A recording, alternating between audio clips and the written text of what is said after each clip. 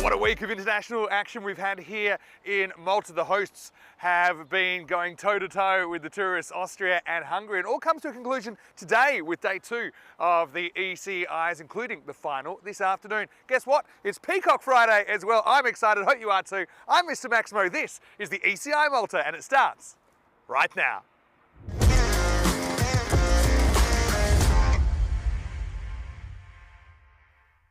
This European cricket event is proudly brought to you by HCL Software, Rado and Victorinox. Bonjour.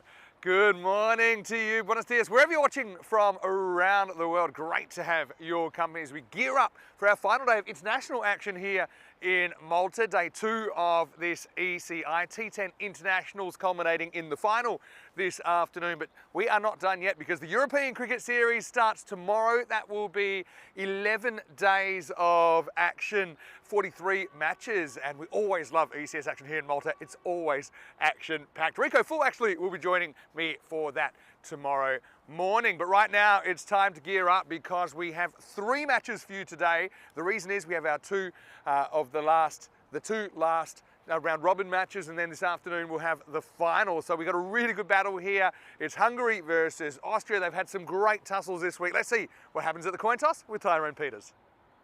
Austria the call, Hungary the toss. Heads is the call, and it's a head. And they're going to bowl. Austria win the toss and elect to bowl then. Now these two have met in this series already. They met yesterday and Hungary put kind of a middling score on the board. They held off Austria by single digits. And Austria, the second time actually in their first 2 games, they weren't quite able to get over the line in a chase. 2 really tight losses for Austria, but then a big win over Malta last night, though they did have to settle for the 3 points. And yeah, the last 2 times these teams have met, once in the T10 and then of course in that final T20 on Wednesday, has Hungary that has won. So Austria had a funny old week. They had 5 wins to start the series, or to start the week I suppose, in the T20 format, and then they had 3 losses across the 2 formats, and I know that they mean business today. And of course for Austria it's actually their last game of the kind of qualifying stage, so they need to get this win, you feel, to be a chance for that final later on. For Hungary, well, they've had some stars this week, no doubt about that, and they've had a few different players stepping up. Obviously, Sheikh Razik scored a century during the T20s. Seems to Ploy kind of really held their innings together yesterday against Austria, and that's probably the reason they got over the line. The Abbas Ghani's 4 wickets was pretty crucial as well. So look, there's still kind of all scenarios possible. Malta will be here later on. Hungary have the double header on the table. They're actually 1 point behind, but they do have a game in hand. So yeah, both of these games I think will be crucial because the top 2 of course play the final later on. The bottom team is out of here, and yeah, they'll be on the bus back home. Let's talk weather today, and I know that there is some concern this weekend about rain. So far so good, although there's kind of few dark and scary looking clouds around. Hopefully it doesn't hold us up at all during the day. The rain is maybe expected to move in tonight, but we're expecting 15 degrees. Currently it's already 14, so temperature wise about the same, but maybe a little bit wetter on the field than we expect, although it is always a little bit damp underfoot, isn't it, here at the start of the day in Marsa. Let's get ready for the first ball. Well, happy Peacock Friday as well to my co-commentator Tina Goff, who's done a sensational job this week, and her Malta time is not done yet, not by any stretch. But I can tell you, Tina, that it is Austria that have won the toss. They are going to bowl first. Let's get ready for the exciting conclusion of this European Cricket International Series. Thank you, Vinny, and happy Peacock Friday to you, and a good morning to everyone joining us here for this ECI Malta Series. Match 5, we're on the final day. How quickly time flies, but there's so much more cricket ahead of us. And first we have Hungary up against Austria, and we see what happened yesterday. It was an action-packed day yesterday. Malta came flying out the blocks, having gone winless in the T20I series. They had a point to prove. They brought in reinforcements, and boy did they pay off. 146 for 5, led them to victory in the first game by 8 runs against Austria. And then we thought they couldn't do it again, could they? And they did. Malta came back out straight away, fresh off that win, and they brushed aside Hungary, chasing down a seemingly good total of 162 runs with 7 balls to spare. Michael Das, one of those reinforcements, coming in, and Rocky landing the knockout punch there, him finishing on 49, not out. So Malta were 2-0 after the first 2 games, and then into match 3, Malta put their feet up and watched Hungary and Austria battle out. Of course, that's the game we're going to look forward to in a minute. And it was Hungary that beat Austria by 9 runs on that occasion, but it was a tight battle. And Austria chased down, well, they tried to chase down Hungary's 135, but fell just 9 runs short. So that meant Austria, they were kind of flagging a bit after their T20 antics. They lost that final game, remember, against Hungary there. And luckily for them, it was the final game of the day yesterday, and they came back firing against Malta. So Malta lost the first game of the day for them. And Austria chased down Malta's probably subpar total of 120 runs fairly easily with over 2 overs to spare. So this is where it leads us after day 1. So all still to play for. We might have to get our calculators out again and look how important the bonus point might be as well. Of course, 4 points up for grabs in each of these games.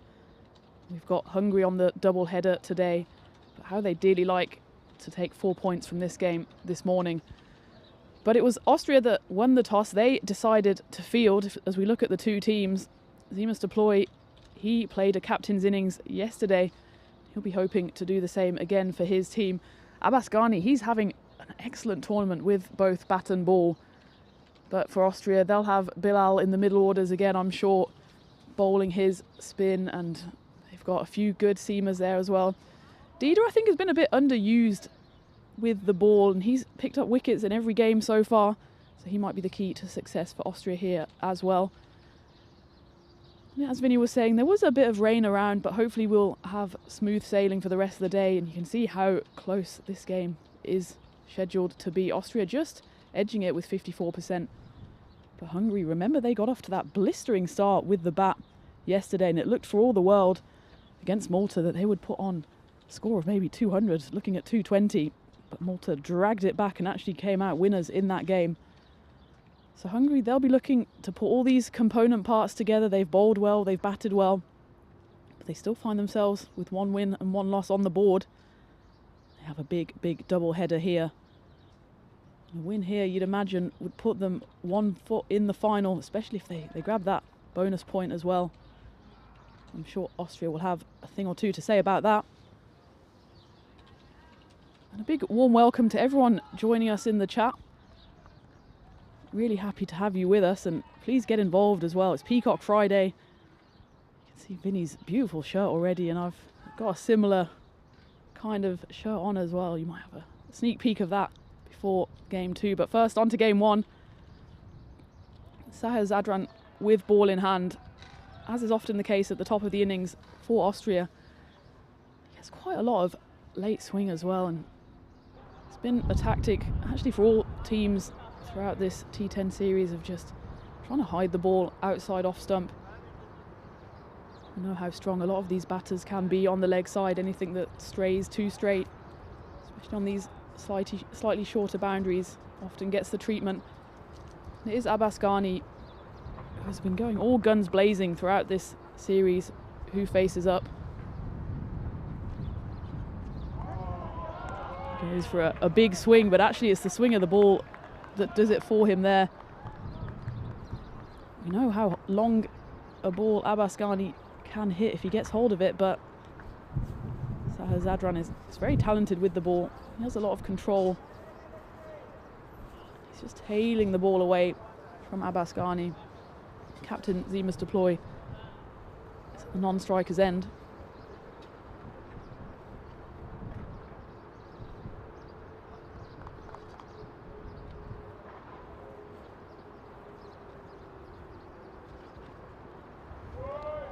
It's 3 excellent balls to start off here from Zadran.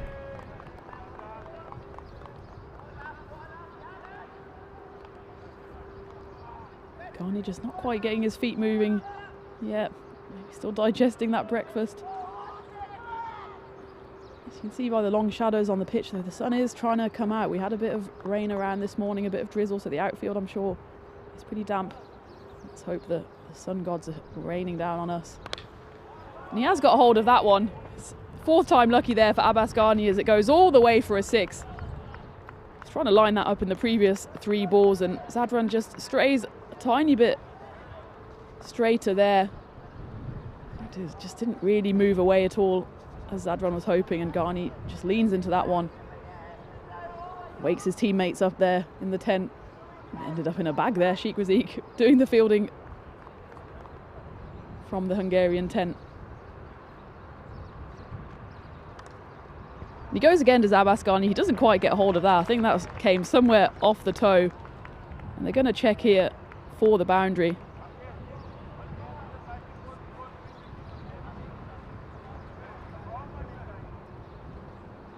You can see it safely made its way over the boundary rope. 6 runs. He by no means got all of that. But Ghani swings so hard at the ball that anytime he makes contact, probably going to be enough to take the ball to the rope, and Austria have reacted straight away by sending back the fielder at third. There's only 2 allowed out in the power play, which is the first 3 overs. That's up in the air. It should be taken. And it just drops short. I thought it was actually going to go straight into the hands of Bilal at mid-off. But it was Akib who came flying in like Superman from the covers. Bilal didn't quite pick that up quickly enough. It was in the air for a long time. Ghani really got the toe end of the bat there. You can see it's a despairing dive for Akib. Bilal, he didn't really come and claim it. I think if you saw that one a bit earlier, it should have been safely taken. But as it is, the end of the first over, Hungary 13 for no loss. And what a series we've had so far. Just after 4 games, over 1,000 runs, over 100 maximos. Look at that maximos to 4 ratio as well. See what these slightly smaller boundaries can do. And despite it being, you know, there's a bit of rain cover around and a bit of swing around, still almost 15 runs per over. And the wicket rate, actually, there's not been too many wickets around. We haven't had too many collapses, and we had a minor one from Austria in game 3, but otherwise it's been really a batter's game. You can see how much action there is on the network here in this shorter format, this T10 series. It's Umer Tariq who comes into the action. He's got a big shout first up. He quite liked it, but the umpire remained unmoved. It's Abbas Ghani, who is still on strike. Maybe probably height. It was swinging back in, but I think Abbas Ghani here was saved by the fact it hit him above the knee roll. The umpire, I think, made the right call there.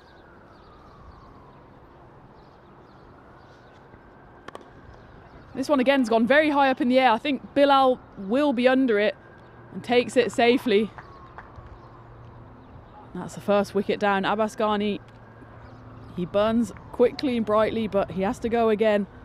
He goes for just 13. One big shot too many. It's about the 3rd or 4th time it's come right off the toe of the bat.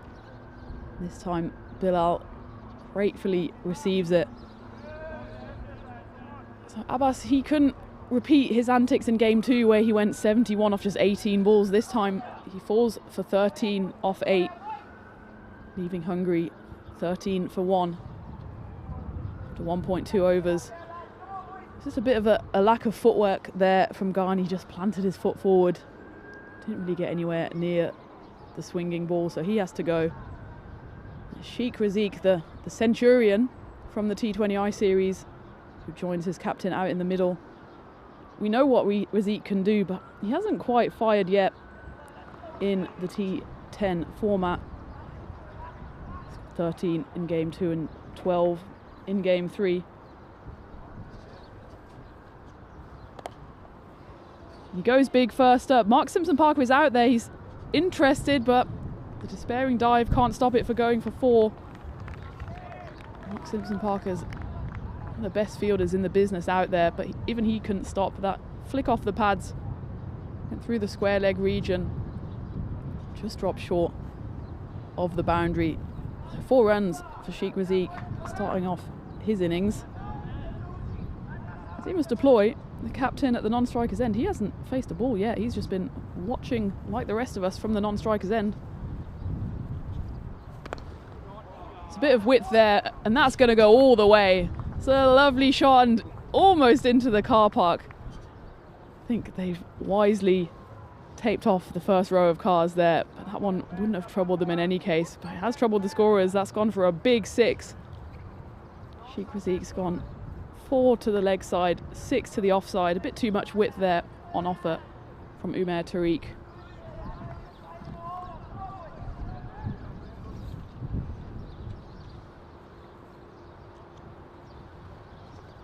A bit of overcorrection there. So that trails down the leg side. I think the umpire was thinking if there was any kind of battle or anything on there. A bit of a late call, but there was absolutely nothing on that. Welcome to everyone in the chat. Happy Peacock Friday, says Gregor. Hi Rob, hi Steve.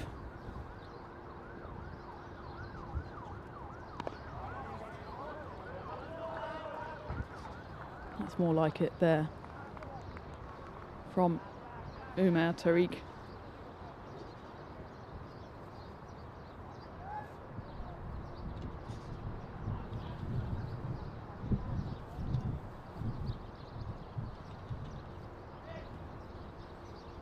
So finally, at the end of the second over, Zemus Deploy gets to have a bat.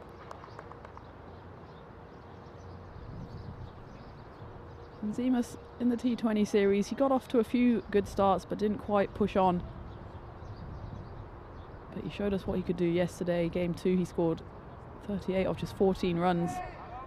And he really guided the Hungarian ship in Game 3, scoring 63 off just the 24. Which allowed them to win this return fixture. Only by 9 runs in the end. He picks up where he left off yesterday, and that's a huge 6, and that might be troubling the, I don't know what kind of sport they play over there, but whatever it is, they've got a free cricket ball now. Just a bit back of the length there by Tariq. He goes for 18 in his over. That's 31 for 1 for Hungary at the end of the second.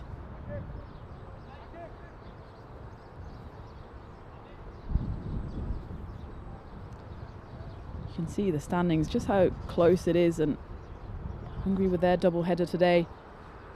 They'll be facing up against Malta in the final game before the big final this afternoon.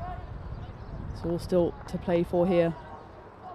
Despite Hungary being at the bottom of the table, of course, there's only 3 teams, so a big 4 points would shoot them straight up to the top.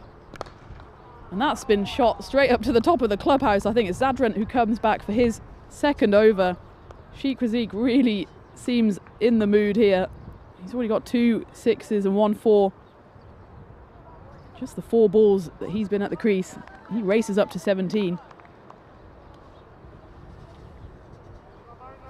New balls, please.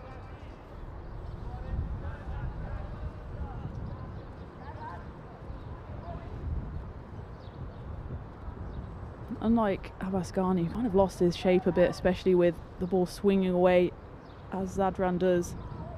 Sheikh Raziq staying a bit more stable at the crease. He's just waiting for that ball to come into his arc. That's well bowled, just slightly back of a length. Sheikh Raziq really likes getting underneath that ball, hitting it through the cover region.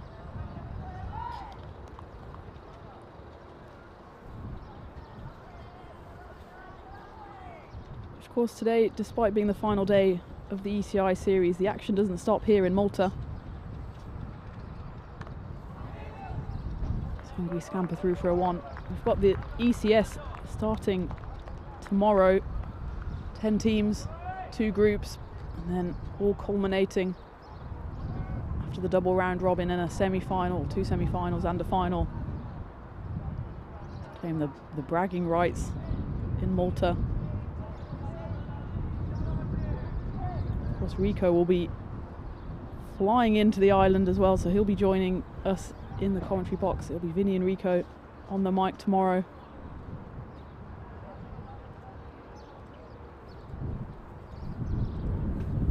There's still 3 games of cricket to play before then, with the big final this afternoon. There's a slight gap between 2 group stage games, just to allow the excitement to build for this afternoon. Half-hearted appeal there, but definitely tailing down the leg side. Deploy jogs through for a leg by.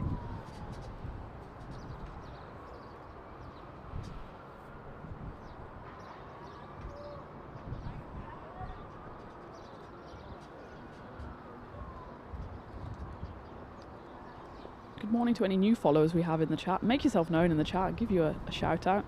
Welcome to the ECN family. That's a lovely shot from Sheikh Razik. He just rocks back on that and guides it through the backward point region.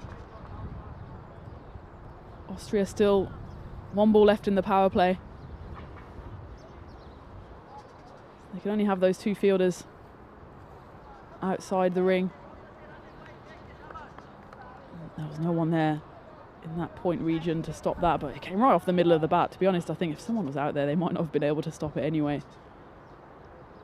Sheikh Razik seems to have found that Centurion form again. He gets a bit creative here. Sahil swings it out from the right-hander, so he tried to paddle it over fine leg region, but the ball kind of followed him there. So the 3rd over ends with a dot. Hungary 43 for 1. Look at that score predictor. Bang on, 50-50. So it's anyone's game here. Hungary would be fairly happy with that start. Of course, they did lose the wicket of the big hitting Abbas Ghani. That's a pretty decent Manhattan there.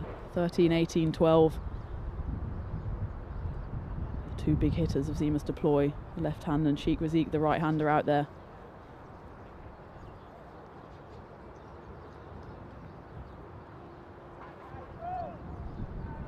Is Itibasha Dida gets the ball. I mentioned before the game he was slightly underused, I think, yesterday. He got 2 wickets in his first game, and then he only bowled the 1 over in game 4.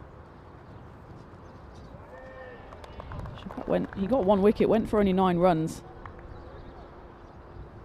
Austria do have an embarrassment of riches when it comes to their bowling lineup. Sure, we'll see Bilal with a bit of spin through the middle. Akib Iqbal, the Austria captain, will surely bring himself on at some point as well. Dida he has been guilty of straying a bit with his lines, and he has strayed there.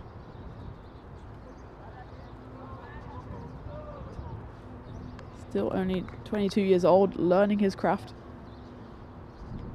About that wide. Well stopped there behind the stumps as well by Miha Chima, who has the gloves today for Austria.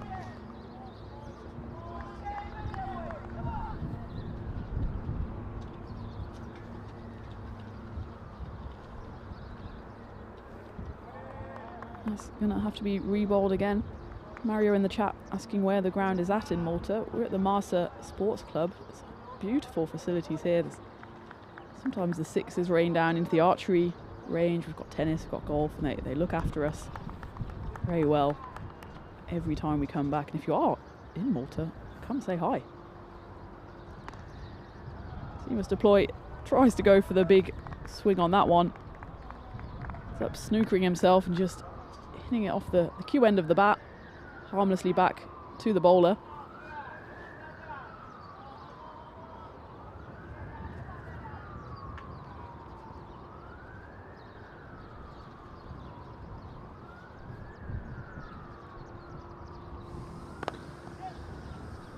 Slightly over pitch, low full toss.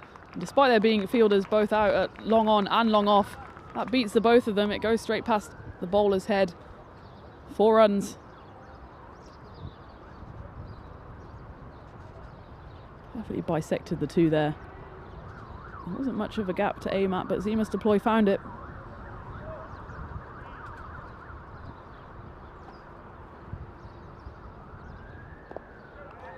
That's a good comeback. He comes back with a slower ball, which is well disguised.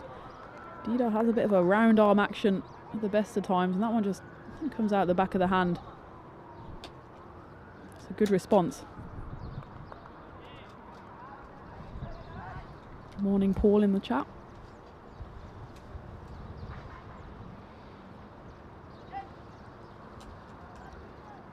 kind of where Dida lets himself down a tiny bit. He executed that slower ball perfectly. Of course, you do have to contend with the left-hand, right-hand batting combination, but he's just straying a bit with his lines here.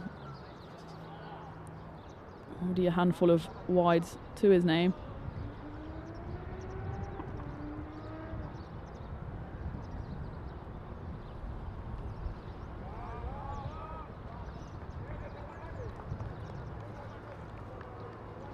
I'd quite like to see his captain, one of his teammates, come up to him here and just give him a bit of a pat on the back. As it is, the Austrian fielders are so spread. It can be a lonely place at the top of your run-up as a bowler if it's not quite coming out right. Dida still 2 balls left of this 4th over. This one's in the slot. Zemus Deploy gets all of that one, sailing towards the car park. The nets do their job again. That's 6 runs to Zemus Deploy. That takes Hungary to 57 for 1, with still 1 ball left of the 4th over. I love to hear in the chat where it is in the world you are watching from. Harish Kumar says watching from Alaska. And Golam Mustafa says watching from Uganda. So it's amazing to see European cricket spreading around the world. And that one is being spread around the field, and that's a flat 6. It's gone all the way. Zemus Deploy.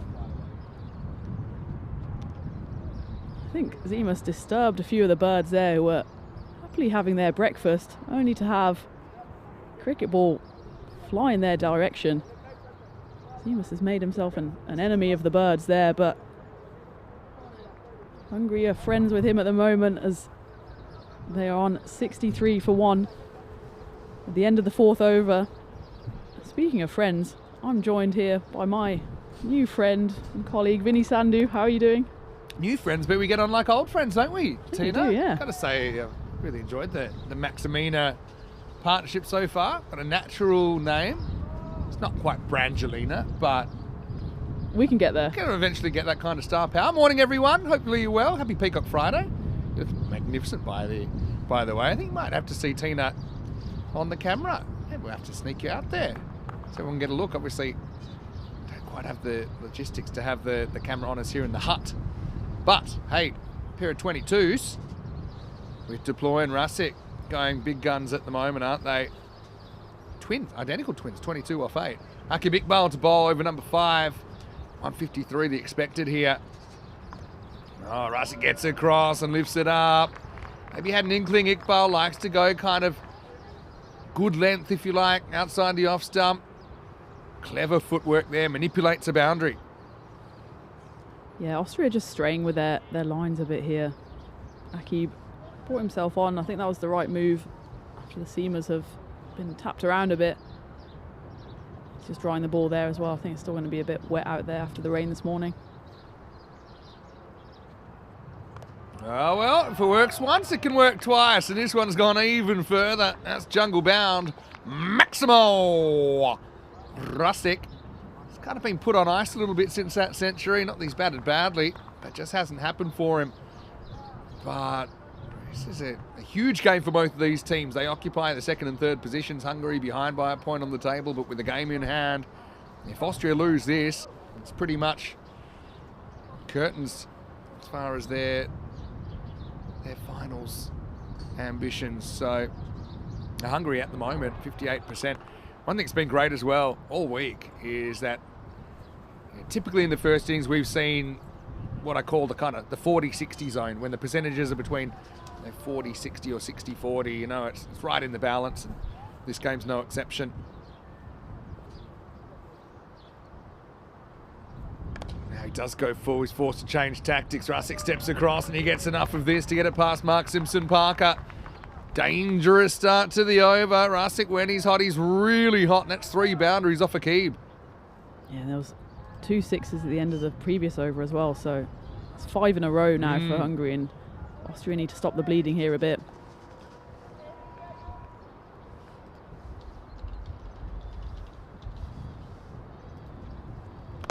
Well, now he walks at him and make that 4 in a row off Akib, and the boundaries just keep on coming.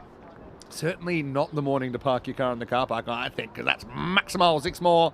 Well, they had the tie at 22, but Rasik has bolted into the lead now, 42 off 12. This over's gone magical.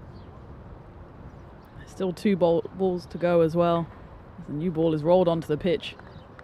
I think someone will have to walk around the car park this weekend, probably get about 10 or 12 balls maybe to their collection. I'll get a bit of abuse from the members as well. And the cats.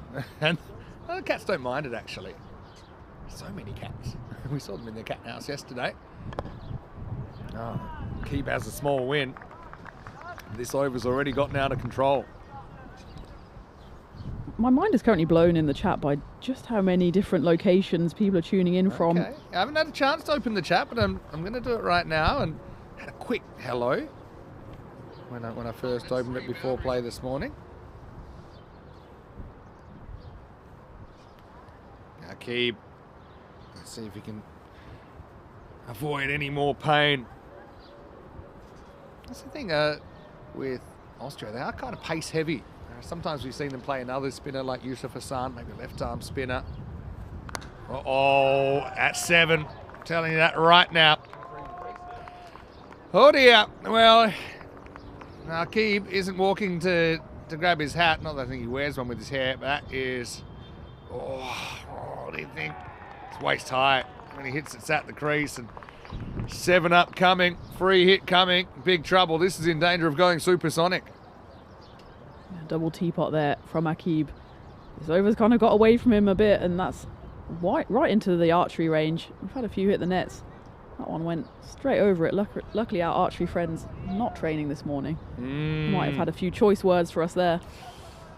Ooh, pace in, pace out, right? Akib is brisk. Freebie. And that will go supersonic. 34 off the over. Alarm bells ringing for the Austrians as Hungary take 34 off it. It's 97 for 1 after 5. Big start from Hungary here. But you know what? They had that big start in game 2 when they flew out the blocks. It was Zemus deploy there doing the damage as well. And then they kind of just lost their way entirely in the second half. Austria will be hoping to claw it back.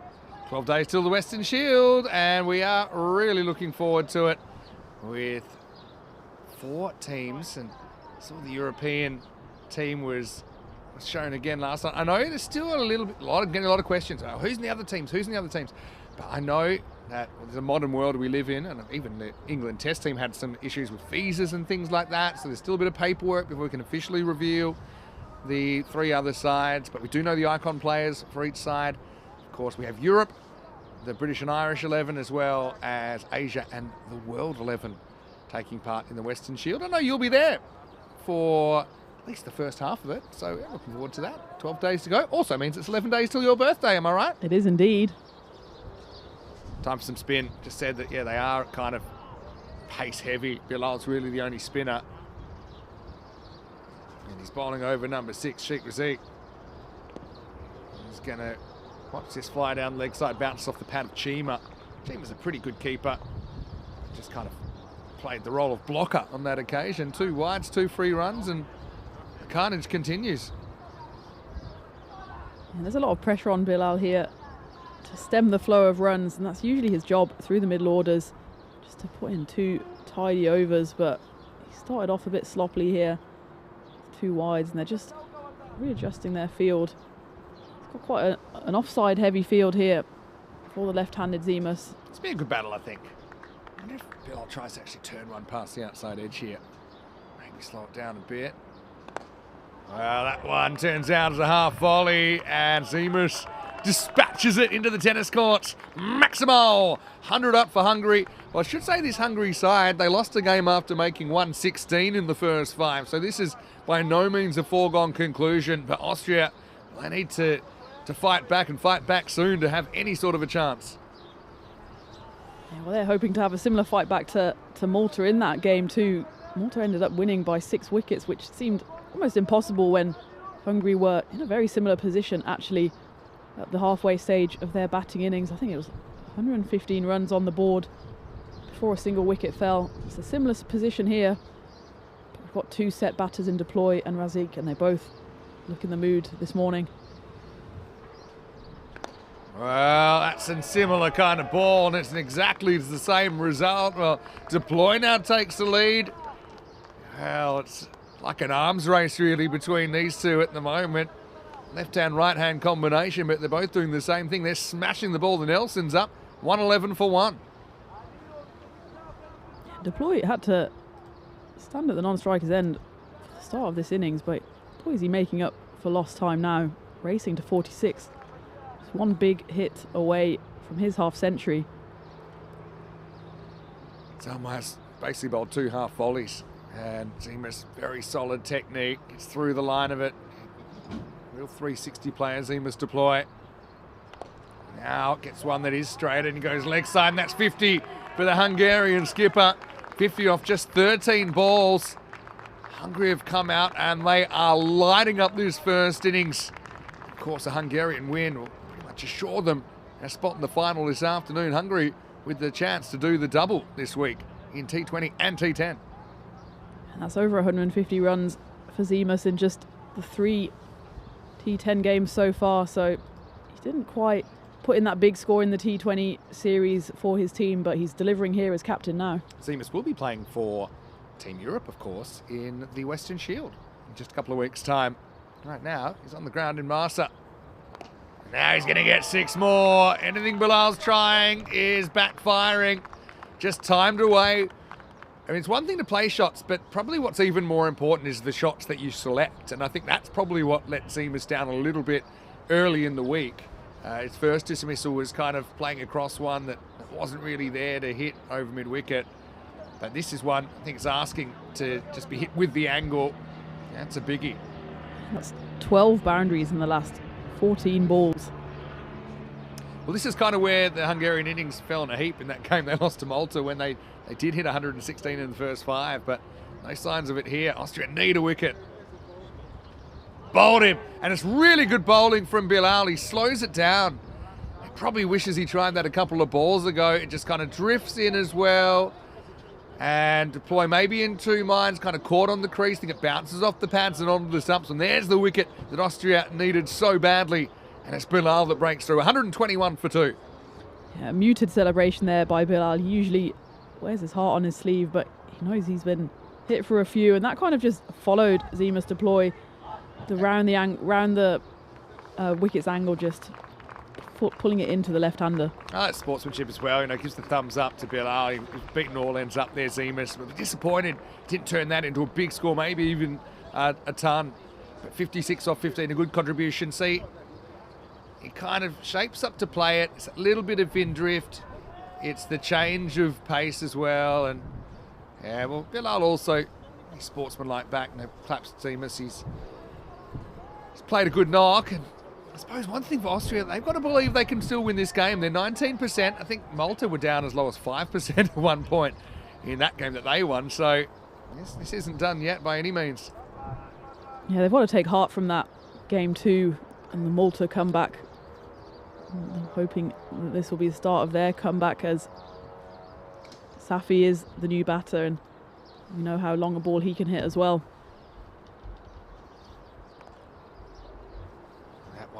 Is going to be no run. It's Safi who's there. I think about Hungarian batting's not as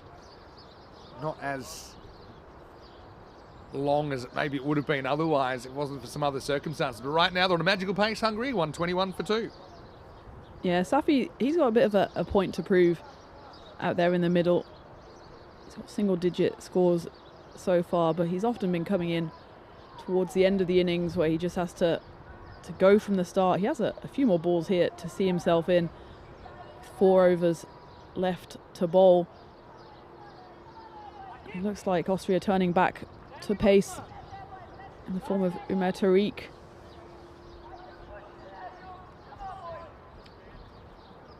He, of course, bowled that second over, and he got a wicket, but also went for 3 boundaries. Comes back for his second over now. Gets a wicket straight away. That's clean bowled. Sheikh Razik. This is a big few moments here for Austria. They've got out both set batters for Hungary.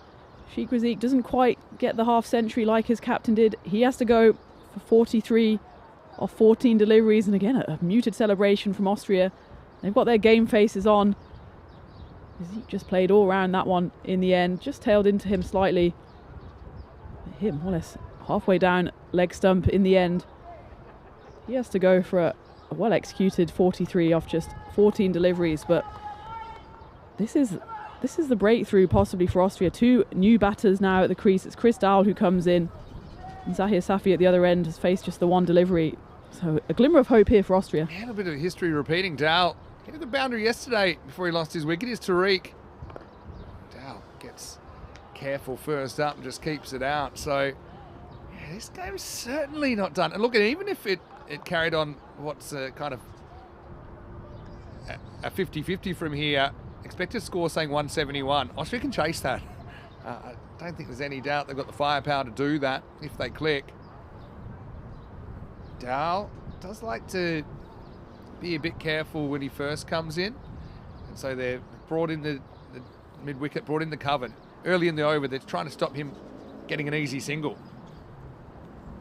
He's tied up here. So, yeah, Tariq, 2 wickets. Loves this ground. Really loves this ground. And I mentioned it a couple of times, but this is the ground where 2 years ago he took 2 hat-tricks in the one innings for Malta, for Austria, I should say, against Malta in the first ever ECI.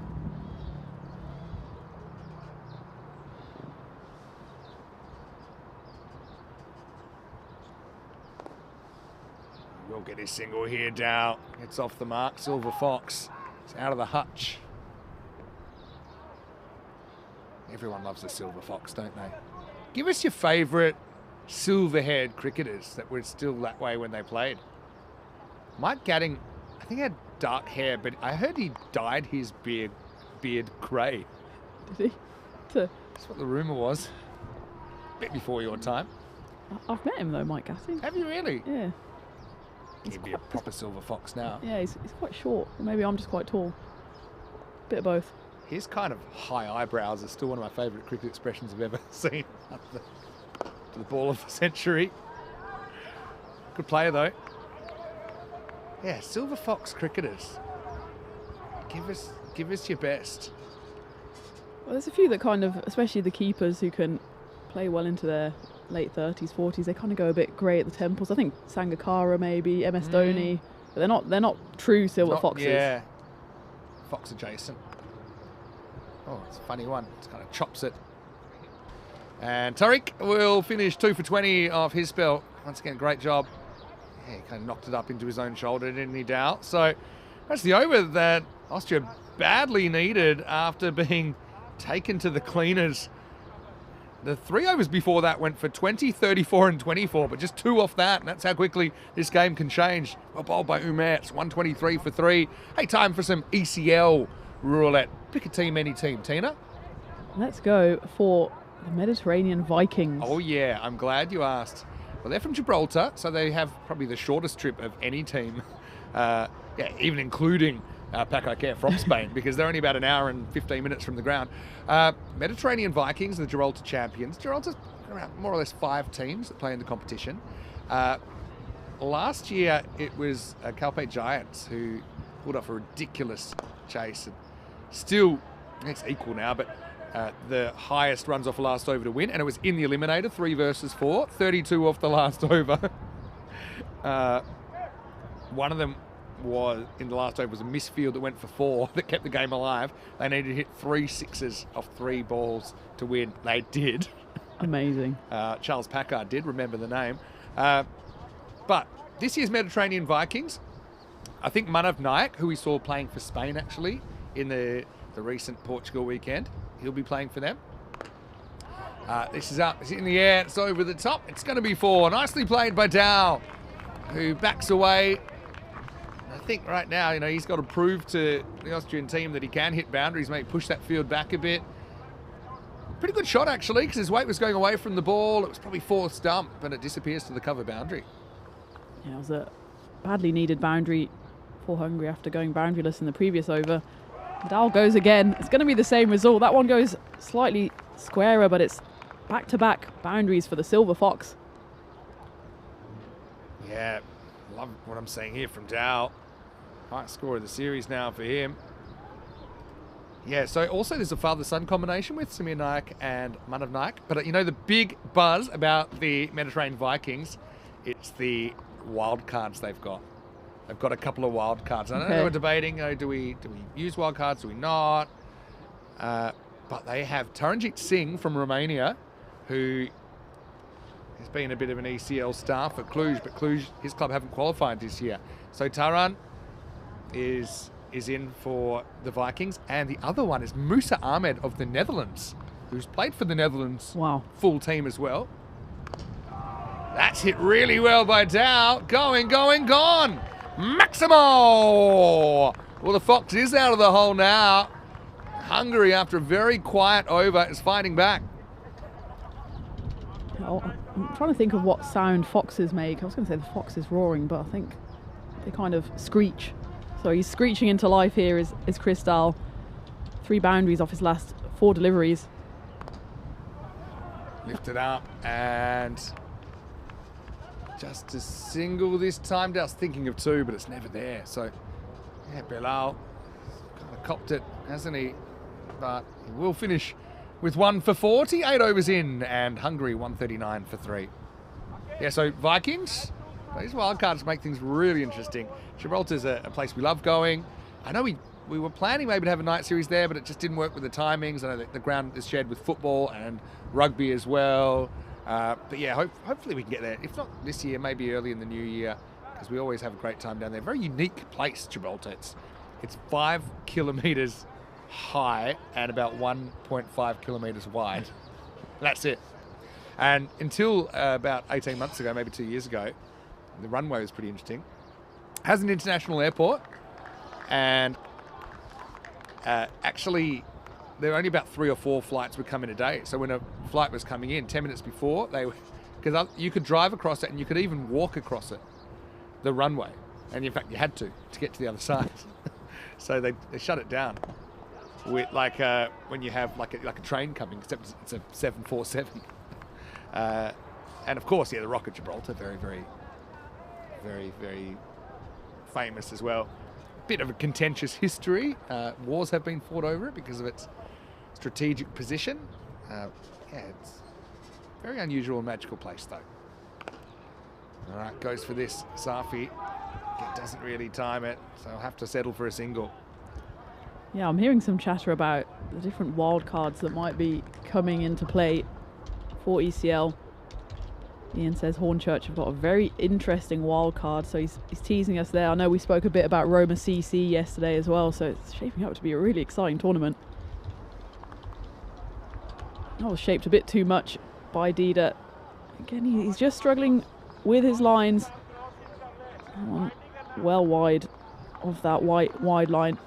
So we'll have to bowl that one again, and after threatening to collapse a bit like they did against Malta, Hungary are fighting back here. And he'll take that, will Chris. It's come right off the end of his bat, but he won't mind. He went for the big 6. He ended up getting a 4. And that takes him to 25, 13 deliveries, and Zahir Safi at the non-striker's end. Happy to just stand and watch Chris Dahl use all of his experience here to lift his team up towards nearing that 150 mark. They're currently 146 for 3. 8 balls left of this innings. Dahl goes again there, tries to give himself a little bit of room, kind of wides himself out there as well within the wide line. You can see what Dahl's trying to do, and usually, unlike a lot of these batters, he's trying to hit everything on the posh side, on the offside.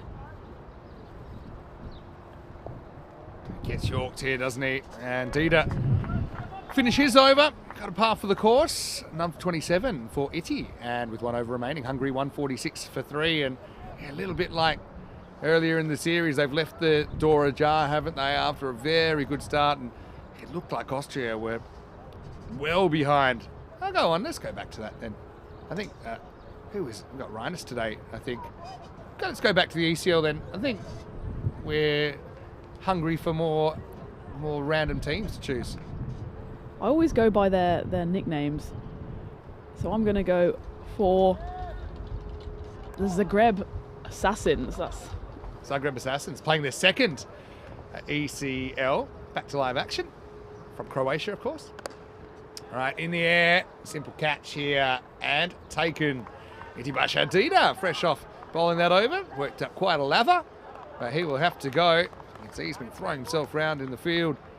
His trousers probably need to go on the washing machine when they get back to Vienna, but it will be the end of Safi, who is out for 3, and it's never got going, did he, Safi? He'll be disappointed. He's a really good player. Just hasn't really hit the ball the way he would have liked this week. Early in the season, I suppose, but yeah, I'm sure he'll reflect on this series. Hopefully he gets another opportunity, of course, for Hungarian fans.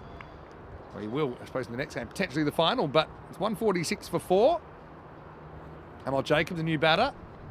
It's normally good for a few late runs, but not today, because Zishan is going to get him first ball. And Jacob, unfortunately not the first time he's gone for the golden. He would have had Derek following him around if Derek wasn't on holiday. He's in the clinic, so I expect a slightly different looking Derek when he comes back, but yeah, just mistiming that top edge. And just like that, Akib Iqbal's on a hat-trick. What a difference. Kind of few minutes can make. Akib went for 34 in his last over. Now he's on a hat-trick. So, all right, Akib, can he be top of the Hall of Fame? Hat-trick ball. Pretty close, beats the bat of Ainsworth, but it's another top ball. So, scoring really drying up, and Hungary, the 150s if they're lucky here. Yeah, Chris Dahl is going to be frustrated that he's just watching on from the non-striker's end. He's hitting the ball well, but he hasn't had a sniff so far this over. That will get over the top, and it will be the 150. Ainsworth gets a piece of it, maybe not the whole thing, but Hungary will take what they can get at this stage. Got the little and large and the young and old combination batting out here for Hungary, and that's some bonus runs there for Matty Ainsworth. Doesn't quite get a hold of it. Hey, I got distracted before we got into Assassin's chat. Now I'm running out of time. Rudely, the 2 wickets and 2 balls interrupted the flow. They could let us talk. It would be quite nice. 2 to come. Missed. Gives us a chance, yeah. So, Vedran Zanko will definitely be playing. Zagreb Assassins, like I said, they have played before, but they, yeah, obviously, it's a bit of a lower-ranked country, Croatia. Domestic competition is not played as regularly, but yeah, wishing them all the best. Right now, we're going to have a look at the last ball, which is knocked down for a single. So Iqbal with a good fight back. His first over went for 34. His second over only went for 5, and he picked up 2 wickets. So, I mean, obviously he's experienced as the captain. You'd back him to come back, especially with 2 of the less recognised batters there. So Hungary, yeah, I think this has come back to almost a 50-50. And I think maybe slightly an edge to Hungary based on the Austrian scores we've seen this week.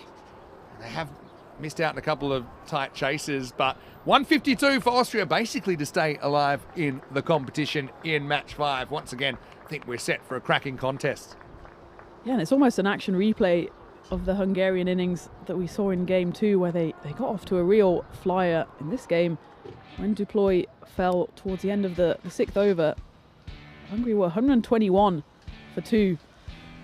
And only managed to add another 30 runs from that moment. So a great fight back from Austria, and having been a bit sloppy in the field to start off with, and certainly sloppy with their bowling, they came roaring back into it and put themselves in a decent position now to at least try to chase down that total and try to get themselves into that final this afternoon. Yeah, for sure. But once again, it was a tale of 2 halves, wasn't it?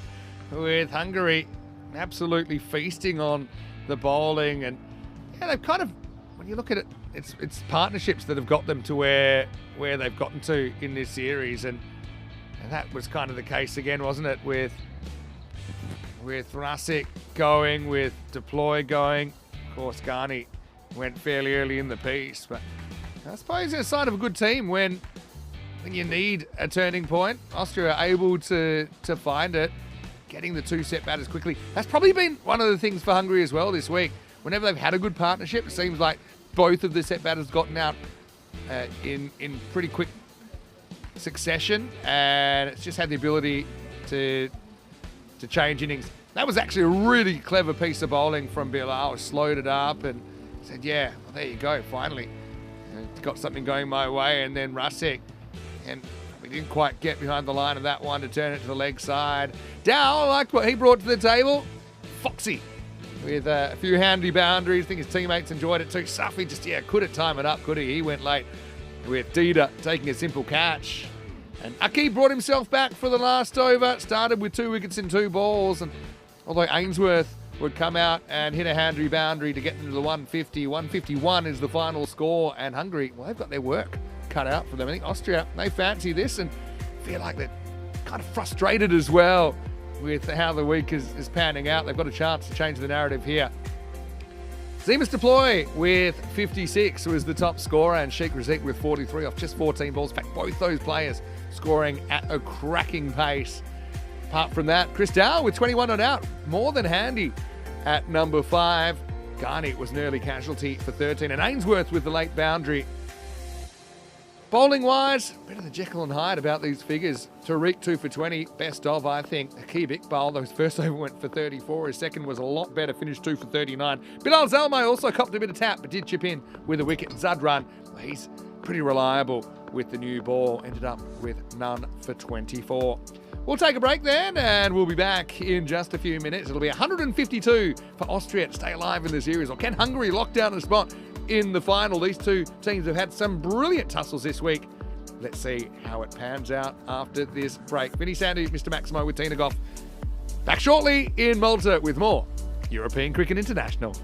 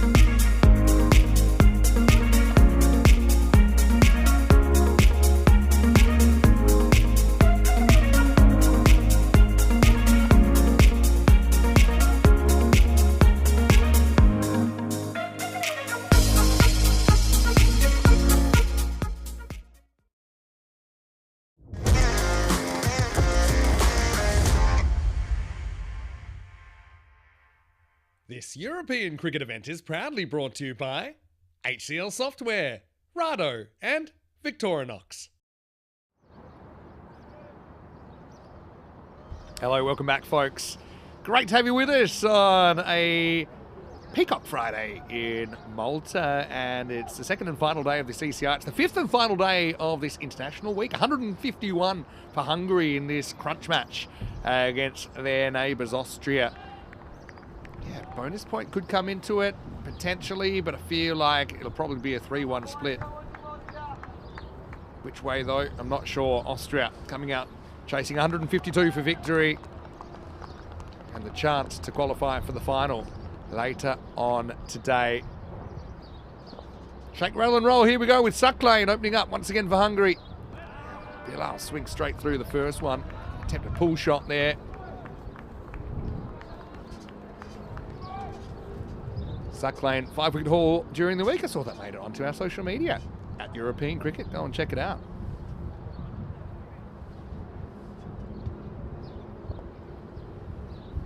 Big 10 overs this. Austria actually start slight underdogs. 47% after one ball. This time he gets more of it, or some of it. But only a single. Zeeshan Arif at the other end. So it's their regular combination. I think they've opened every single game this week.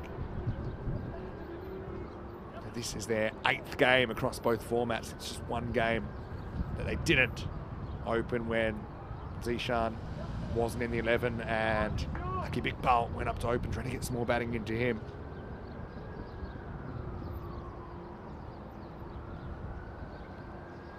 Sucklane misses mark by a fair bit here. Zeeshan Arif, real when he's hot player. That was kind of the same. In fact, there's plenty of players like that in this Austrian side.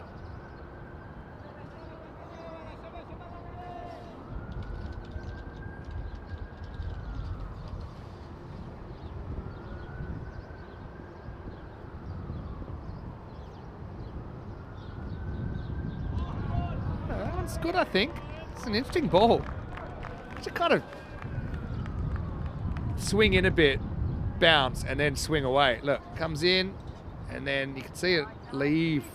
But it definitely caught the line as it went over, so it definitely wasn't a wide. Good question, I think, in the chat about the boundary size. Yeah, ECI and T10 standard, 50 metres from the centre. Doesn't mean if you're hitting straight back over the umpire's hat, it's about a 59-metre hit. All right, goes for the pull, and Zeeshan is going to have a bit more success with it. Maximo!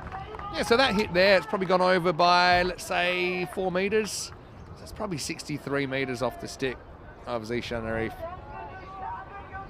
You might say, well, hold on, I thought you said there were 50-metre boundaries, but remember, they're from the middle of the pitch, and where the batter stands, the crease is approximately 9 metres from the middle of the pitch.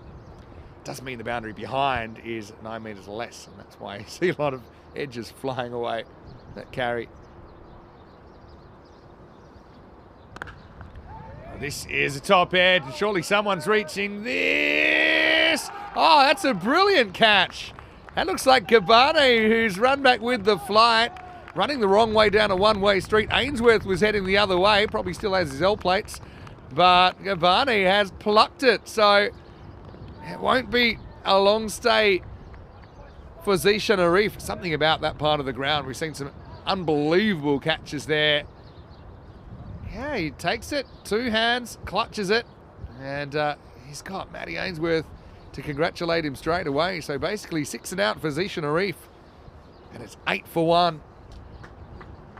Somebody needs to stand up. Probably a couple of batters need to stand up for Austria here if they're to chase down this score in the 150s.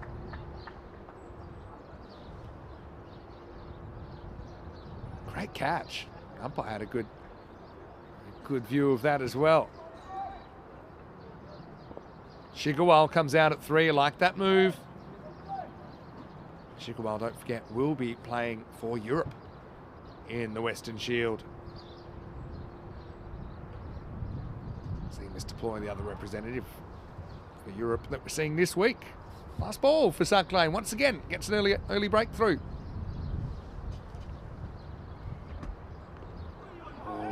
Chigawal, this time's this swing and wears it, but that's the end of the first over. Really good one for the Hungarians. 8 runs only and picking up the wicket of Zishan Arif. 8 for 1 after 1.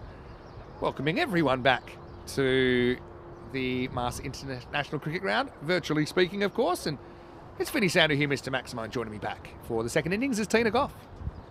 Yeah, thanks, Vinny. And this is shaping up to be quite a good game, but Austria needs someone at the top of the order, probably Bilal, to really step up and guide this chase, I think. I know some people are just wishing us happy Peacock Friday.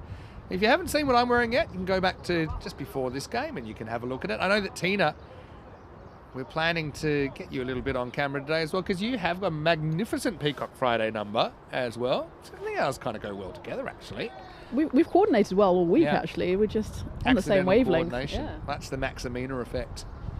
But we should trademark that. Yeah, stay tuned. And like I say, if you really want to go back and see what I'm wearing, you can go back to the start of the broadcast. Anyway.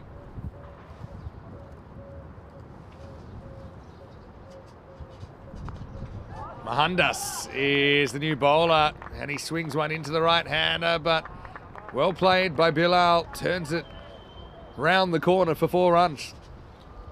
Yeah, it's a poor start there from Mohandas, and after us ruining a bit that he didn't bowl as much as maybe we would have liked in the T20 series. I think in the longer format it suits his swinging style. He's only bowled 2 overs so far in the T10 format, and one of them went magical and one went for 14, so he's got a point to prove here. He's just working on that ball as well. Needs to keep it on the offside, especially for Bilal. That's a better line. If you can bowl that in swing it. Doesn't probably want to attack the stumps too much. Not too many gremlins in this pitch. Sandeep's an interesting bowler. He can actually swing it both ways. Sometimes I call them ambiguous bowlers, and Jimmy Anderson's one actually. Cummins is another. Where you wouldn't even say they necessarily have a default swing, although Mohandas is probably more of an in-swing bowler. Leans that way. He's got a very good outie. This one doesn't really do too much. But I always found them quite hard to face, even if they don't swing it as much as some bigger swingers the ball, but that swing it more predictably. Because yeah, you don't have to move the ball a lot to deceive a batter.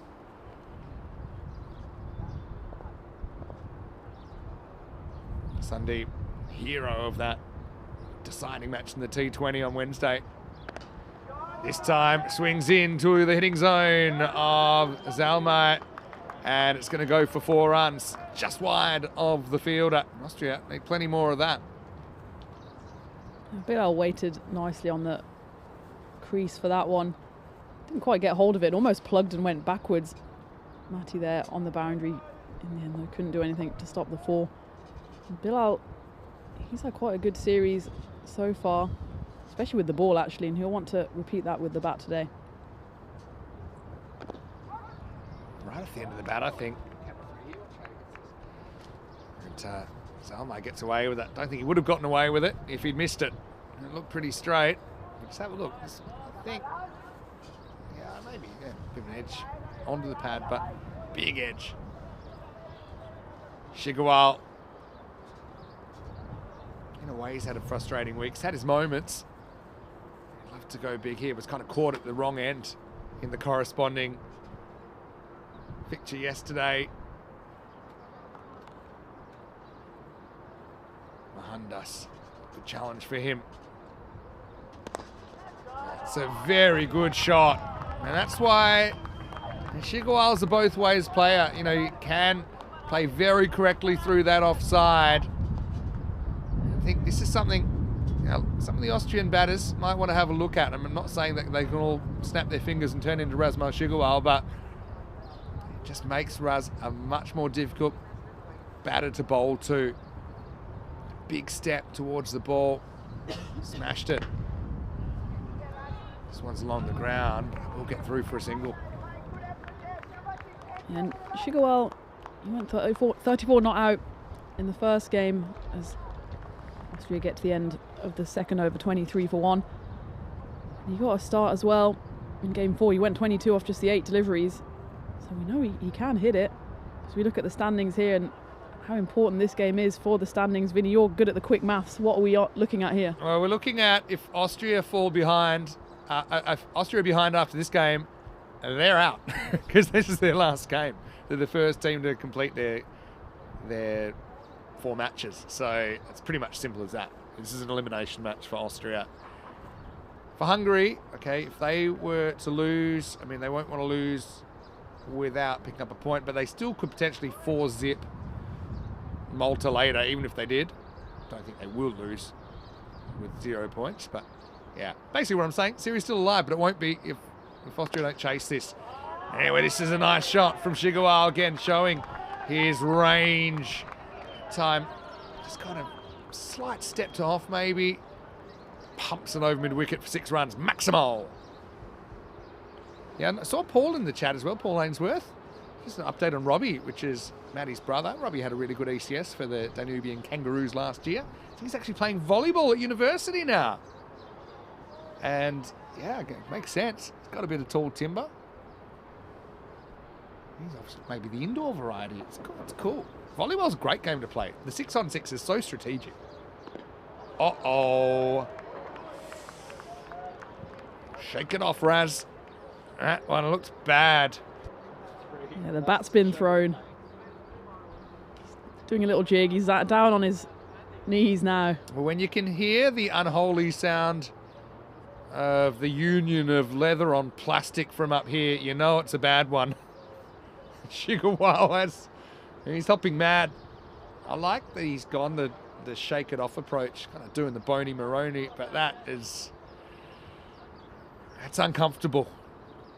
Yeah, I mean, I quite enjoy watching these. I don't have that visceral reaction to it that I think you men do, so it's just enjoyment. I've seen enough.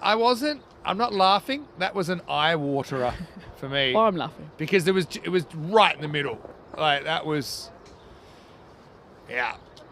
Tries a rub, tries a couple of hops. And just, yeah, it was under the bat, wasn't it? Advanced.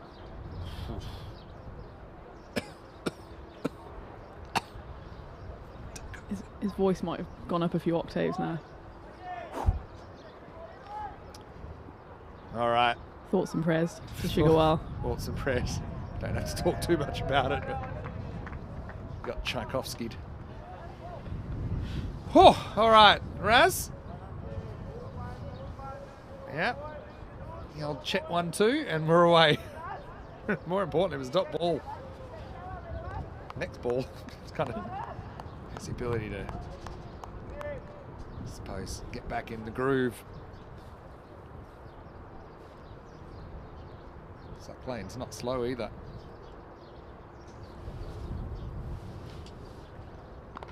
Oh well, comes back well, but doesn't really time it.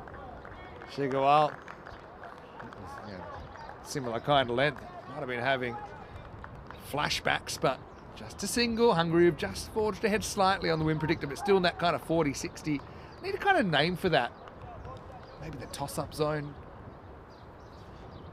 But when it's between 40 and 60, that's when I kind of say it's in the balance. Somebody can think of a better name.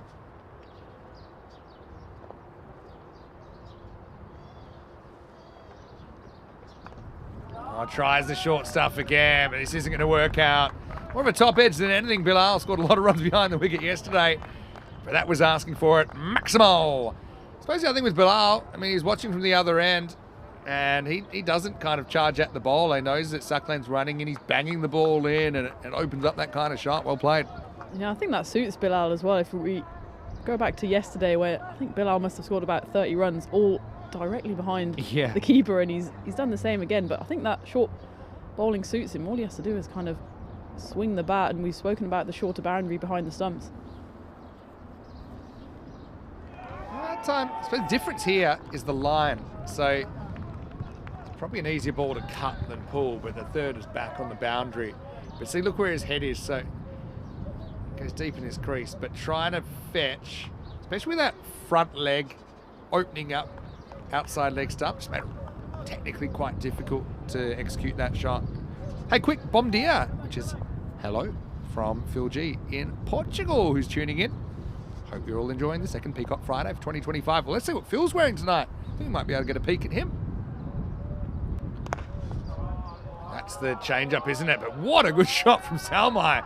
Well, to have the strength to chop that out and for it to race to the boundary, there's no way he's really expecting this either. He's deep in his crease, but then, yeah, I mean, that was pretty close to a Yorker. It was just short of it, but somehow it's been muscled down the ground for 4. End of the over. Austria hanging in there. It's 40 for 1 after 3. Yeah, I'm really curious to see what Phil's wearing tonight. A Friday night under the lights in Portugal. yeah. That's just peak Peacock Friday, isn't it? Disco ball kind of number, perhaps. Yeah, 34, that over was a bit of a crazy one. 121 for 2, so they're on 200 pace after 6. That last 4 overs, they only get 30. And suddenly this is definitely possible. Yeah, hello to Phil, hopefully you're well. Hello to Scotty from the ECN SCA, the Supporters Club Australia. Great to have you with us as well. Paul Kempen's in there. Hello, PK. Thomas Martinez from Madrid. I'm told that's a more correct way to say it. One of my Spanish teachers is from Madrid. Oh, you're taking Spanish classes, aren't you, Vinny? So Yeah. you'll be an expert before too long. Restaurant fluency is all I really need. But anyway, here's Jacob, and he's going to get slog swept down to the ground first ball. Shigawal has had time for his voice to come down a couple of octaves. Been chilling at the non-strikers end. That's a really good shot to start the over. Puts Jacob on the back foot. It's interesting that Hungary have turned to spin here. It's always the case actually after power play. Usually they get the spinners on as the field is spread, but I think Shigawal will quite enjoy having a bit of pace off the ball. Obviously the left arm spin of Jacob is going to veer into his arc, I reckon. Clever bowling by Jacob, pulls the length back. Almost results in a wicket. Shigawal gets a bit lucky. This doesn't find Mahandras on the boundary. I like some of these comments whenever there's a bit of a how would you say, a delicate blow. The comments are normally good. Jack Morrell watching from Hungary saying that's not the ECN highlight reel he was after. Well, that's up in the air. It's not going to get there. In fact, bounces just in front of Gabana. He's already taken a good catch. So good, in fact, he's been promoted to the outfield, if that is a promotion. I think he actually takes it in the face, though, which I don't think was his plan. At least he got behind it. Yeah, he was quite lucky there. It was a brave dive forward, and he didn't have a trip to the dentist on the cards this afternoon. I think it hit him flush on the cheek. Strong jawline. Anyway, won't have to field this, so small blessing, but cost on the scoreboard. Austria just snuck ahead in this chase again. Topsy-turvy kind of contest. Maximal. 6 more. Hello to Helix as well. Nice to see you watching from down under. Saying he might have more than a dot ball too. Yeah, also Scotty saying, where's Magic Spray Valentina? Of course, at the Cardamom Oval, the Magic Spray. Didn't see too much of the ECCW, mainly because I think the girls are a bit harder. Yeah, made of tougher stuff. We had a few broken bones and concussions, but just rub it off. I mean, they had to go searching for them. Normally, sometimes the guys are running to them. Anyway, this is down the ground. Should hold up a little bit in the surface. Rusick, make sure it doesn't get past him. It's yeah, Matt Hetherington saying edges win matches.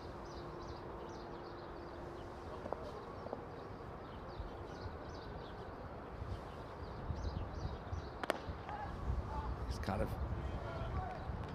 angles in, maybe drifts into Bilal. He's not able to beat the fielder at mid-wicket, so just a single, and that's the end of the over. It's 56 for 1 after 4.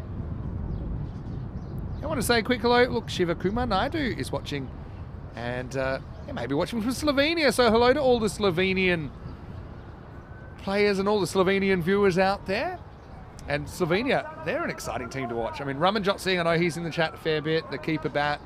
And Ljubljana, once again, will be representing Slovenia at the ECL. In fact, fun fact, Slovenia are the most recent team to join the European Cricket League. And now we've kind of got the situation where we've got all of these European-based countries that are ICC countries to be part of the ECL. And look, hopefully there's more countries that are ICC accredited in the future, then we can expand the competition more. I don't know how that'll work. 35 is quite a lot already, but I've actually modelled behind the snes a few 36, 37, 38, how we might do it. It's kind of like states of the USA. What's the limit? Hey, here's Abascani.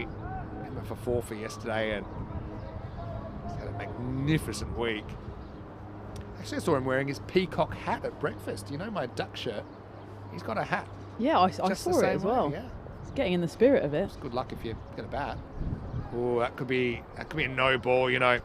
I think it's got to be. It's hit him. On the hip, I think. Yeah. I mean, where is he in his crease? But it was a pace on ball. Well, it's going to be right on the crease. I think we're looking at a non-standard minimo here. Slightly down, but yeah, I think that's a no ball. Yeah, I think it hits him ribs. It's slightly crouched, but I think you got to call that. And seen a call there? What have they decided? Have they decided maybe he was down? He did kind of go go down a bit, but yeah, tight call. Yeah, we think that's one that Garney's gotten away with. So it'll just... Oh no, it has been called, pardon me, it has been called no ball. So that was actually a free hit, but it's not cashed in. Oh, it was a good comeback actually then by Garney, balling on the free hit and got away with that one, just the one to mid-off.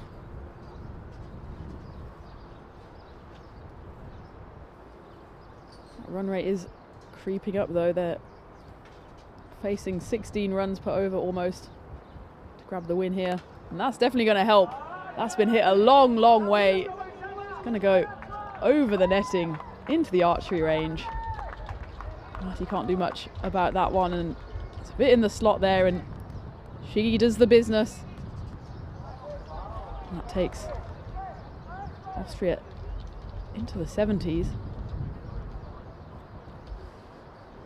Yeah, topsy-turvy game, isn't it? The wicket's going to be crucial. Maybe the ability to take a big catch, move one of these dangerous hitters. Austria up over the 60% barrier. And this is up and over the rope by a long way. Maximo! 6 more. Austria, last chance saloon for them. Otherwise, they're having an early lunch and a free afternoon. That's not what they want. Especially the way that they dropped their last game in the T20, even though they were big favourites to win that. Weren't able to get over Hungary then. Now, same team standing in their way of the final, potentially. It's interesting that the win predictor has them all the way up at 67%, and I suppose Bilal and Shigawala are both set batters now, but one wicket I think could swing that. Chops down on this. Garney been pretty good at hitting that Yorker this week. First ball that went off the body, it was just one that was overcooked slightly.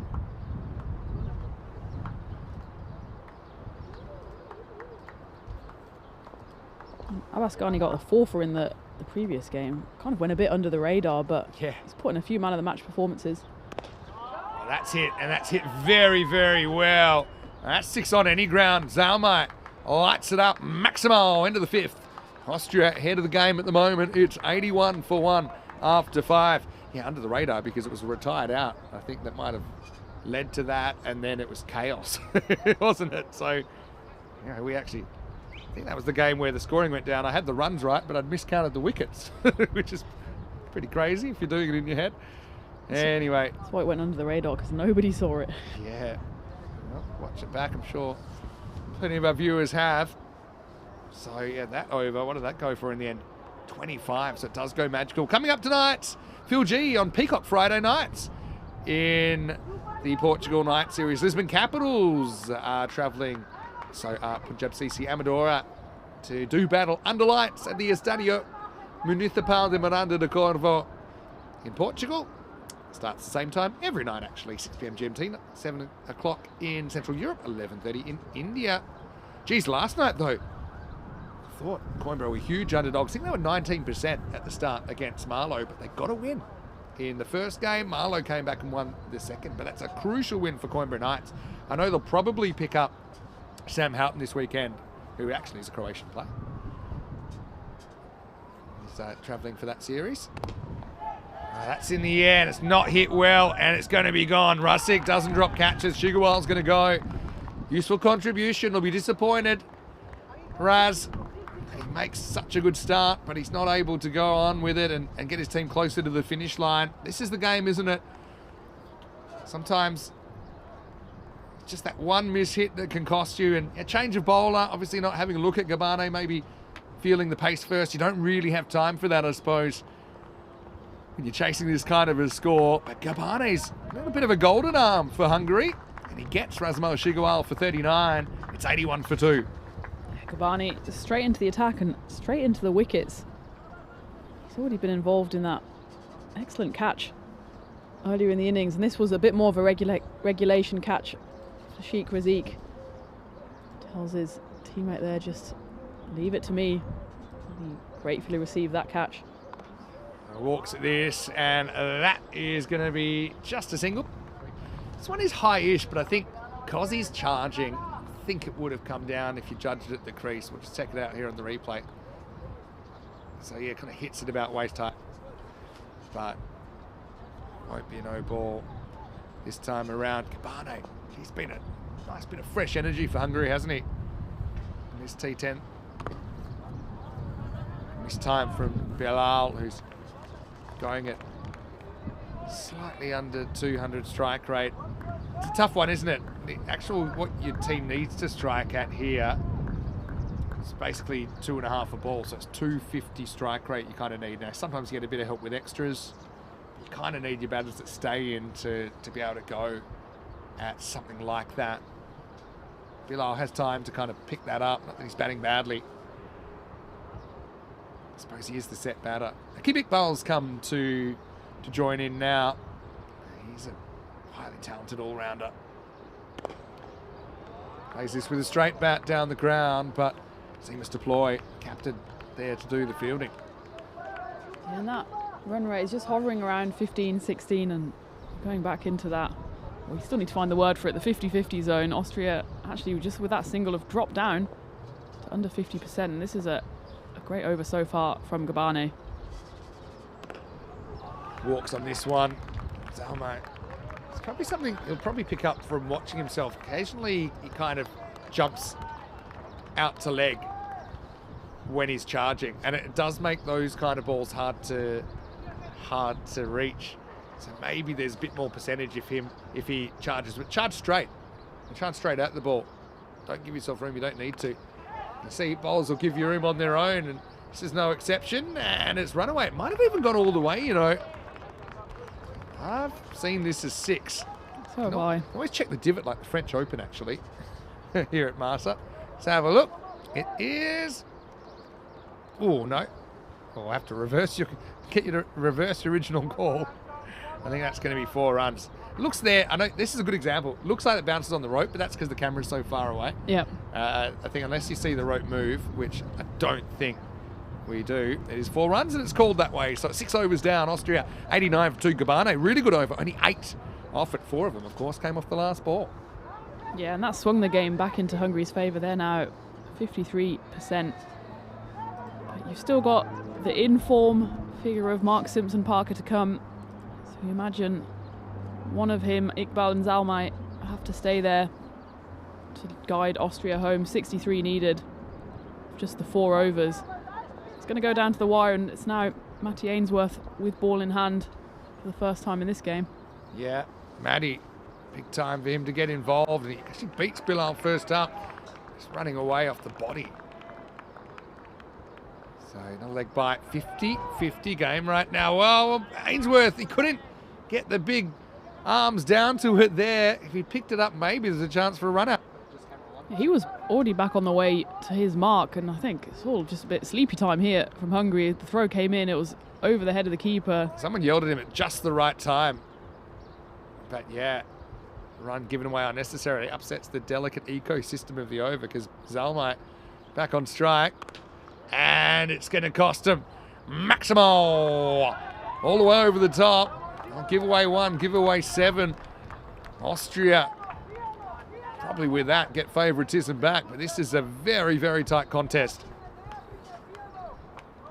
do throw into the chat, we've seen so many games now swinging around those 40 to 60% marks for the win predictor. And we're trying to find, is it the danger zone? But it's not. Yeah, the balance board. I don't know. Yeah. You could call it the golden zone, because if you end up at a 50-50, yeah.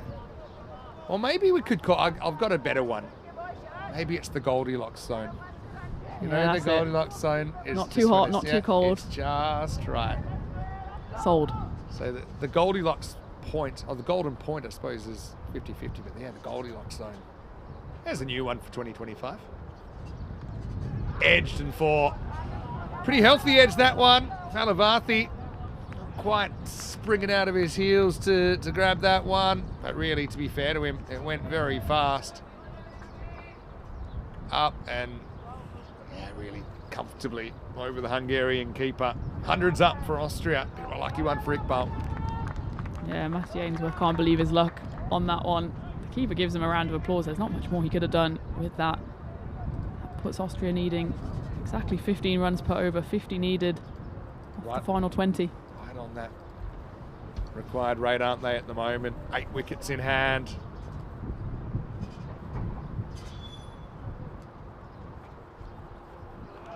Swing and a miss this time. It's a good piece of bowling from Matty. Drawing a keep into the stroke. Seems losing his left shoulder there a little bit. Not really trying to stroke through the ball. Just coming across it slightly.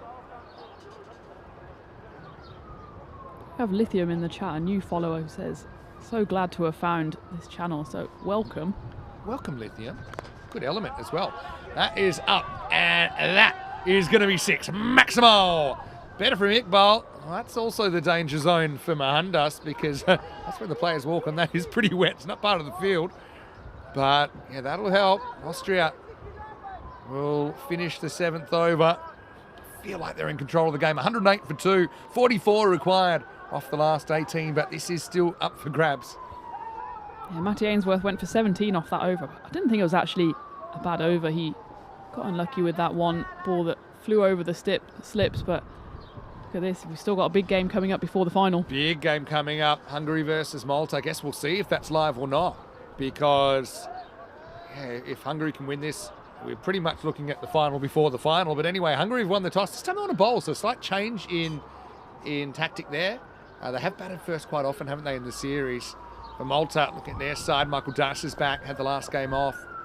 Srijay Patel into the side, noticed as well. So yeah, watch out for that game. Coming up in about 30 minutes time. Bilal Charges had a funny old innings. I just say, can't quite break that 200 strike rate barrier. Like I said, the strike rate required to win the game kind of across the board is about 250. But then, okay, extras are extras. So you can claw a few back there. But yeah, Bilal, we hope he can go big here. Now he will go big. He charges. And it's going to go out of the ground. Maximo! Well, now he is up to 200. So far out of his crease, I don't think you could really call that a no ball. It's going to come down probably below the waist if he was back in his crease.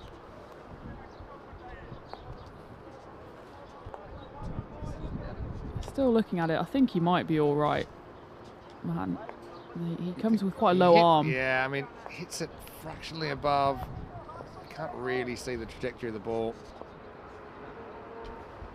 Kabani's back. And we'll be thankful it's not been called. Yeah, Lithium, where are you watching from? Not sure if I heard that already. I know we've already had a few people sharing where they're from. A few South African viewers, good time of day. I like you get sometimes like a lot of the Australian, New Zealand viewers at the time of the day. Later in the day, we might get some of the American viewers waking up. All right, that's a thick edge. It's flying up and it should be caught. Well, there's a disagreement about who it belongs to in the end. There's Sucklane that takes it. Steals it off Jacob, you could argue, but the good news is it does get caught, so it's all smiles instead of remonstrations. Just some friendly explanations, but it'll be the end of Bilal Zalmai. Good old-fashioned 50-50 jump ball, wasn't it? Well, when in doubt, get all 4 hands to it. Many hands make light work, and Bilal is going to have to go for 44. Gabane once again with that golden arm. He gets the Austrian opener. It's 114 for 3. This game takes another twist. Yeah, as we see that catch again, and it's one of those ones where you see it in slow motion. It's the two of them. They don't know that the other one is there. Luckily, they just clashed hands more than anything else, and the main thing was the ball was taken. That one is up in the air. Safi in jeopardy, and Drasic. It makes sense that he should catch it. I don't think he's dropped a catch all week. It's left for him, and he takes it. And Abbasghani just saying, yeah, I never doubted you. So I was just wanting to be on hand to congratulate you. So Safi's going to go for a golden duck. These last two balls have really been a team-building exercise for Hungary. This time they didn't make any contact, and Sheikh Razik just says, leave it to me. You get to your fielding position and I'll take the catches. So Hamid Safi has to go without troubling the scorers. I was quite surprised to see Safi come in. Maybe they just saw him as a pinch hitter because Mark Simpson-Parker was still in the hut. Now he has come out to the crease. Yeah, I know they like Safi in that spot, but he jumps across, plays his favourite kind of tape ball type shot. So Lithium is actually watching from Leipzig in Germany. So called Mong Lithium. But it's originally, he or she, originally born and raised in South Africa. Interesting. Maxim Parker is coming out there, and he's going to go. Very first ball, it's a hat trick. Well, Gabane will be up at the top of the leaderboard, and who knows, he might have knocked Austria out of the running. So Gabane, what a story, comes in. He gets the informed Mark Simpson-Parker first ball. Hat-trick time, and Austria, unbelievably now, 114 for 5. Yeah, we just saw that graphic before the ball was bowled. No hat-tricks so far in 2025. Take a bow, Gabane. He is number 1 on the list, and not only is it his 3rd wicket in 3 deliveries, but it's the big wicket of Mark Simpson-Parker, who was just fishing a bit outside, off stump, not much footwork. Jubilant Kushal Gabane takes his 3rd wicket in a row, and 4th in the game as well. And some figures he has now, 4 for 14, with still 1 ball left. So he could go for that fabled double hat trick. Yeah, well, it could be a 4 in 4. It's only happened a handful of times.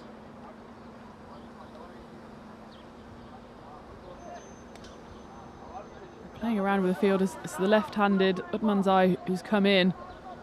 Actually, they've gone everyone out on the leg side and packed the offside field.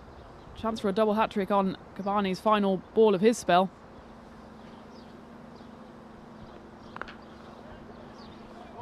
That won't be 4 in 4. Utmanzai, better than your average number 7. Well, nobody at the keeper's end now there is. And sliding in baseball style is Utmanzai. In. Yeah, in, safe. Gabane, 4 for 16. Changing the game. Golden arm, or maybe some sort of diamond arm after 4 wickets, including the first hat-trick of the season. 116 for 5 after 8. And what an over that was for Kushal Gabane. He went 0 and 6 first 2 balls, but clearly didn't like that 6 because then he went wicket, wicket, wicket. To put Hungary firmly in the driving seat here. 36 needed off 12 balls, final 2 overs for Austria. They're not out of this. Aqib Iqbal, he can hit a big ball. I think it's mostly resting on his shoulders now. As Abbasghani comes back into the attack. 36 off 12. It's going to be a wide down the leg side. He just tips again. It's one of those ones that Ghani, attempted York, has overdone it. Just below the waist, it's kind of thigh pad high. Goes past him.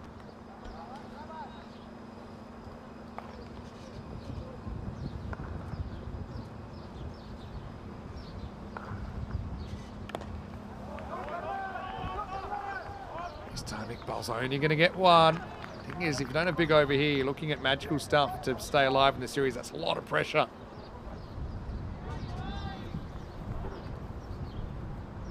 It's good to see that we started off the 2025 leaderboard for the Centurions earlier in the week with Sheikh Razik's century in the T20I series, and now we followed it up with the hat-trick, so work to do for Phil G. He needs to get on that board as well.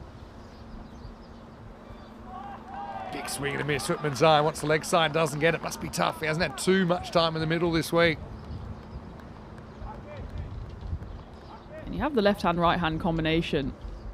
But Abbas Ghani, he's a seasoned performer into the 9th over.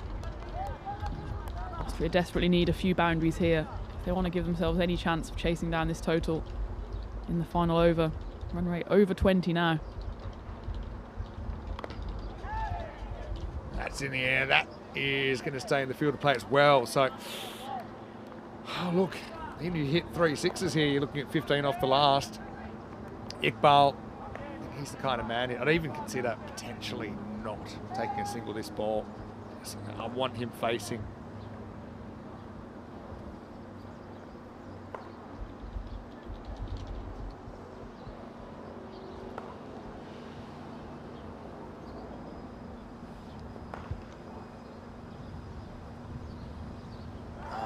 Miss. Ghani, probably the guy you want bowling as well. Yeah, he's a real big-time player as Ghani. He's done it with the bat. Looks like he's going to do it again with the ball. I mean, his first over did go for 25. It was a magical first over from Ghani in the 5th over, but as all good players do, he comes back strong. He's only gone for 3 so far in this over. He won't get a boundary here either. So, Whitman's eye, it's going to have the pressure on him now to try and get one over the ropes. Yeah, it's the final ball of the over, so this really is a free hit for Utmanzai. Austria need Iqbal on strike for the final over if they have any kind of chance of chasing this down. So Utmanzai, in the best possible case, he'll hit this over the rope for 6, and that will leave Austria needing 24 off the final over. But it's a big ask here for the left-hander.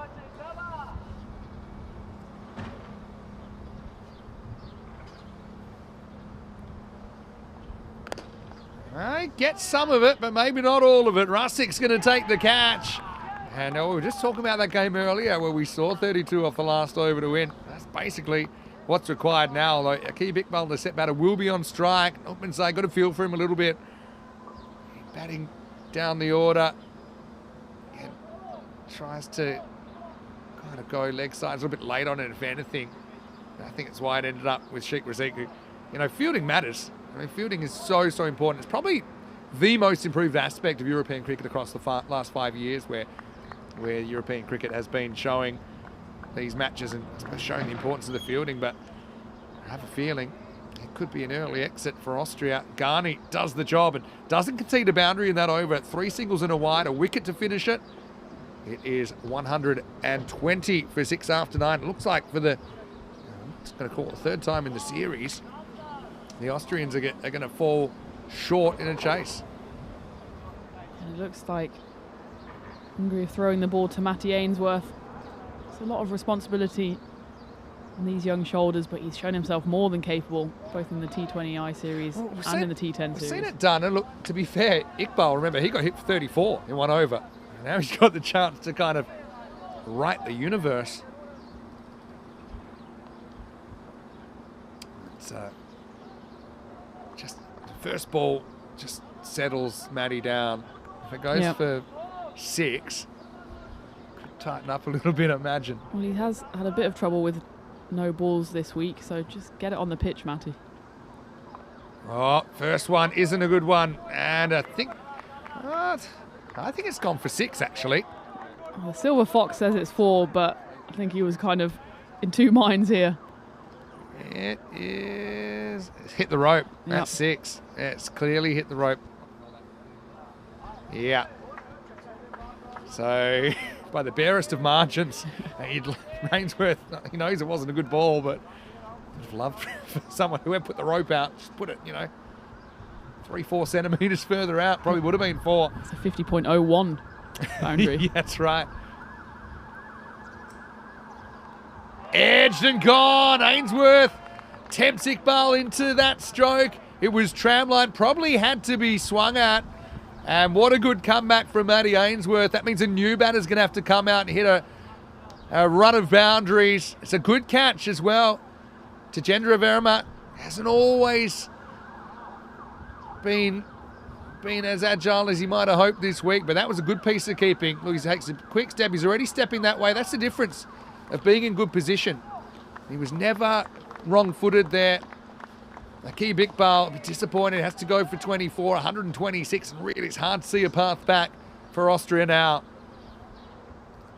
Yeah, it was a good ball from Matty Ainsworth, pushing it wide towards that wide line, because he knew even if a big swing, it would have had to have gone a long, long way to go for a 6, and Austria really have to deal in 6s now.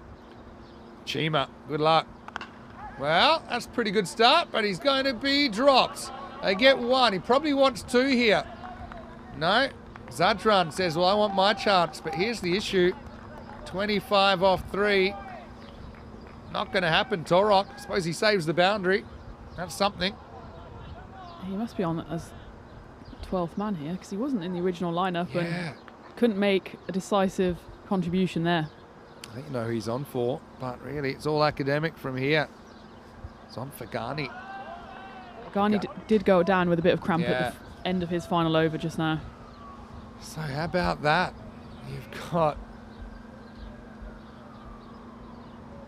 Austria bowing out. What a strange week for them. They started with 5 wins, but we're so disappointed to go down this way. Yeah, at the start of the week it looked for all the world that they would clean sweep the T20I series, and now they're facing elimination in the group stage of the T10. Up in the air, Verma has a bit of fun. Chases after this and takes the catch. So Ainsworth with a double strike, and look, credit to the youngster. He did go for a Maximo first ball. He's fought back with a big wicket of Aki Bikbal. Now he's just having fun. Good catch by the keeper. Had to find the drop zone and does. 127 for 8. He just fired that one in short, did Matty, but it was the good line that meant that the ball just flew up in the air. And there's a big chase there for Tajendra. Running backwards is not always the easiest. He doesn't have his helmet on, so that makes it a bit easier. But still, 2 good grabs for him in this over. And that leaves Austria needing an academic 25 runs off 1 ball. This has been a great little spell for Matty Ainsworth. 2 for 24 with 1 ball left. Last ball then, and it's a miss. And Austria, despite taking a point there, I don't think it will be enough. In fact, I know it won't be enough for them to be able to survive in this competition. So yeah, finishing with a 1-3 record. Again, they would have loved if they were able to get even that extra point, I should say.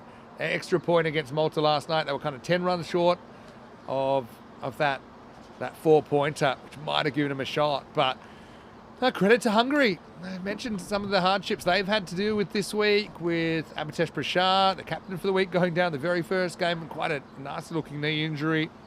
Zemus Deploy's taken the reins. They've had some fresh blood come in, like Kushal Gabane. I mean, what a fantastic effort from him to chip in with wickets, and he's also taken some great catches in the field. Great one in that innings as well. And probably for me, he is the player of the game. Although you could probably make a case for a few different players. This is what's coming up then. Hungary versus Malta. I suppose, Hungary and Malta can breathe a little bit easier, but a few things up for grabs there as well, such as top of the table, because let's say the rain comes in and affects the final, then whoever's at the top could be relevant. So that's coming up in a few minutes. In fact, we've gone over a little bit, so it'll be a 5-minute delay. It'll actually start 5 minutes later than that, so 10:20 GMT, 11:20 in Central Europe, and 3:50 in India. Hungary winning the toss and electing to bowl. And also, before we go to the highlights, let's mention that we have had our first hat-trick of the season with Kushal Gabane taking a hat-trick there. So now we've had a century, a hat-trick, and a 5-wicket haul. So we're all giddied up and ready to go. Let's go look at these highlights.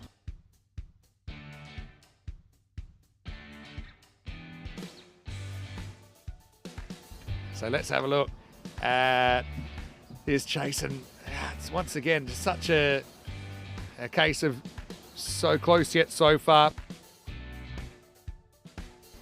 Kabani, just a live wire in the field. Took a great catch running back with the flight. Birds were scattering, and really Austria were on here.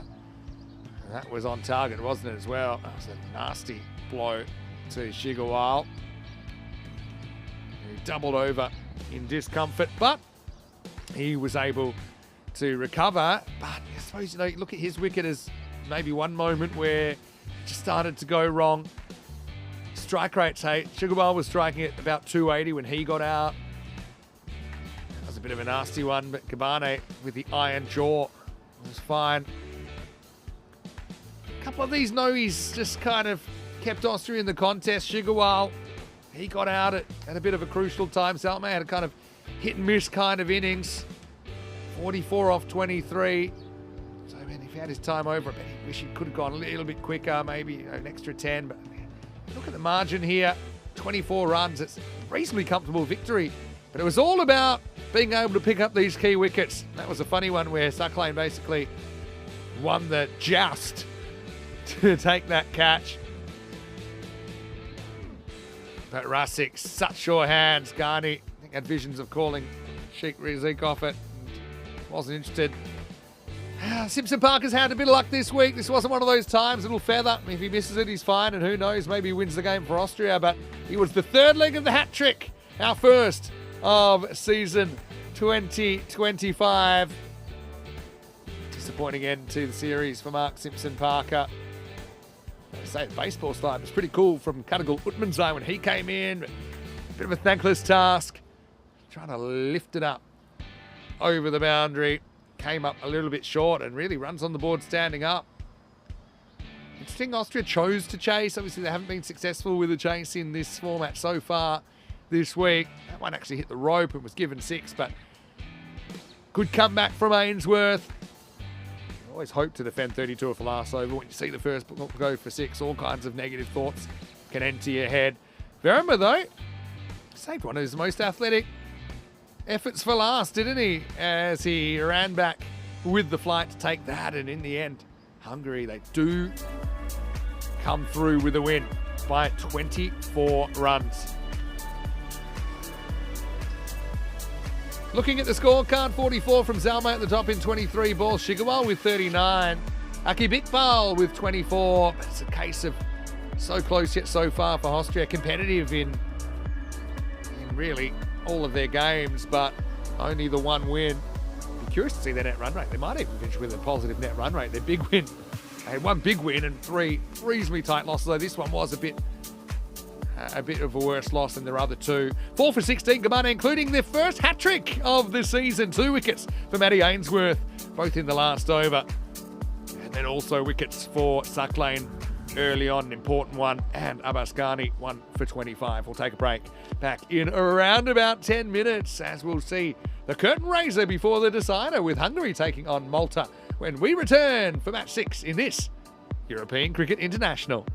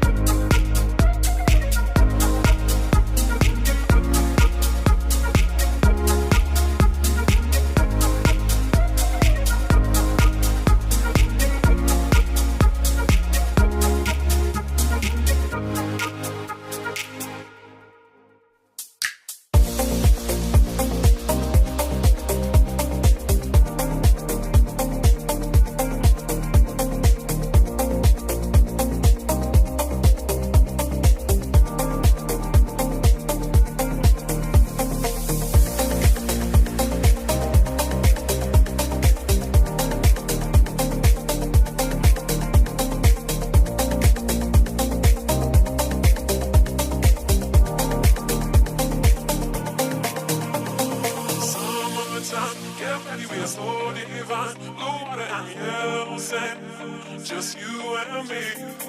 Summertime, get ready, we are so divine. Blue water and yellow sand, let's live our dream. Summertime, get ready, we are so divine. Blue water and yellow sand, just you and me. Summertime, get ready, we are so divine. Blue water and yellow sand, let's live our dream. Summertime.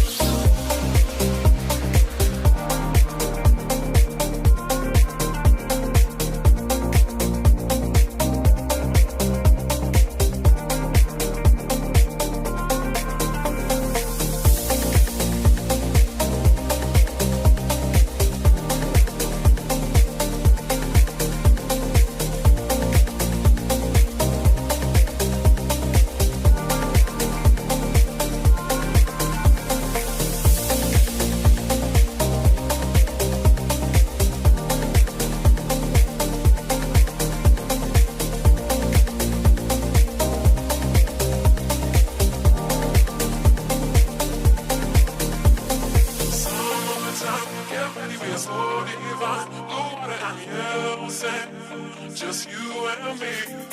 Summertime, get ready, we are so divine. Blue water and yellow sand, let's live our dream. Summertime, get ready, we are so divine. Blue water and yellow sand, just you and me. Summertime, get ready, we are so divine. Blue water and yellow sand, let's live our dream. Summertime.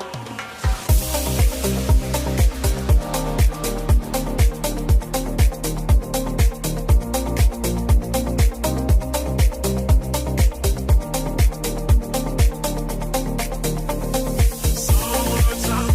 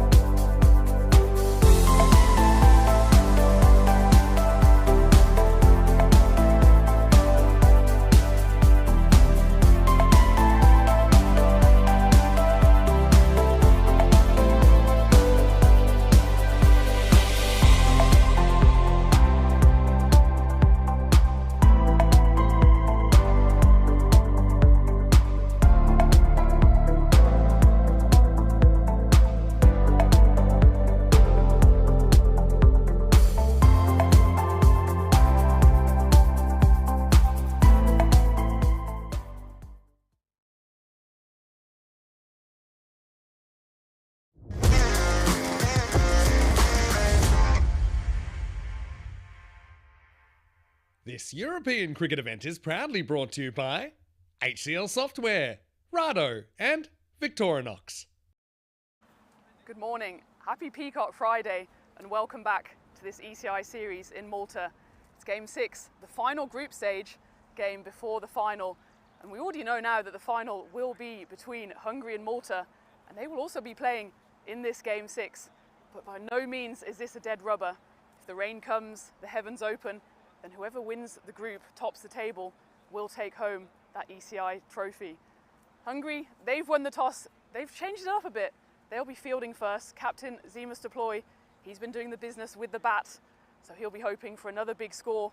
But Malta, what a turnaround it's been for them. They went 0-4 in the T20I series. They brought in the reinforcements. They've got Michael Das at the top of the order. They'll want him to go big.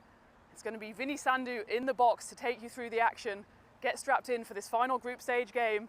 Don't go anywhere.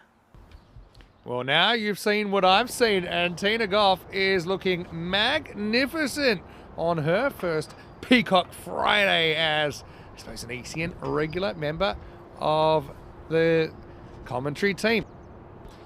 Bit of team news here. We saw Ghani, who is actually listed, probably see him on the team list here, but he won't be playing for Hungary. It was a late omission.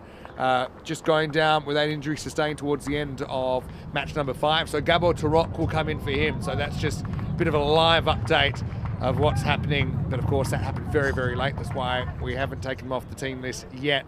For Malta, we'll push Parajan and Das listed to open. Rocky Danish really did have a good day yesterday. Loves the T10 format. Prasath has hit some monster hits, as you'd expect. And yeah, it's a funny one. We'll look at the table in a moment, but yeah, what is up for grabs is top spot, and that could matter, especially with a bit of rain on the cards. A few people are expecting some rain, but we don't really know when it'll hit. So yeah, this game actually takes on quite a bit of significance. There is an ECI trophy up for grabs, of course, in this 3-team series. Mahandas looks like he's going to open up, so that's a slight change. I suppose, yeah, Hungary on a bit of a heater, so they want to keep going. Of course, they lost to Malta when they played yesterday. It's actually a really good game. Believe it or not, Hungary made 116 off the first 5 overs and lost, ended up in the 160s, and it wasn't enough. And that last game had a lot in common with it, actually. Looked like maybe Hungary would blow a similarly good start, in which they were 121 after 6, ended up with 151, but it wasn't enough to hold off the Austrians. Unfortunately, now I have to say, we've seen the last of them this week. They're a team that did win their first 5 T20 internationals. Look, what I will say is I know there's a few things to be glum about the way it's finished for Austria, but they did win 5 T20Is in a row, and that's got to help your rankings. Even with the loss in the 6th one, a chance to be able to play T20I cricket and try and climb those rankings even further, to be able to test yourself, even at this time of the year in Europe, I think is a great opportunity. Michael Das out there with Priyan Pushparajan. Hungary, maybe just on the look of the teams, have now become 51%.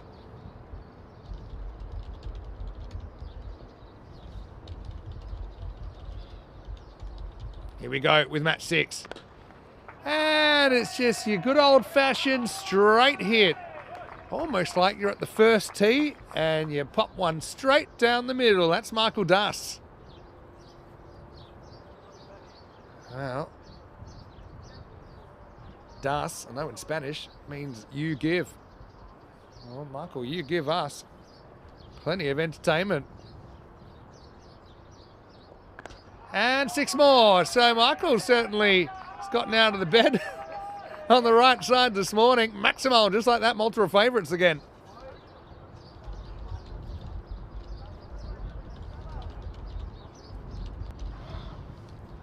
Wow.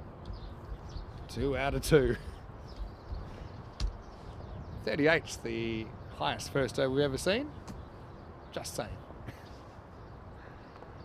That one is an edge. It won't go all the way. In fact, it won't even get to the rope. I'll take a fairly casual single, and I think, to be honest, I'm pretty happy to see Das at the other end, although it doesn't get much easier with Priyan Pushparajan, the Another opener for Malta. Hey, what did we think of Tina? And her Peacock Friday shirt, and great job introducing the game. It'll be the first time she's done it, actually. Didn't look like it. Looks like a real pro. What I've learned about Tina is she's good at pretty much everything she turns her hand to. But I've got a bit of a random question for her when she comes back. What aren't you good at? Because I've been known as a bit of an all-rounder in my time. You know, do this or that. But everyone's got a few things that they... I don't want to use a term I can't use on TV, but they're not very skilled at. Mahundis covering well. Priyan, be a little bit more careful. Sandeep picks up, thinks about throwing, thinks it's not on. So Das will get to go back to the well one more time if he wants. Really wants to attack this power play, doesn't he?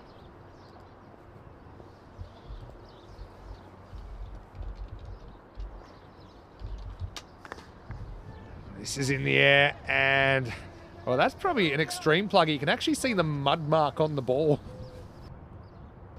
That looks like it might skip away for 4, but I think this is an extreme plug. So it doesn't go too much further. It will be the end of the over. He gets away with it a little bit, doesn't he, in the end after a rough start. Well bowled by Sandeep Mahundis. Looking at the list of events, Portugal and Malta happening concurrently right now. Malta during the day, Portugal at night. Western Shield, okay, not too far away either for the ECL. After that, by the way, we go to Portugal for ECS cricket. So it's not the Portugal that not the ground you see right now, but it will be at the Santarém Cricket Ground. We've been many, many times. First went there in 2020. Wonderful ground. We'll have ECS cricket there as well. Some ECIs. I believe we'll have ECI men's and women's there, and T20I men's and women's. That's the plan at least. Still a little bit of time before we give you the final schedule there. Ainsworth, who bowled the last over, is going to open the bowling here for Hungary.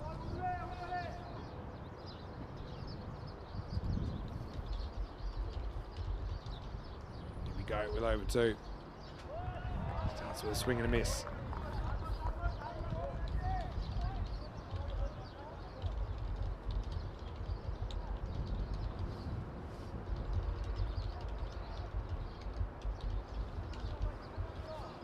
He does hit a spot, doesn't he? Should be a good bowler to get one past Priyan Pushparajan. Still don't think we've quite seen the best of Priyan yet. Flashes at this one as well and misses out. Well bowled by Ainsworth. See why Hungary like him. There were a few eyebrows raised when he was picked ahead of his brother for the ECIs last year in Hungary, just based on performances domestically. But I think Matty had kind of prior to that put a few runs on the board, literally and figuratively speaking, in the domestic competition, and he's competed well here.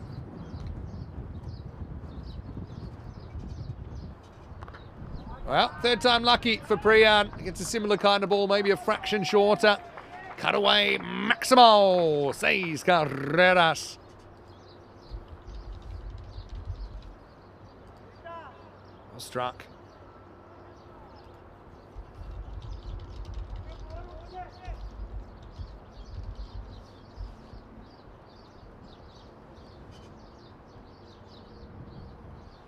Das.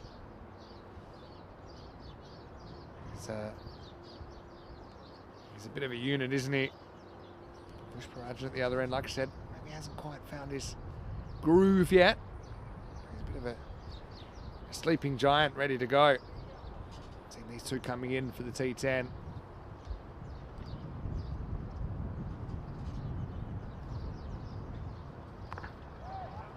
Cut away and no run.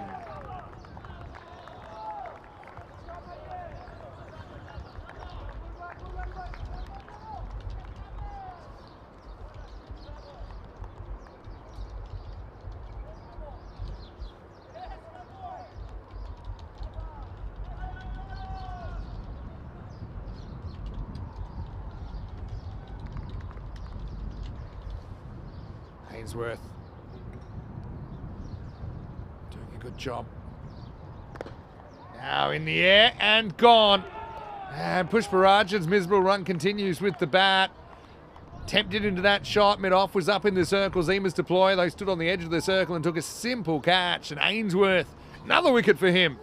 Having a pretty good morning with the ball.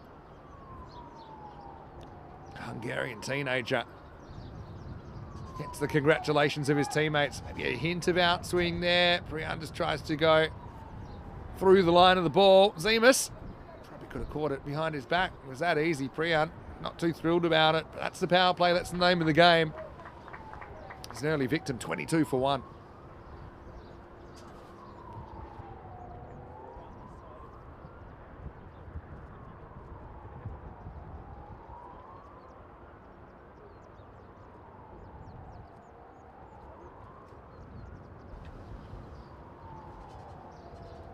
Here comes Varun Prasad coming out pretty early in the piece. It'll be a wide.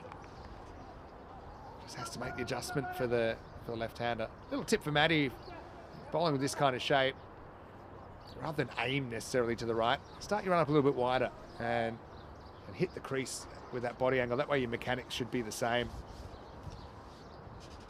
You still should get that movement. If you just kind of put it there, sometimes you lose the swing. This one, pretty sure that's off the pad. Garama drops it down the leg side. It will be a leg bye, and that will take us to the end of the over. Pretty good one with just the 8 and a leg bye off that. 24 for 1 after 2. Vinny Sandu here, Mr. Maximo, and the brightly coloured and I suppose bright personalitied Tina Goff joins me back in the commentary box, or Tina Golf, as now you are called on the subtitles.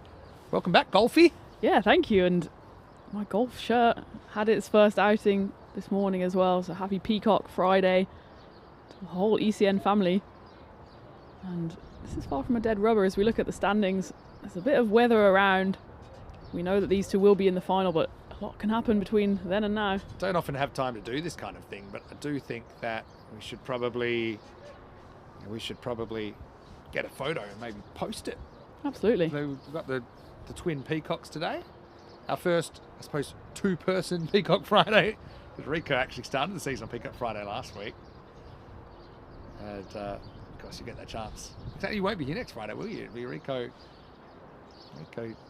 carrying it home. Prasad. I might have read a book last night about the offside, because that's a brilliant looking shot. He might have just analysed his batting a little bit and realised maybe I'm getting a bit too predictable, but it's a great shot, especially someone like Mohandas. Smart to go with the movement, because he is going to swing it left to right. Yeah, he's a tall player as well, so he just kind of levered into that one. Still not enormous amounts of footwork, which is never the case for Prasad, but that was a lovely shot. Gets him off the mark. And that one, he tried to repeat the trick, but it just off the side of the bat. He jogs through for 1. And Michael Das, he seems to be the key for Malta now. Obviously, we didn't see him in the T20I series. You see Austria there having a bit of a debrief. Their heads are down, but I think they should still be proud of what they've done this week. Yeah, I mean, it means a lot to every single one of those guys in that huddle, and it's disappointing, I suppose, but they've got a bit of time before they play the next game. That'll be good fuel for their training and their efforts over the next few months as the domestic season gets underway. Still a couple of months before it'll get underway in Austria. But yeah, you can't appreciate the wins without some losses. They just seem to have lost 3 tightish games here, a comprehensive win in the ECIs, 5 match winning streak in the T20Is. That's not a good ball really from Mohandas. It's short and it's in towards the body of Prasad. He loves it there, helps himself to 4 runs. And Prasad, he's of course the Maltese captain. He got 33 in the previous game, having struggled a bit in the prior 2 T20Is. T10s. He also got a few runs here and there in the T20s, but of course, as we mentioned, Malta went winless in that series. Came roaring out the traps yesterday morning, winning their first 2 games. Mohandas kind of just floated that one up. Trampolines off the pitch, but luckily the golden arm of Gabane safely backing up there as we see this one again. Handus did well to not be in the line of that. Yeah, I'm actually glad he wasn't behind that one. Someone would have had to notify the family. Anyway, yeah, just going back to the table. So you're Hungary and Malta tied on 7 points. Whoever wins this gets top. So some people are asking, is this dead rubber? Yes and no. That's up in the air, and that's going to be 6. Das good. Das ist gut. Yeah. Das ist good. As he smashes that one straight over a bowler's head for 6 runs. Yeah, so if you win this, you go to the top. Now, on a day where there was no chance of rain, I'd probably say it doesn't really matter. I actually had a bit of an idea, and we haven't really put this in the regs yet as we get to the end of the over. 41 for 1 after 3 under the power play. But I actually think it would have been cool if whoever was top of the table got to win the toss in the final, or got to elect. There has to be some kind of advantage. Some kind of advantage. Okay, but there still is an advantage, and the advantage is that if it's a washout, you win. So on a day like today, where there's always the threat of rain, I know there's rain forecast for later on, this could be basically the final that we're watching right now. And as you can see with the percentages, it's in the Goldilocks zone. The Goldilocks zone. We really got to push that, because I like that. I'm going to call this super Goldilocks zone. I'm going to call it when it's 48, 52 to 52, either side. 48. Yeah. You call it? Agree? Yeah. So agreed. we're in this super Goldilocks zone. Yep. She's really trying out that porridge. Yeah. Slurping it in. It's Zemus. But yeah, what you can do though in a game like this, although like I said, you do want to give it your best effort. Try something that maybe you've wanted to try during the week, like deploy with the ball. You know, he hasn't had too many opportunities to bowl. He's had mixed results. He comes on here in the 4th with his leg spin. Drops that one a bit short, but it's going to land safe. It might not go all the way. It's plugged a bit. And there's Sacklin there on the chase. And it'll just end up being the one.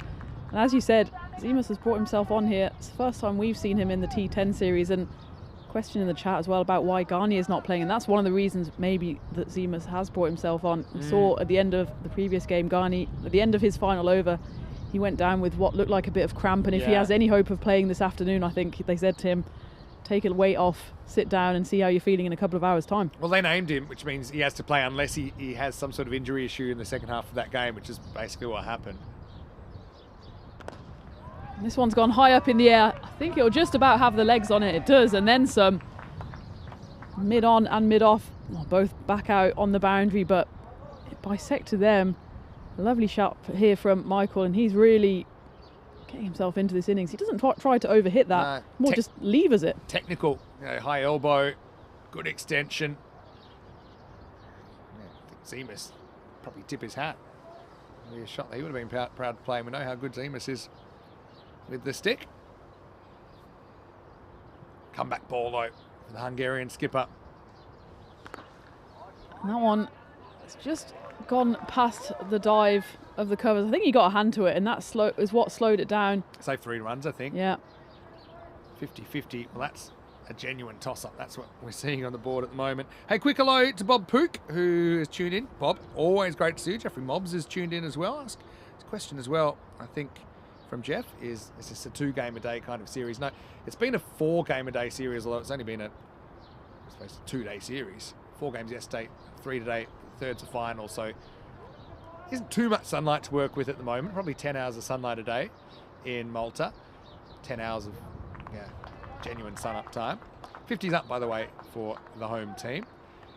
And yeah, we need to have a bit of a break, obviously, with the final. We can't do a toss for the final until the end of this match, technically, even though you probably could now, but we weren't to know that.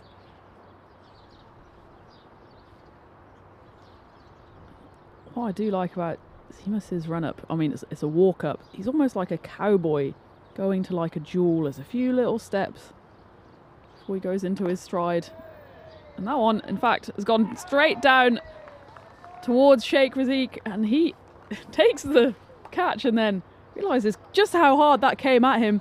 And that's the end of Michael Dasson. In fact, it was a really good catch from Razik, who's now gone down because he's just rubbing his hands. It's not the warmest out there, and that stung his palms, didn't it? Trying to find the warmest place to put his hand, so maybe we have to take the camera off him for a second. But tell you what, that's a Maximo theft in the first degree, isn't it? Because this is going, just doesn't quite get the elevation, but he did have the power. Sheikh Razak just makes catching look so easy, doesn't he? Das, disappointed, I'm sure, that he doesn't go on with it after a very fast start. Malta now 50 for 2. Yeah, Das is a real asset to Malta at the top of the order for them in this T10 series, but Sheikh Razak is an asset to the Hungary fielding side, and he makes that one look very easy. It's a little hop, skip and a jump to take that one. Porna is the new batter, and we know what he can do with both bat and ball. He showed it more with the ball yesterday. Love his energy as well, Porna. So stay tuned for his contribution. Into the fourth, deploy 1 for 10. Pretty good result from his over, 51 for 2. Yeah, with Ghani as well, you got to think the workload he's had, and so if there's, obviously they wouldn't have taken him out of the lineup just for that alone due to fatigue, but we did see him leave the field. He seemed to have a genuine injury, whether it was cramp or whatever it was, or a slight strain, and their focus now will be on getting him right for the final later on today. Yeah, he's such a key player for them with bat and ball. Speaking of key players, this is Kushal Gabani into the action after the back of his hat-trick last game. In fact, he ended with 4 in that game just now against Austria. It kind of came from nowhere. He also wasn't involved in the T20 series, but we know what he can do. He went 2 wickets in the first game, picked up another wicket in game 3, and then went big game 4, picking up 4 Austrian scalps. He's going round the wicket here to the left-handed captain of Malta. Attempted umpire clothesline, but Gabane not falling for it. I think Gabani's not the tallest. It might just go straight over his head. Got it. That's true. Good funny story about that, by the way. Wow, Prasad. He's got his dancing shoes on. Doing everything I don't expect. He does make the pitch a bit shorter, and he slams it out of the ground. Maximal, 6 runs. He must have been listening to you last night, Vinny, because we were slightly critical of his lack of movement and his predictability in his shots, but he's not really critical when he's such a good player, but yeah, it's more of an observation. Yeah, Gabane, top of the hat-tricks list. And he did it in style, didn't he? He marked Simpson Parker with his hat-trick ball, finished with 4 for 16. There'll be a few more on there before too long, I'm sure. And it's an action replay there by Prasad. That one I think has gone even bigger. Ducking for cover there are the Austrians in the bleachers, and Prasad, that takes him up to 24 off just 9 deliveries. Captain of Malta is going on at quite a rate at the moment, and that from Gabane, especially when you're going round the wicket to the left-hander. I know myself, I love it when they come round. It just arcs into that hitting area for the left-hander, and a new Grizzly is required. They might have found that one in the end.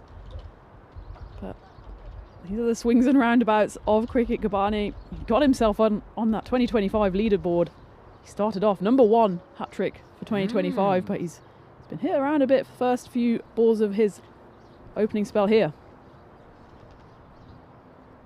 Thing is, with Prasad charging, it's one example where it actually worked because it upset the bowler's length, and it meant that the next one, Gabane was instinctively going to bowl it a bit shorter, and Prasad, by just staying home, could sweat on it. So it doesn't always work. Often it works against batters. I think sometimes they see it on TV, and so they just think it's like a natural thing to do. Probably not easy to stay balanced, but now Prasad is going to show us a straight hit. So, yeah, Varun has come out. You know, I've got a bit of a feeling with Varun that probably compared to when he grew up and was playing cricket when he was a little bit younger, he's probably developed a few habits here in Malta that he gets away with at the domestic game that he probably struggles to get away with at the international. So I think seems to me he's had a good, long, hard think about his batting, just with that kind of punch through point, with the increased footwork, and then going straight on that. Yeah, I just think he's looking more with it today. Hope they haven't jinxed him.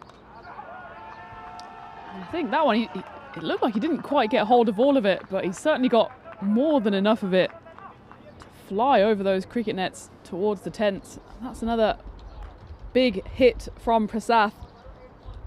That makes it 4 sixes in the over.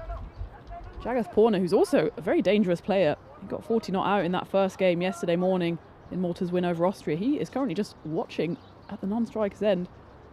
I'm sure he's very happy with what he's seeing from his captain. Taj Mohammed's tuning in from Portugal. He's very impressed with Tina's introduction and the vibrancy of Tina on camera. Hello, Taj. Hopefully you well. Last ball the over. Kamani's gone from hat trick to Mad Hatter because that's 27 off 5 balls now. Yeah, but Prasath, just, you know, it's funny. Sometimes we talk about footwork versus staying still, and there's kind of both can be important. Like, he does keep his head pretty still. That's why he gets away with not having a lot of footwork a lot of the time. And this one's gone up towards Sheikh Razik, and it should be taken, and is.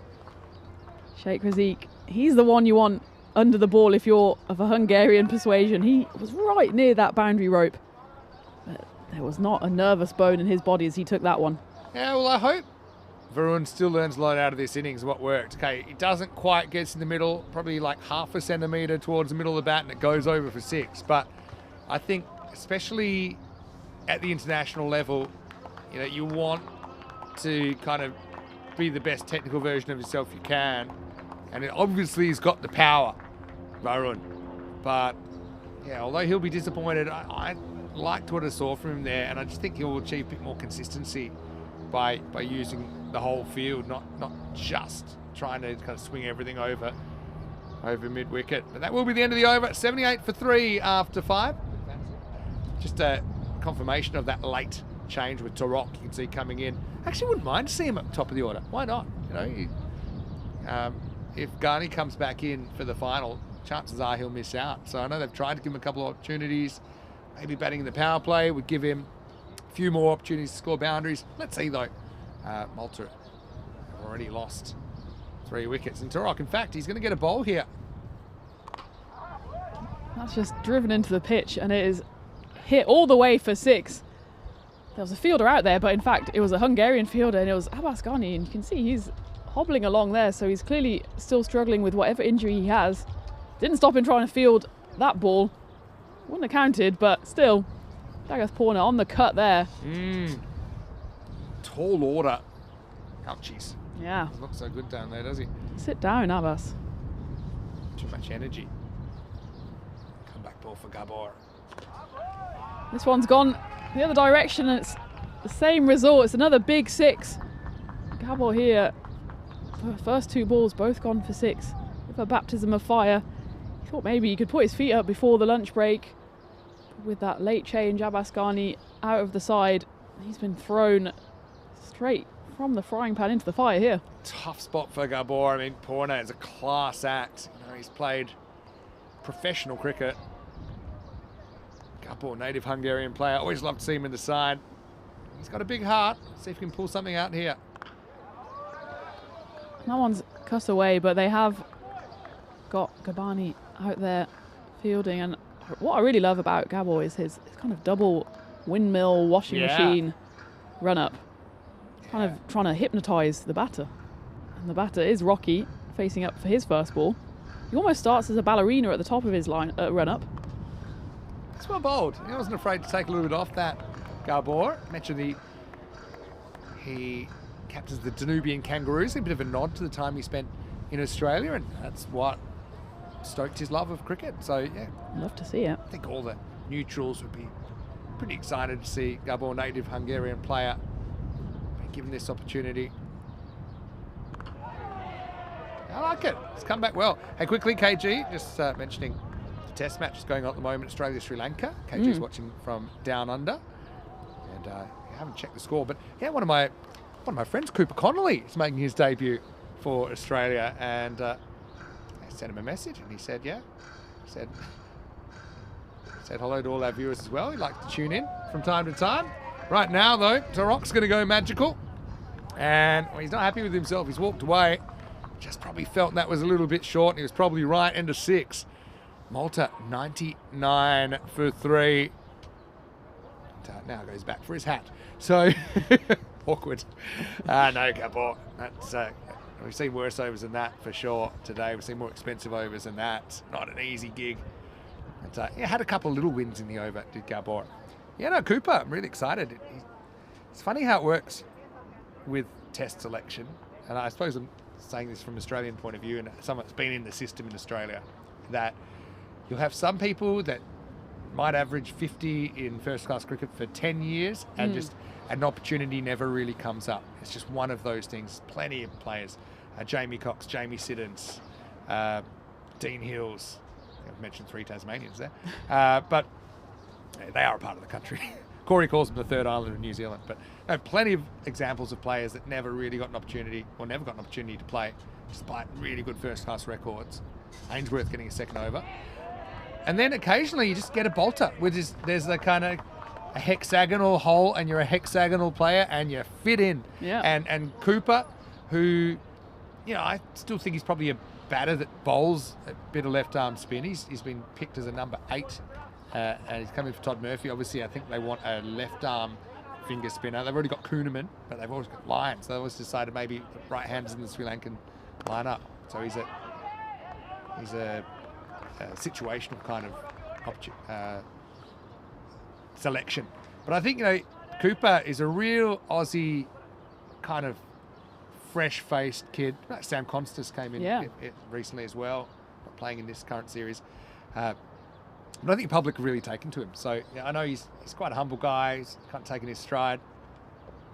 I haven't actually seen whether he got a wicket. I did say to him, well done, and then I said, congratulations, he said thanks, and I said, well, hold on, I better go check the score. Could have had a shocker. He had 3 overs, none for 12. So it's not too bad. But did he get a wicket? Let's have a look. No, he never got another bowl. 3 overs, none for 12. That's not too bad. Could be worse. You'd take that in a T10. Yeah, that's right. Look at the other bowlers hogging it. Kuhneman bowled 34 overs and so did Lyon. Okay, definitely. They see him as a part-timer then.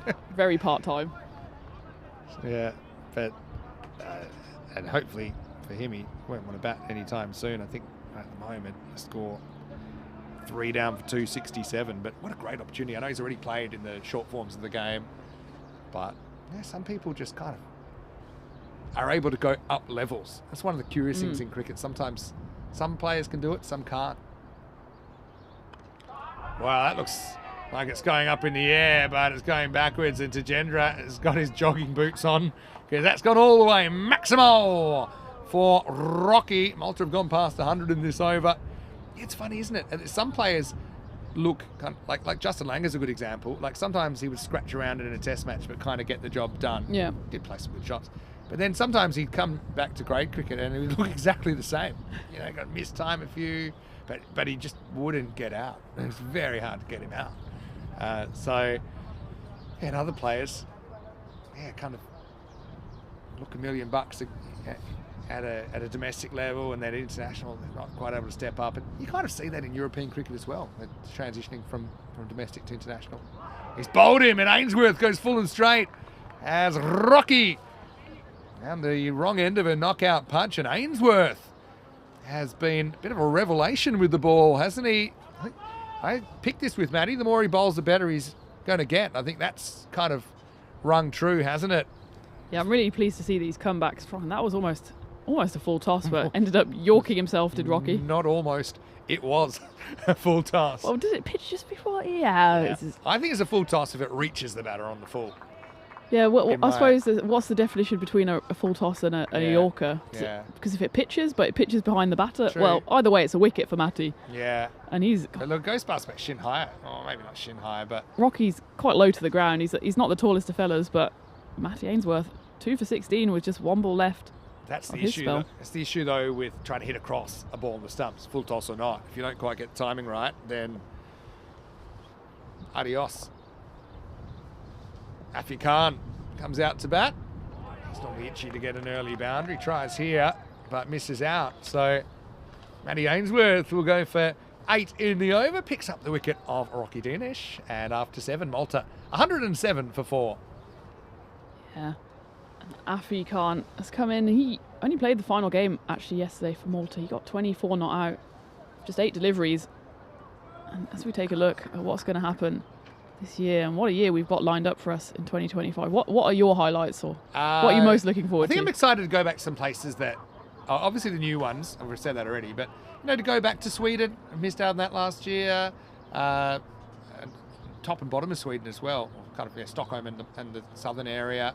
Hornchurch should be a lot of fun. I know that they're going to have a lot of people there. That's going to be fun. I haven't been to Finland before, so I'm excited for that too. And also getting a bit, got to be quite honest, is we're going to see Razik just swallowing up. Oh, wow. Oh, now we're going to run out. I don't think anyone expected this. Well, Sheikh Razik, well, now you've seen it. Probably the easiest catch we've seen him. I was already kind of clapping the batter off in my mind. It almost caused a run out due to the genuine shock. Porner, I don't think ever runs. He just started walking off. As I'll see you later. And Gabor Tarok is probably the luckiest player. Yeah, that was more of desperation there. Tarok That in the LBW. T20s, he got a thick outside. He's got caught when everyone else was getting lucky. Porner pretty much. Oh, so it was a dot actually. They didn't even get a run. This Porner had pretty much already started taking off his pads. Sheikh Razik can smile about it, but I'd be fuming if I was Gabor Tarok then. Poor Gabor. Now he goes the Pavel ball, and that's going to go to the boundary. Or is it? Yes, it is. And once again, Gabor is going to get the wrong end of the stick. They're checking this as well, because this is a bit of an old Mooney. Did it come down in time? Affy, he's not the tallest. Yeah, that trajectory though, it's always going to dip a bit more, isn't it, than normal delivery, but it has been, it's been given as a no ball, I think on the field. If you're in doubt, you call it a no ball. Oh, well, Gabor fell in love with the game, but I suppose if you can fall in love with it, you might fall out of love with it. And I hope the cricket gods are a bit kinder to him. All the best cricketers have a love-hate relationship with this game. That one, he zips in a bit quicker, and it's actually quite a good ball. Just rushes Affy there. He's probably expecting another moon ball to come his way. I love that he walked horizontally across the popping crease in front of the umpire and then on striker. But yeah, we're in the Goldilocks zone again. I'm actually going to, I don't want to overcomplicate it, but I feel like 55-45 is worth something.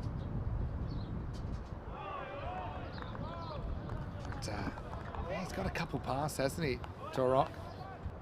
And as we were singing the praises of Sheikh Razik for having the safest hands in the business, really put the curse on him, because that was probably one of the easiest catches he's going to have all week, and just shelled it.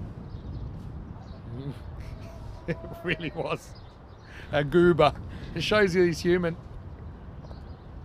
Let's hope for Tarok's sake that 2 balls left. Maybe Affy Khan will serve up another chance. And that one just zips through. He's come back well. He's kind of bowling these balls in anger now. He knows he deserved a wicket.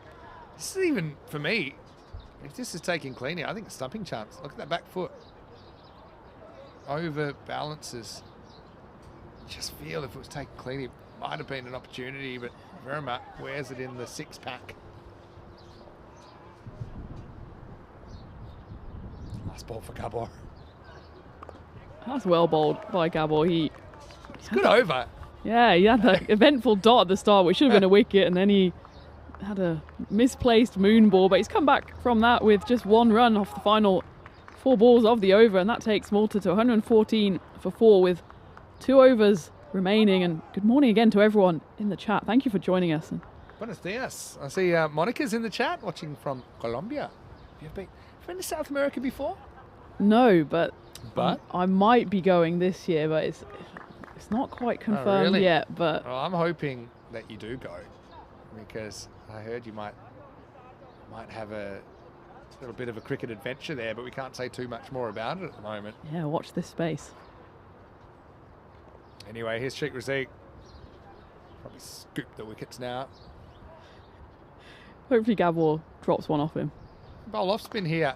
So, it is up in the air. Well, it will be taken. So when Sheikh bowls, it doesn't get dropped. Amal Jacob will take the catch. And it does well to get under that finds the drop zone, picks it up, and the first ball of this over is another catching opportunity. This time it's taken, and Sheikh Razik, I mean, he's a good cricketer. I have said this before. Most cricketers worth their salt can bowl a bit of finger spin. I can't say necessarily you can do it well, but most can do it okay. And Jacob does well to hold on to that. Afi Khan didn't quite have his timing, did he? He'll go for 5 off 7 with the 1 boundary in there, and in the 9th over, it's 114 for 5. And Sheikh Razik comes straight into the attack, straight into the wickets. That one is just floated up more of a Tarok delivery there, but it just veers down the wrong side of the track.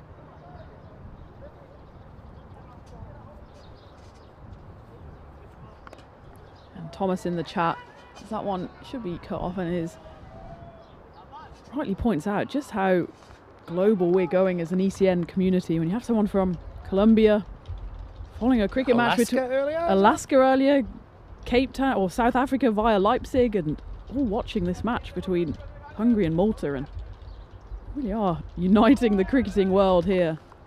Australia in a test match, put on ECN. Yeah.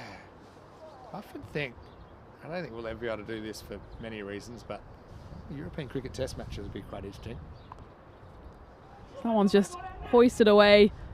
Might be cut off. Actually, it's slowed up quite significantly, and Matty Ainsworth scampers round to do the fielding, and he gets a bullseye there on the back of Jagath Porter, who tries to jump out the way of it and just manages to lean into it. See, everybody was kung fu fighting kind of stop here.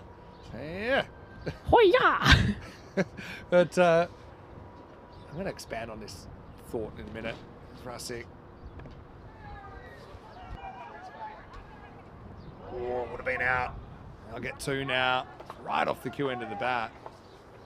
Just another ball in European cricket. This is a classic delivery, isn't it? But I'd like to see European cricket test matches. So partly because I think if we schedule them 5 days, I think I'd be getting more free days. Will it go to the afternoon we might session? not even. I'd be surprised if many went to. And that one's just been paddled beautifully by Porter. And the Silver Fox threw out his paw there. And we just need to check that one because it was very close to the rope. I thought he had no chance, but he put on the afterburners there, did Foxy. He's already lost credibility on whether something's a 4 or a 6 or a boundary or not. Or let's just have a look at this foot when he gives it the old rugby league style. This is. Oh, I think that's very he's tight. all right. I actually think he's all right. There's no evidence he's touched the rope. Yeah, the rope there. doesn't move, does it? Yeah. He's almost balletic in the way he leaps over the boundary afterwards. So Foxy into the action and showing us all his moves. He batted well earlier as well, didn't he? He So did. He'll go down as 2. No boundaries in the over from Sheikh Razik. He just casually changes his mode of operation, going from his seam up to spin. So 6 off the 9th, and Malta 121 for 5. Pardon me, 7 off the 9th. They only got 1 off that last ball, by the way. You don't take on Foxy's arm, do you? No, but not. Yes. Zemus, the captain, bring himself back on. His first over, 10 runs, but he did pick up the wicket. It was a big wicket of Michael Das when Sheikh Razik decided to actually catch that one. It's a good start here. That's just going to be 1 to deep covers. And Hey, Lithium's watching from Leipzig in Germany. yeah, Played his youth cricket in South Africa. I think also we saw Wendy Nokubonga watching from South Africa, asking any South Africans watching. But maybe can't do the whole rest of the over. Maybe you can give us German for a couple of balls. Can you switch in? ja, können wir machen. Also der Kapitän von Ungarn ist jetzt dran. The problem is that there's a lot of English crossover, so this is like ein Run or Hello. ein Yeah. Wicket. Oh, that's it. Aber besser als nichts. Wir haben 4 Bälle noch. 4 balls left. Malta 123. 5 wickets. That was a bit of a ugly, hässlich, hoik. That's the English word, not the German word. And it's ended in a bit of chaos here. So they do run through for the 2. Can I just say, you're the only person I've ever gotten to do it in another language, and we've done it in a dozen languages. but you actually commentate on your commentary with translations because you do speak both languages perfectly. Very good. Give us one more ball then. Feels like this is going to be a big ball. Porner facing up. 3 Bälle noch. Porner. Es geht hoch. Und Sheikh Razik ist da. Und er schafft das wieder nicht. Und nochmal 6 Runs. Wieder kein Catch. Well, Catch is catch, by the way. There's fang, it doesn't really work. So Yeah. you'd say catch. But that was a drop. he's taken some good fangers, but this one is more of a clanger, isn't it, from Razik, who's dropped an easy one now, dropped a hard one over the boundary. This is, apart from that one blot in the copybook there for Razik, Deploy is a very good final over. Just gone for the 10, which you'll take at any final over when they're swinging big, and it's the last ball of the innings for Malta. Porner on strike. It's going to be a dot ball. Yeah, it's good. Finishing the innings with Look, 2 dot balls. hello, They are the going to go. umpire wants the call for the wide. He wants he wants a third umpire. We don't generally do this, but He just wanted to make the signal, but I it's think. not a wide. Straight over the I line. think he's going for the stumping. Are they calling for the stumping or are they calling for the wide? He's not stumped. Zemus is gesticulating wildly with the umpire. I I'm not think sure. that's good because when it's not fully outside the line, so that'll be it. But I like that. Reminds me of in the ECS Hungary final, we had a big LBW appeal and umpire kind of, I'd say panicked, but he just turned around straight to the third umpire and said, give us that. Which isn't really how it works in ECN cricket. Though we do a great job, but it will be a dot ball to finish. 10 off the over from Zemus Deploy and Malta. 131 for 5. Seems a bit under, but still Hungary have got to make them. And I suppose one reason we're not seeing, I think, outrageous kind of 160, 170, 180 scores is this outfield is pretty spongy and slow. So, yeah, sure, you can hit sixes and the pitch is pretty true, but the fall rate isn't really up where it would need to be to get into kind of absurd territory scores-wise. But let's have a look. It was Das once again. Das is good. That's what we were saying here in the commentary box. But Hungary, with Torok, a late inclusion. He certainly would be in the action a fair bit during this 10 overs as well. But Das was alone after losing his opening partner, Pushparaju, and went for just a single. Varun Prasath came out there, made 36. In fact, he ended up top scoring for Malta. And I just like the way he went about his business. Just seemed a bit more organised, just making a few more clearer decisions there at the crease. But yeah, nobody gets more than 36, but Malta won 31. Still competitive. Sheikh Razik, well, that was when he was catching everything, which he kind of has all week.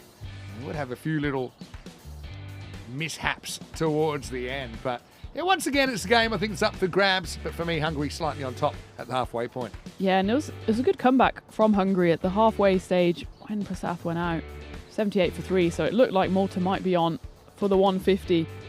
They pulled it back nicely, did Hungary, and there's a couple of fumbles from Sheikh Razik, who usually has such safe hands, but Matty Ainsworth again proved wisdom beyond his years to pick up that wicket, and he ended with 2 wickets as well. And it was all a sixes game. There was only 3 4s scored in the whole innings and 14 sixes. Sheikh Razik, you couldn't keep him out of the action. It was Gabor Tarok who was the unlucky victim of that dropped catch. Poor Tarok. I mean, leave your hats out tonight for Gabor Tarok, who left his with the umpire when he stormed off, wasn't happy at the end of the first over, and then second over had Sheikh Razik. Doesn't look like dropping anything all week. Silver Fox was in action. I know that a certain demographic has fallen in love with Chris Dow. I was always happy to see him on the field. And he batted pretty well. Maybe he'll get another opportunity here in the second innings. Also, I'm pretty interested to see what they do with the batting order here. Do they maybe give Zemus a spell at the top of the order, keep him fresh for the final, or do they just kind of go regulation? We'll have to find someone to take Ghani's place in the top order. Jagath Porner, 31, not out towards the end, but the top score was actually Varun Prasath with 36 off just 12 balls. Very good while he was there, just didn't quite get enough with one down the ground. 35 for Das, who has been pretty good at getting his team off to a flyer. Rocky Dinish with 13 as well.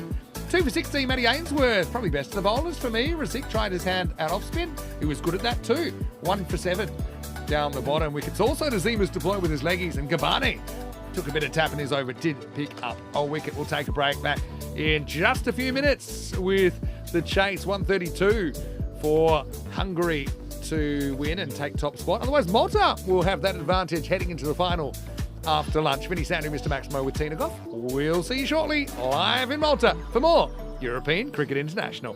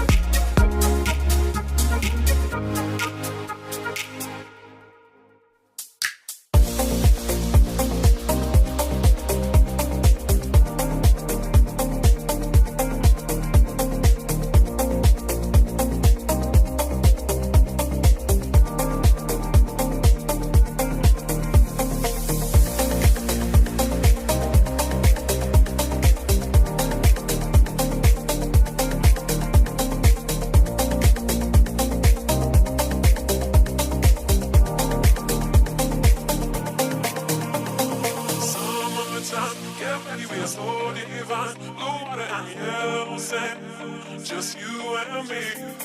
Summertime, get ready, we are so divine. Blue water and yellow sand, let's live our dream. Summertime, get ready, we are so divine. Blue water and yellow sand, just you and me. Summertime, get ready, we are so divine. Blue water and yellow sand, let's live our dream. Summertime.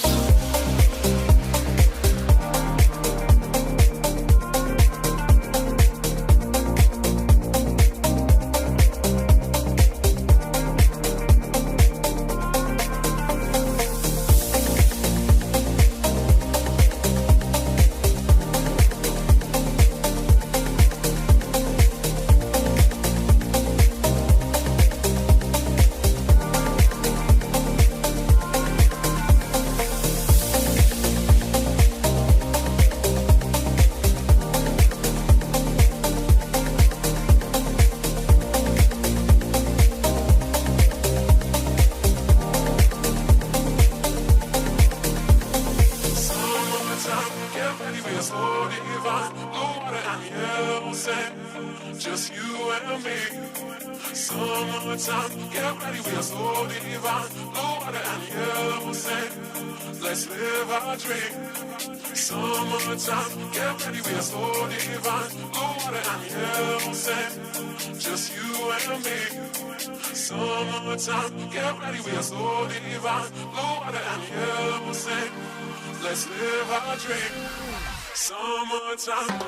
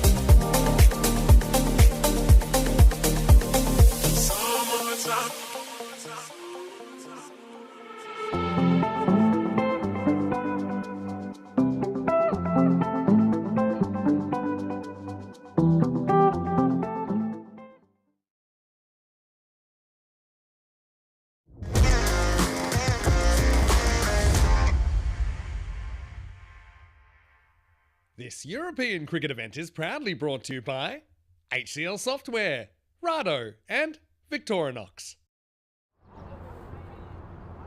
Hello and welcome back to the Malta International Cricket Ground. Pick up Friday here.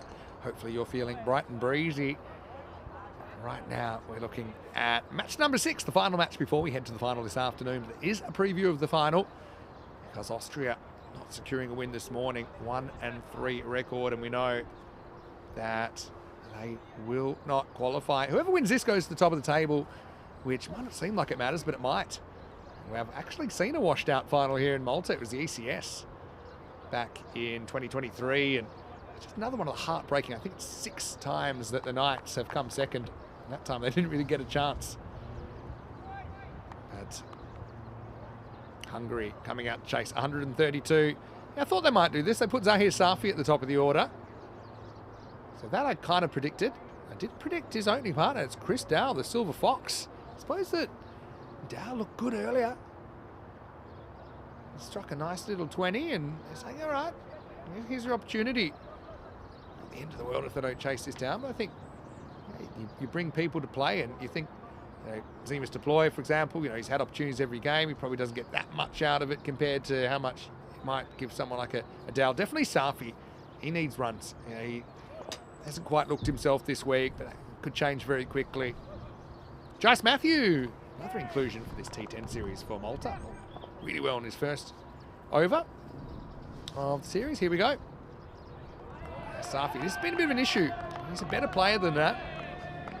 Just loses that front side and tries to hit this over mid-on, which isn't the place to try and hit it.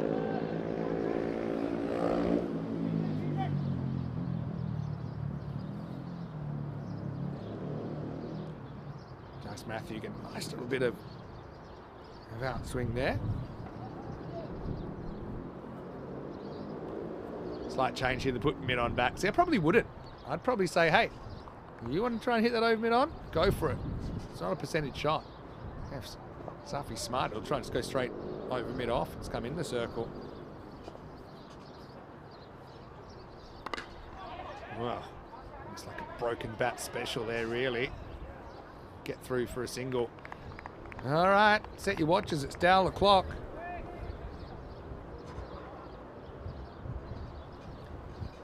And Chris gets the opportunity to bat in the power play. So he's not really having the squeeze put on him like last couple times he's batted.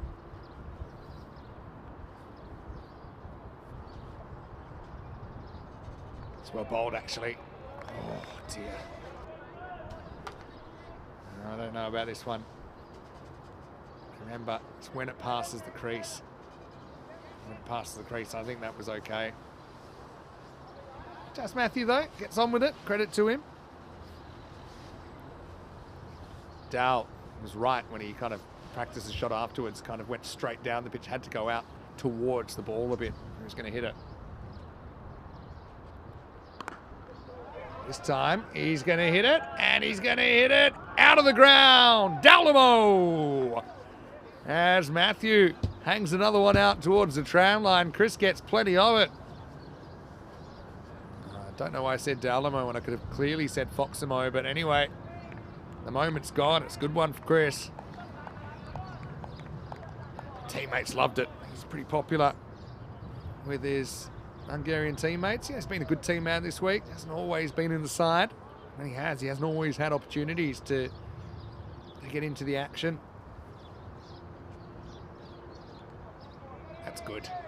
I suppose what made this an easier call for the umpires, this bounces more towards the popping crease. And so, yeah, it's an easier call to make. Remember, the whole ball has to be outside the whole line. So it's just a bit of a skill for the bowlers to be able to hit that line.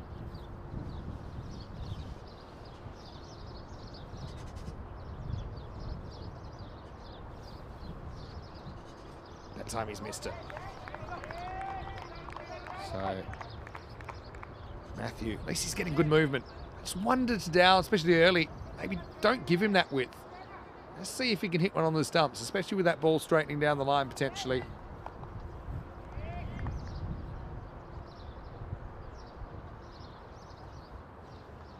Hungary 74% to chase this down. Again, he sticks to the same plan and not an easy one to access for the right-hander.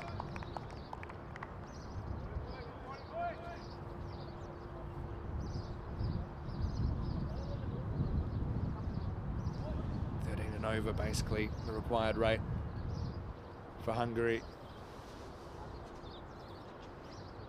A little inside edge bounces in front of Afi Khan, bounces off him. Actually chose all the way to the boundary well. I thought when it hit the keeper, there's no way it would have enough energy to take it over the rope, but it did in the end. So Dow gets a bit lucky. Make your own luck, as they say in the classics. I thought that was a chance maybe to go through Afi's legs and hit the helmet.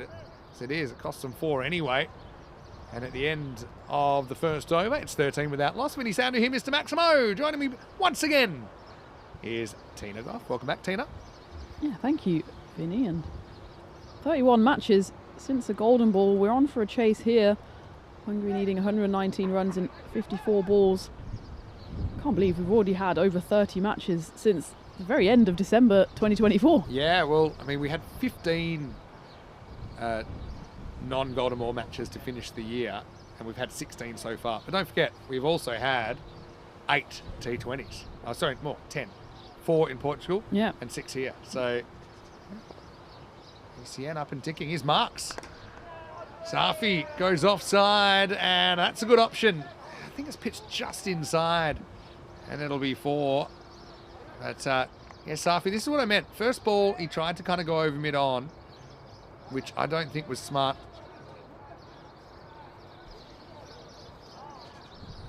That's a funny one. Yeah, it's a bit of a trick of the eye. It looks like it actually I actually think it's on hit the rope. It has. The rope moves backwards, doesn't it? Yeah, that's 6. But everyone thought it can't be 6. But it's kind of bashed the rope into the ground. That's why you don't see the movement. So actually, it is a Safimo. 6 runs, Maxi. Tastes it. That's a really good example of what to do and what not to do in those first 2 balls. Second ball, premeditated, step, outside leg, waft. And good bowlers at this level, that's where they're bowling. So it's not a good strategy. Yeah, he planted his front foot here, about half a metre outside leg stump, and the ball ended up a metre outside off stump. So I wonder he didn't get anywhere near that one. This one's gone a bit straighter, but it's just bounced straight over the stumps, and this is a great response. The marksman, after going 6 in his first ball, he's come back with 2 dots. This is a big chance for Safi and for Chris Dahl, but Chris Dahl already got a few runs on the board in the previous game. Safi hasn't really got going.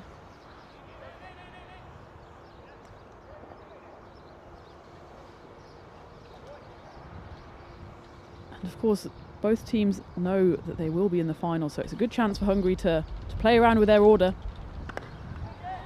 David Marks goes for a bit of a slower ball there, and it hasn't quite paid off because it just got chipped over. The fielder standing at mid-on, and it has gone 4-4. David Marks has a lot of different skills in his armoury, and that one didn't quite pay off. You could see what he was trying to do. It was more in the zone to kind of play that shot, wasn't it? So if you've watched it so far, and Marks know this, no, shouldn't really be getting too close to him. And that one's not going to get close to anyone because that's gone a long, long way back. Not even been able to catch that one on camera because that camera can't pivot that far. That's gone all the way into the car park. That's a big hit by Safi. Again, maybe just a bit short and a bit too close to Safi's hitting arc. You can see on this reverse camera, it goes all the way for 6. Look at those cars in the background. They might be a bit in danger if Safi gets on a run here, and he's finally found his batting boots after going for a few quick scores in the first couple of games. Single-digit scores so far, so hopefully this will give him a lot of confidence going into the final. Tries to go again, but just this time they'll scamper through for a single. A direct hit probably would have been out, but the throw came in from mid-on. Just flew over the stumps. David Marks couldn't get back in time quickly enough to stop that one. Yeah, he would have been well gone there. Zahir Safi. It's always a calculated risk to take as Hungary go to 30 for no loss after 2 overs. Taking those runs to mid-on and mid-off, and if they hit a direct hit, then you've just got to say, okay, fair play. As it was, Safi lives to fight another day, and Cristal will be back on strike. Yeah, not a bad little opening from these two. 30 without loss after 2. Team's locked on 7. I was wondering whether Austria might have a positive net run rate. Not quite, but for a team that was 1 and 3, they're only minus 0.24. So the winner of this will go to the top of the table, and we'll have a slight advantage of, I suppose, the trophy on a no result. Hopefully that doesn't happen. Priyan Pushparaj, looks like he's ready to bowl here in over number 3. Priyan, he got a score in the first game. Hasn't quite worked out for him with the bat. He's got his chance now with the ball. That one should be cut off by Rocky, who's not behind the stumps this time, back in the outfield. He can do it all, can Rocky. We'll never call this a warm-up, but for Priyan, it's also a great hit out in the format before he plays for All Strikers at the ECL next month. A bit surprised we haven't seen Chanjol Sudasanan. He's another Raw striker. Took part in the T20s, but not part of the T10 setup. In the last couple of days, he had a pretty good ECS. Also, pretty good in the outfield, even though he's a natural keeper. And that one's just squeezed away by Cristal. It's going to go all the way, 4 runs. There is a backward point and a kind of fly slip in that area. I don't know if it was a bit more of luck than judgment, but he just swung his bat at it. Afi Khan behind the stumps turns away in disgust, but it was a nice shot there by Chris, and he's going on after he got a few runs in the previous game. He hasn't had too many chances. He didn't feature much in the T20Is. I think just 1 game. He really flew off the outside half of the bat as well of Dow. He's 14 now of 6. Rates down under 13 and over required. That's a wide, and it's a chance of a stumping. Afi liked it behind the stumps, but the umpire unmoved, apart from moving to clean the stumps up. Chris was reaching for that one. He just about manages to get his foot back behind the line. He was out for a split second. That's what got Afi so excited, but he reached out his hind leg to get himself back behind that line. It's good description, but good keeping as well from Afi Khan. But it's good to see Hungary switching up their order a bit. Of course, at the top of their order normally they rely a lot on Captain Zemus deploy, and of course with the injury to Abbas Ghani, that means they've had to shuffle the pack a bit, and they want to give everyone a bit of a taste out there in the middle before going into the final later. And hopefully the weather will stay away. It's looking clear enough at the moment. So that one's thrown into the pitch, and it's deposited by Cristal for a big 6 runs. over wide mid-off, and that one was just a bit dragged into the pitch by Priyan there. Yeah, Fox in the hole. There's Dow going Maximo again. This one's even bigger. Tries to sneak the kind of upstairs, outside off stump one. Does Pushparajan, but Dow smacks him. Back to live action here. This is hit pretty well as well, but it'll just be a one bouncer. Rocky does the fielding. Hey, just noticed this in the chat, catching up on the chat, that Dave said apparently Monica's an official public liaison officer for Colombia. I need to contact her. Oh, Monica's got my contact on social media. Always can. ECS Colombia. Yeah, I mean, get it on the ECS calendar. Colombia.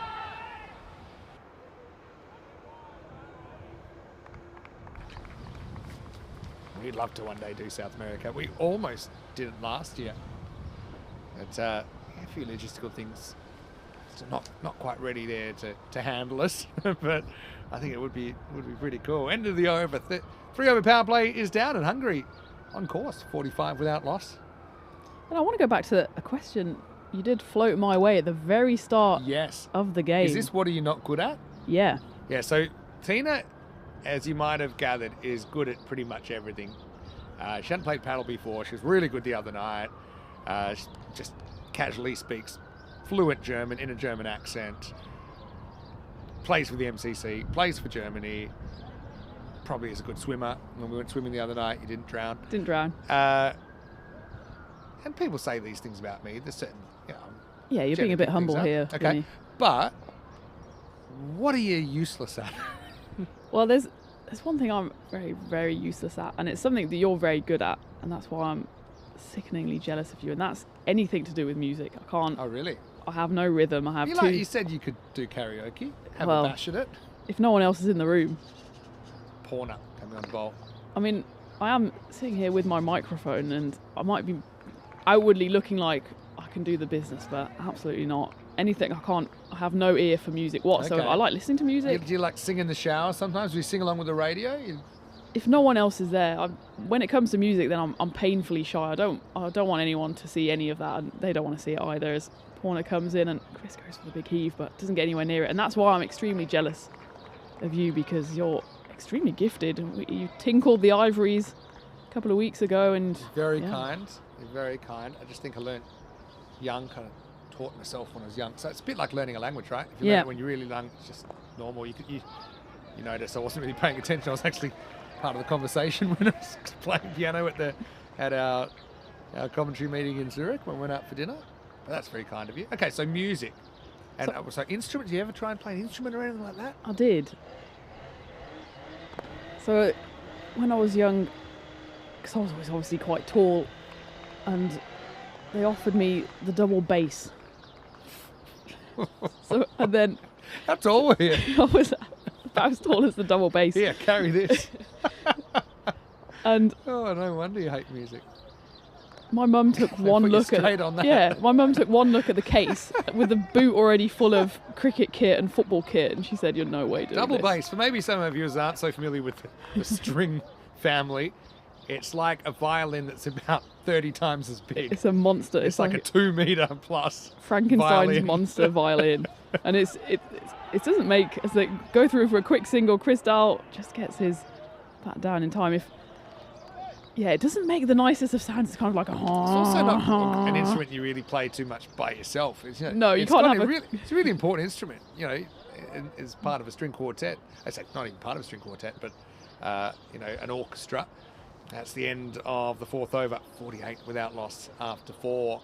Yeah, I used to make fun of viola players, but when I think about it now, if you just get told you're a double bassist. Well, you do Okay. get these kind of cool double basses in jazz bands, and they don't obviously use the bow, and they kind of that's cool. pluck. That's cool. I didn't do that. I just sat and like a saw across. It was like, I learned about 3 notes before I gave up. You should be able to play 4 because there's 4 strings. That's how bad I was. I only found 3 of the 4 strings. Okay, so music. I'll give you that one. I'll go one for one. I'm useless at drawing. So Yeah. Okay. So the best I can do is a stick figure for Sath. One foot was in the air, but one foot was down behind the line. I draw like a 6-year-old, like crayon. It might as well be in crayon. Yeah. I've got quite neat handwriting, so there's obviously nothing wrong with. You might say, oh, but all the keeping you did. I've always been useless at it. Yeah. And I know art's in the eye of the beholder and all that, but No one is beholding your art. And this one's up in the air, and there is a fielder out there. Should be taken, and it's safely taken out there in the deep. And that's the end of Chris Dowell. Just one big shot too many. And that's Srijay Patel. Yeah, he's in. He's in, and he's showing us his number straight away. Number 31. Normally wears number 70 for Matadei, but Srijay, she saw him in the ECC last year. And he's a good player. Actually, a little bit surprised, seeing he has been brought in. I thought maybe he might get a bat. He didn't bat the 7 that we saw in the first innings, but at least he's getting something.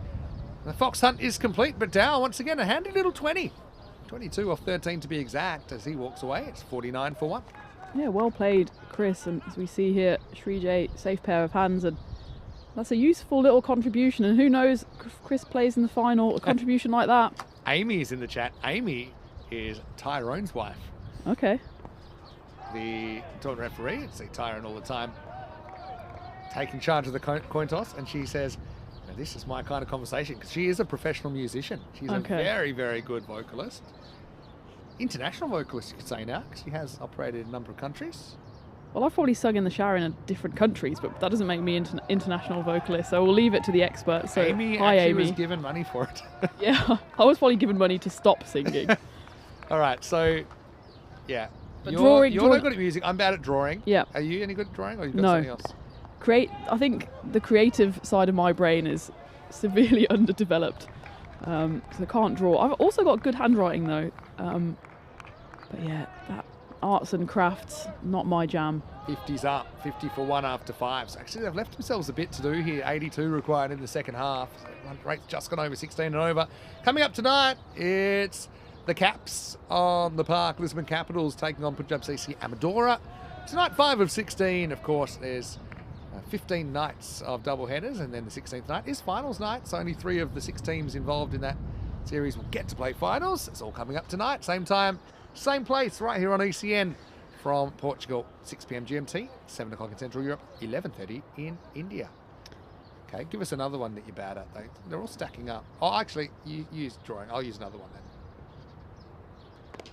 Porner back, bowls from quite far back, and the ball's gone quite far back. Russick does time this one up. Maximal, 6 runs. Yeah, Paul only went for 3 runs in his first over, and he's already doubled that total. The first ball of his second over, that was picked out nicely. When we get to the end of non-skills chat, I've got a bombshell to drop, remind me. Okay.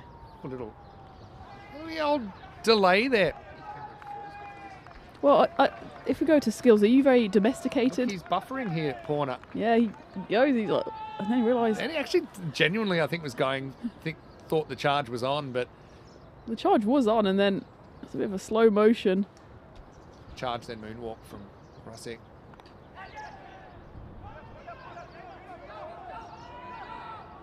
That's been chased down to the boundary by Jace Matthew, but it's the ball that wins. That's off the thick edge of Sheikh Razik, and after taking a few smart catches in the fielding innings, he also then dropped a couple. Of course, he had that century in the T20I series. He hasn't quite replicated that in the T10s. He needs to get his team 71 more runs. Kind of almost beat him there, Porner. Russick good enough to get some bat on it. That's the one that made that natural variation. I'm looking, instead of breaking away, I actually think this hits the seam and actually seams back for a little bit of left to right, which is not what you'd expect. See? Well bowled. Oh, it's dug into the pitch a bit, and they will run through for a quick single. It's not taken cleanly by Prasath there in the covers. So I was terrible at swimming at school. Okay. I like swimming. I like being in the water. I like playing in the water. I'm not scared of the water. I like it. I'm not going to drown, but I'm slow. And this isn't slow from Safi, who's making the most after a slightly shaky start, but he's certainly dealing now. He's up to 29 with that Maximo. Yeah, so swimming and so water polo, I was good because I could be the goalie. I could hold on to the post.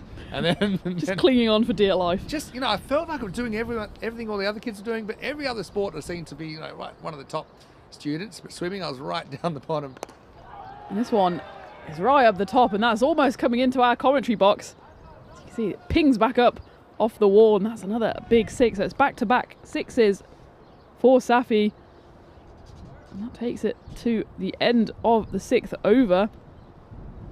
This is what Safi can do when he's in, and he's never really gotten in genuinely in this series. He can light it up. This is what Hungary wanted, especially if there's no Ghani available. Maybe even if Ghani is available, maybe throw Safi to the top and take a bit of responsibility off Abbas Ghani in the final. 74 for 1 after 6. Okay, how about you? Give us another thing about it.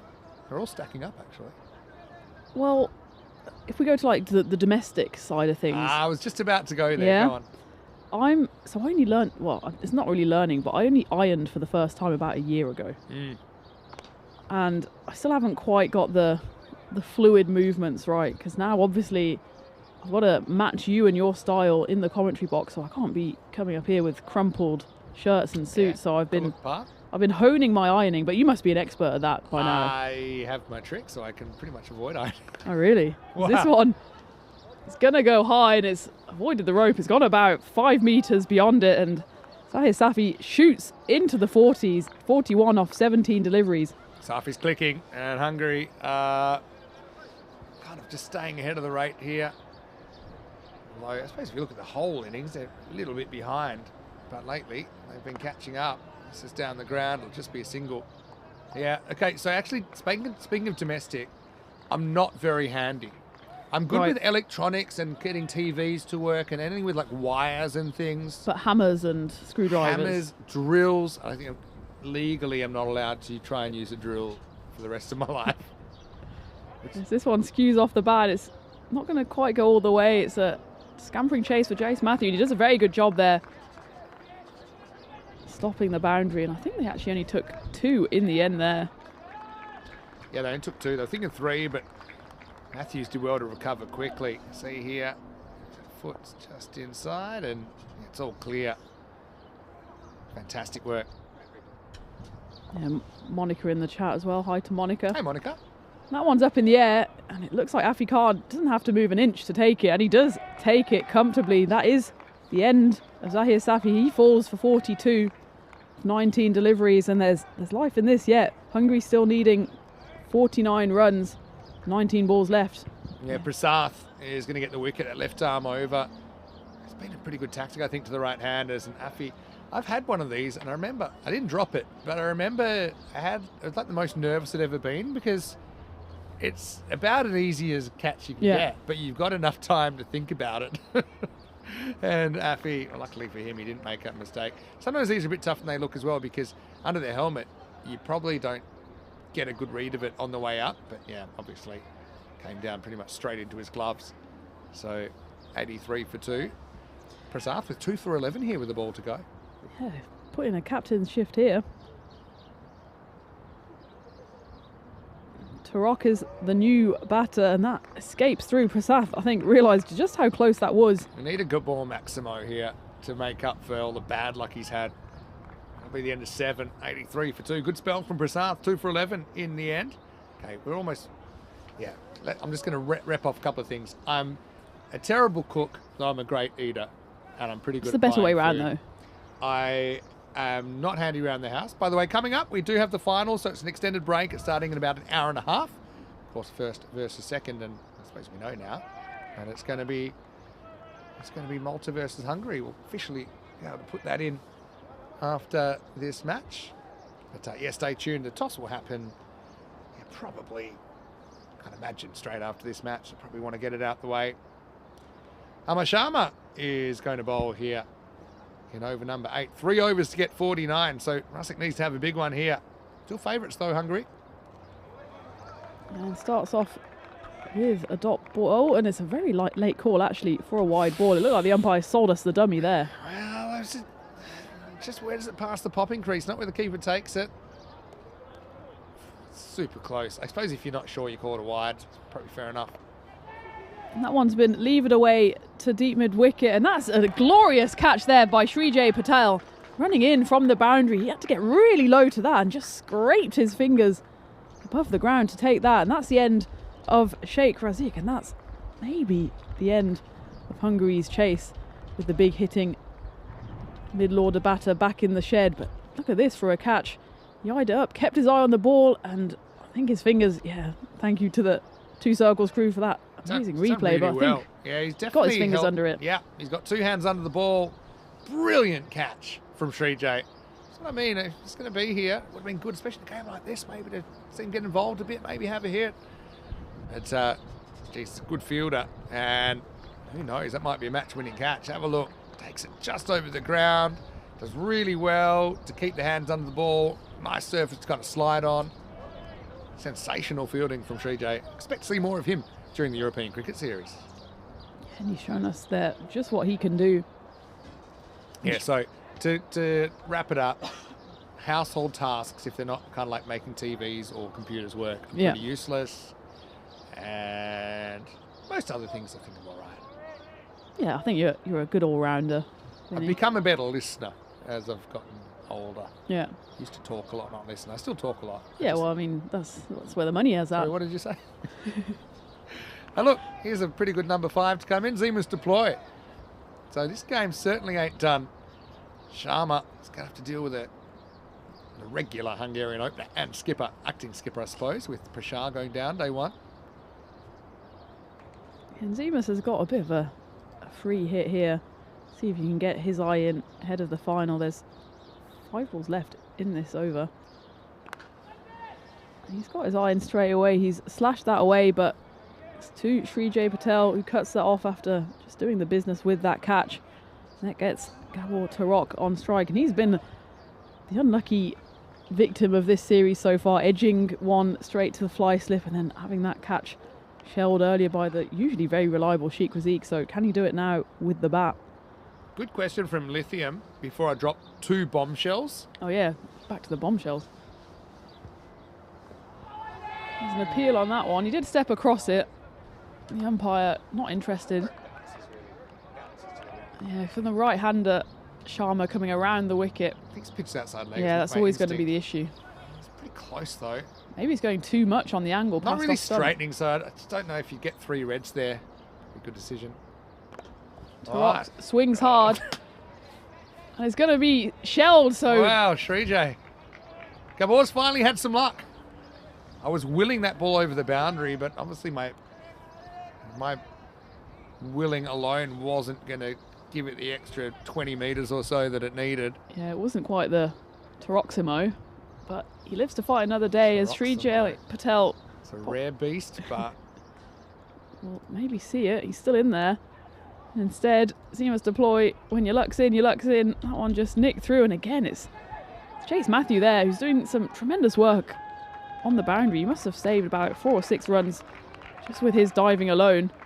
They do end up taking only the single off that one, so that gets Tarok back on strike on his second life. By the way, domestically, Gabor, top score of 60 in the ECS, and he's hit 16 sixes. So, well, let's see if he can find some of that form here. Might have to wait 1 more ball for the bombshells, but they're coming. Also, quick speed gun chat. Lithium asking what's the average speed of the paces. I'm a bit of a human speed gun. I'd say the fastest paces we've had on ECN, 135 Ks or so, which is converted about 85. Maybe pushing high 130s at times. You'll see Mohamed Kamran, he's back, actually taking a bit of time out of the game. He's back for Pakai Care. He's considered probably the fastest bowler in Europe, left arm, even though he's over 40. And he's come back with new hair. Made a bit of a trip to a country that shall not be named. End of 8 overs. It is 87 for 3.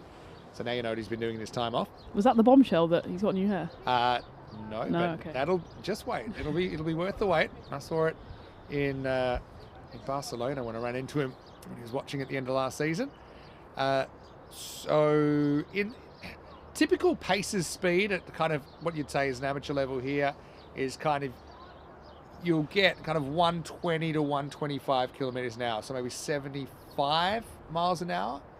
But a lot of these bowlers, I think they've learnt, sometimes the faster you try and bowl, the faster it goes. Right now, Zima's deploy. He's going to start the 9th with 6. Well, I need 45 off the last 2. I think Zimas has to have a big one here to keep Hungary in the contest. And he's made the perfect start to the 9th over with that big 6. That leaves Hungary needing 39 off 11 balls. It's not beyond the realms of possibility, but unless Turok can get in on the action as well, it'll be mostly down to the Hungarian captain here. Toby Greatwood, yeah, he's a guy, he can bowl around the mid-130s in kilometres an hour, so normally good on conversions, about 85 miles an hour. And bear in mind, this is mostly on AstroTurf as well, so it's pretty quick. Get the same footing that you would have spikes and turf. All right, still got 2 bombshells to drop. That's a bomb, and Zemus, he's going to keep this game alive. Maximal makes it 33 off 10. Okay, bombshell 1. The British and Irish 11 has been revealed, and I've got to admit, I haven't seen it. So I know we'll maybe talk about it during the final, but go to our social media. We're not going to talk about it now. I know Ian's in the chat from the Premier League Cricket Show, and we'll probably do an ECL interview next week that he'll release just for the ECL. So check it out. That's bombshell 1. Okay. British and Irish squats out, and I can't wait to see it. I'm not going to look at it now because I'll get distracted, and it will distract me from my other bombshell. Yeah, you can't be distracted from bombshell number 2. We need some kind of bombshell sound. Roma CC and Group G have released their squad for the ECL. Bombshell. They have 2 wild cards. Remember, I teased this a couple of days ago, but no one told me. And he said, well, they do have Sri Lankan connection, so would it be like a Sri Lankan? Murali was mentioned. I said, I don't think we're getting Murali. My guess was Rangana Harath.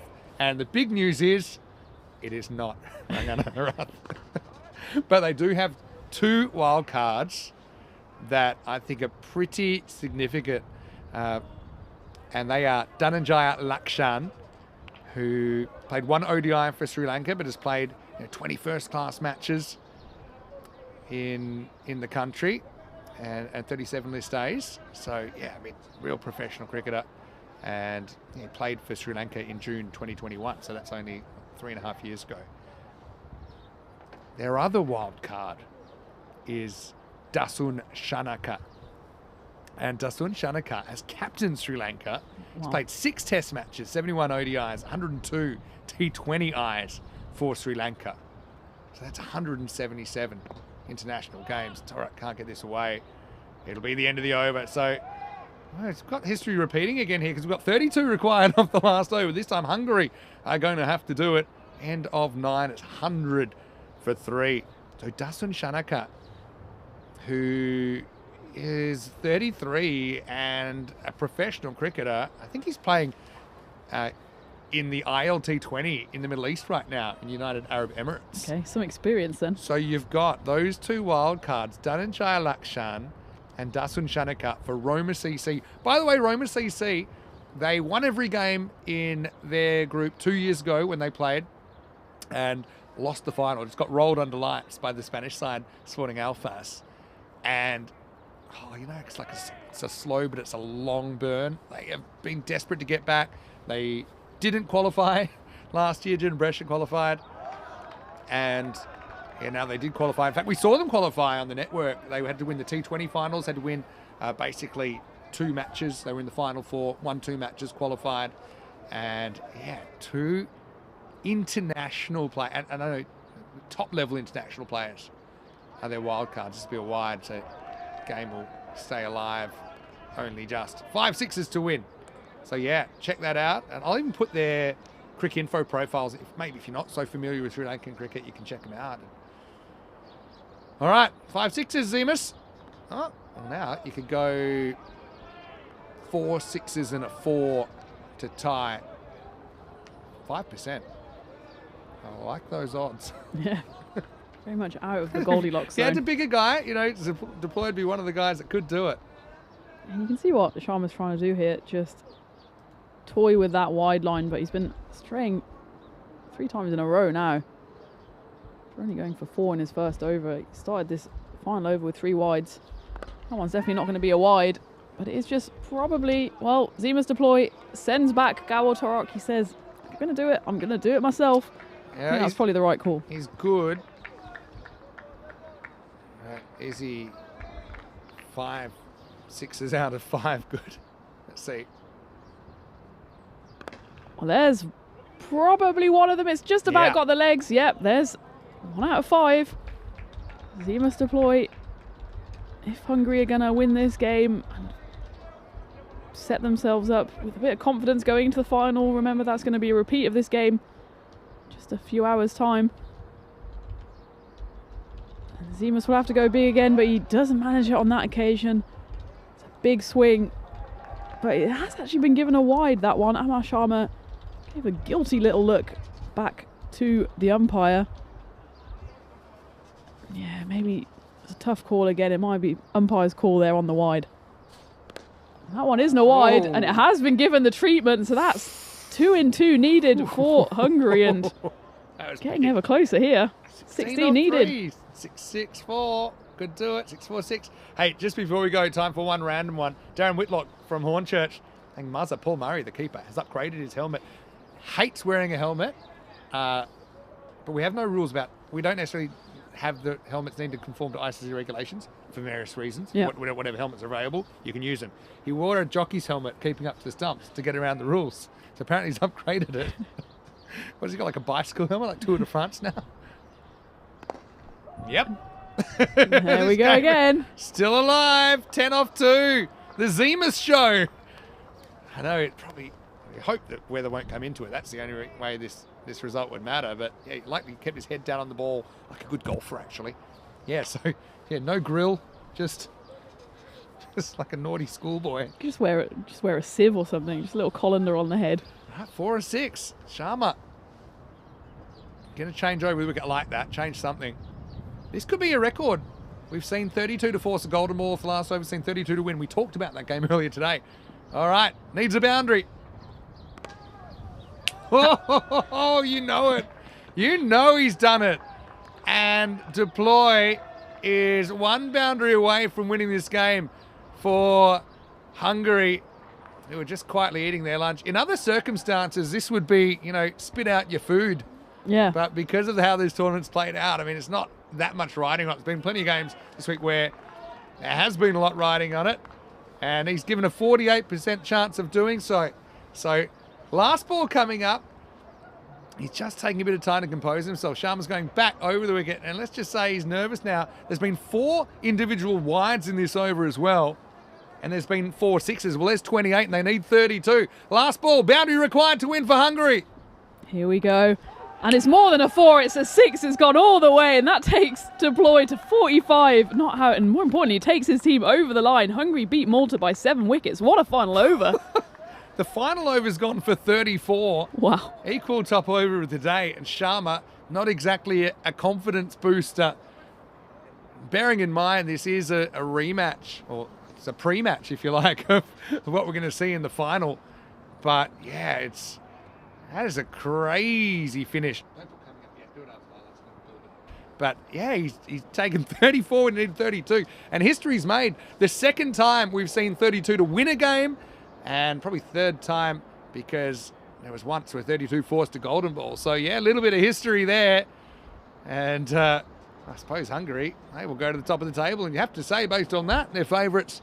But really, I think it's another kind of line ball game. Ghani's not looking too good. He's hopping around, and I've got to say, I'm not so sure we'll see him in the final based on that, but I suppose time will tell. Chris Dow, well, he set the table, didn't he? And then his captain finished it off towards the end. Safi also, pretty important contribution, but it's all about Zemus Deploy. As we were dropping bombshells left, right and centre, he was whacking bombs as a supersonic finish gets Hungary across the line off the very last ball. Yeah, what a turn that was from the Hungarian captain. But it started at the top of the innings with Zahir Safi and Chris Dahl. They got their team off to a pretty good start. They almost made the 50 partnership before Dahl fell. Safi in particular was hitting it hard at the top of the order. He got 5 sixes and just the 1-4 on his way to 42. And Chris Dahl is using all corners of his bat. He made it to 22. Off just the 13 deliveries, 2 4s and 2 6s in his innings. He got Hungary off to the best possible start, but it was Chris Dahl who fell. Srijay Patel taking the catch, showing us his number 31 in on the action. But Zahir Safi just kept going and going. He was joined then by the T20I Centurion Sheikh Razik, who got off to a slow enough start, but he was just watching from the other end as it was the Safi show for a while. Malta fielders were also just spectators. Apart from that, Chase Matthew, he put in a couple of glorious dives to stop the rot there for Malta, and then that big skyer in the end proved to be the end of Zahir Safi, taken gleefully by Afi Khan behind the stumps, and that brought in Gabor Tarok and Sheikh Razik to the play, and it was a tremendous catch by Srijay Patel again. 2 catches for him in the game to mark the end of Sheikh Razik, and then it was just the Hungarian show, and Zimas deploy from nowhere, bringing Hungary really back from the dead in this, well, hopefully now what proves to be a dead rubber game with weather looking good for the final. Zimas blasted his way to 45, just 13 balls, only dealt in 6s, not a single 4 to his name, but 7 6s, and what a performance that was. It's kind of like, sometimes I call it gun to your head batting, hit a 6, all right, I will. But actually the technicals of what he was doing, he actually really concentrated on trying to get under the ball, but also trying to hit the ball quite correctly. And actually, sounds crazy, watching the ball. So not just swinging blindly. And he actually just made that look so easy. So it will be a supersonic finish. Just a reminder though, before we go to the scorecards, maybe we'll look at the scorecard first, but we will see Deploy top scoring from 5, and I think there's a fairly good chance we'll see him back at the top of the order as gave Dowell a shot. Did a pretty good job actually, Chris Dowell, 22, second 20 of the series. Safi with 42. Torok, well, he can say he was in a match-winning partnership, can't he? Because actually put on 50 for that wicket, but Torok ended up with just 1 run as it was a dramatic finish to this one. Zimas Deploy, the hero of the match and the player of the match, of course. Prasath with 2 for 11 messed the bowlers, but it was kind of all for nothing in the end, wasn't it? Sharma picked up a wicket, but he also went for 34, trying to defend 32 off the last over. 10 wides in there. Probably having a look at that as a little bit on the high side as well at this level. Well, we'll be taking a break then as we have a quick look at the summary, but we do have the confirmation. Hungary versus Malta. Hungary take top spot in the end with 10 points. Malta finishing on 8. The toss will happen pretty shortly, I think. And the first ball will drop in an hour and a quarter, so 1:15 GMT, which is 2:15 in Central Europe, 6:45 in India. Hungary maybe have the right to say they're slight favourites, but I think we've got another game that's going to be hanging around in the Goldilocks zone. What do you think? Yeah, I think so, and hanging around is exactly what those who are watching should do, because it's bound to be a cracker, and you could see just the final finish there. If we have half as an exciting final in the championship game, then I think we'll be in for a cracker, and Zimas Deploy now full of confidence after finding the middle of his bat on 7 occasions, clearing the rope with ease, getting to his 45 not out of 13. But of course, Malta will want to come back strong, and they'll want to win that trophy on home turf, won't they? Trophy up for grabs, and we'll be back to see who wins it. Bit of an extended break though, back in about an hour and 10 minutes, take you into match 7, which is the final here. Vinny Zandu, Mr. Maximo with Tina Golf. Happy Peacock Friday. History made once again on ECM. We'll see you for the exciting final after this extended break here in the ECI Malta.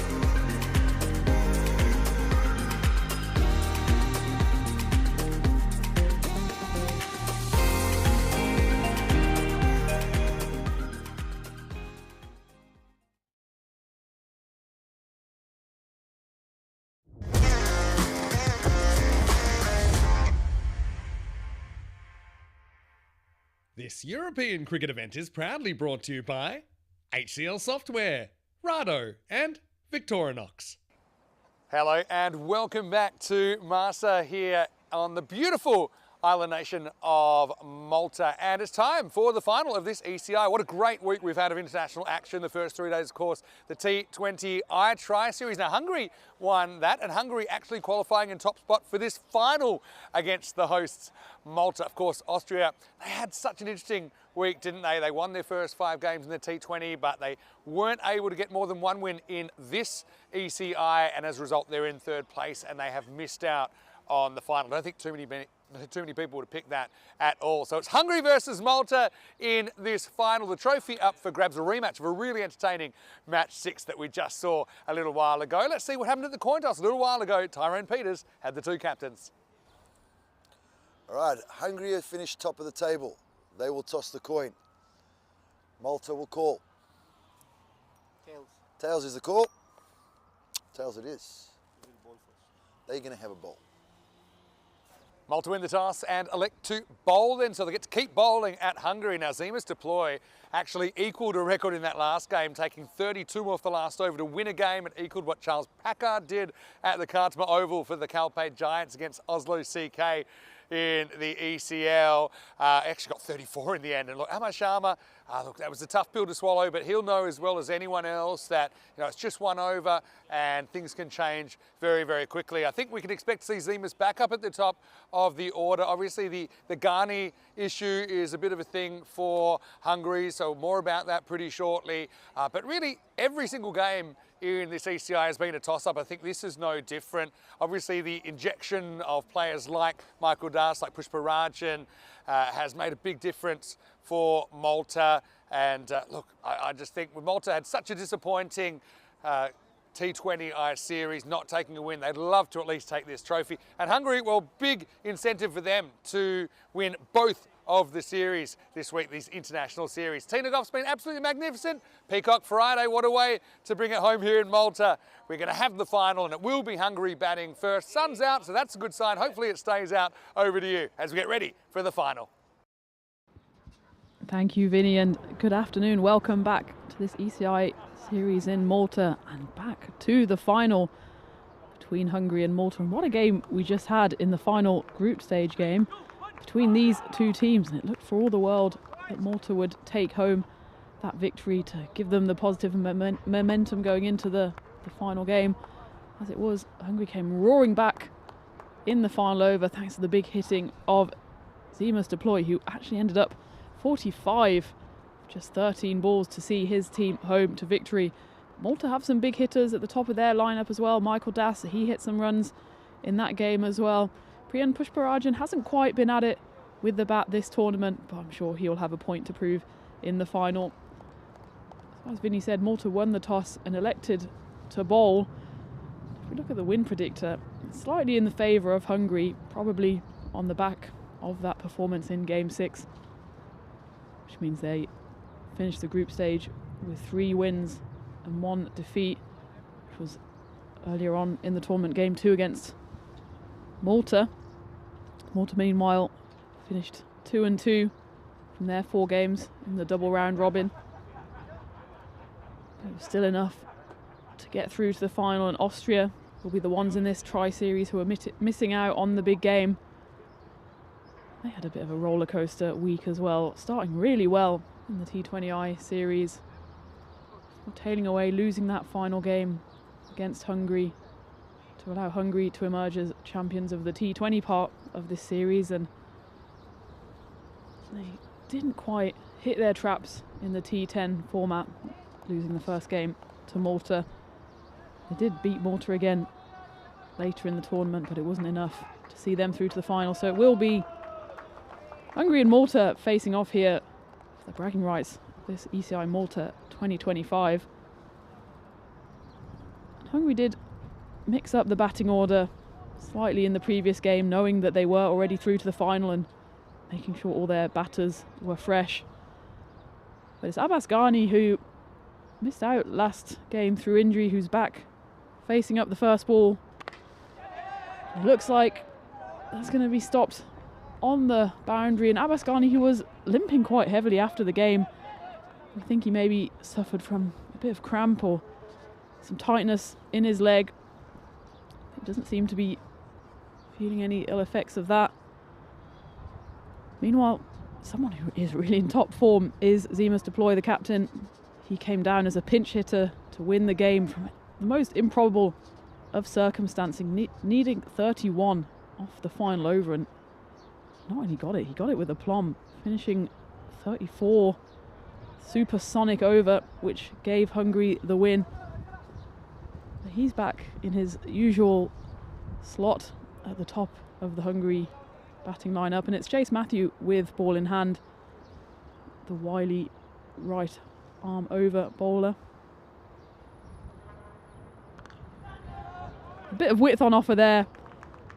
Deploy throws his hands out at it, and he doesn't quite get hold of it. In fact, it comes right off the edge, but it's enough to clear. Two players there, sort of hanging around. One more in the gully, one more kind of a fly slip, but neither of them could stop that. Sheer power of Deploy there, and even if he only uses a slight sliver of his bat, still enough to send it to the rope. Big warm welcome and welcome back to everyone in the chat. Good to have you with us. What promises to be an exciting final. Deploy swipes at that one. Doesn't get anywhere near it. It's great to see Malta in this final. As I said, they didn't have the best of times in the T20 series, went winless in that, losing all 4 of their games. So they've come back strong. They've brought in a few reinforcements into their team. That one's a low full toss, and it's shelled by Rocky there at mid-off. They might check it for height anyway. It was around Zemus's waist. In any case, yeah, it's just about all right. He came out of his crease and absolutely didn't get hold of that one. But Rocky, much to Zemus's relief, didn't hold on either. Rocky, who's often quite safe pair of hands behind the stumps, on that occasion, was a costly drop. They're going to run through for a quick single. It's not a clean pickup by Jagath Purna there at mid-wicket, and how costly could that drop be by Rocky? We actually often see him fielding on the boundary, but because we're still in the power play, he's fielding at that very important position at mid-off, sitting right on the ring. And how dearly Malta would have wanted to get the early wicket of the Hungarian skipper, but he lives to fight another day. And now it's Abbasghani, back from injury, facing up the final ball of the first over. Turns out not to be the final ball. So Chase Matthew just throws up a hand in apology there, because that one came out a bit wrong.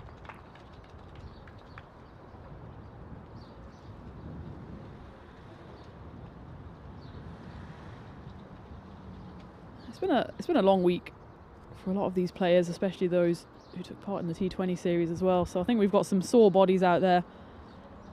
Abbasghani, he's been doing a lot of heavy lifting, both with the bat and ball for Hungary. So it's not a surprise to see him maybe suffering from a bit of cramp, but he's facing up here, which should be the final ball, and will be. Big swing and a miss on that full toss. So Hungary finished the first over 7 for no loss. But don't forget, even when this final is over, the cricket won't stop here in Malta. We move on to the ECS, which starts tomorrow, and even before that, tonight, we head on over to Portugal for the night series. A big double header between Lisbon Capitals, Punjab CC Amadora. That promises to be another great night of action. Phil G will be taking you through that in Portugal. And then the internationals will stop, but the ECS will begin here. 10 teams, 2 groups of 5, followed by semi-finals and the big final. The action doesn't stop on the ECN network.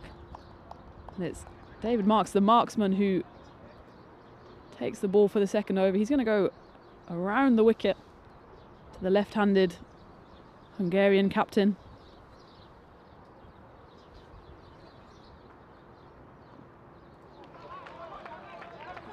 danced down the pitch by Deploy. Might have been slightly slower ball there by Marks. You see on the replay. Yeah, didn't quite give it the full gusto on that one. And Deploy, strange how these things go. Previous few balls he faced, hit almost all of them for 6.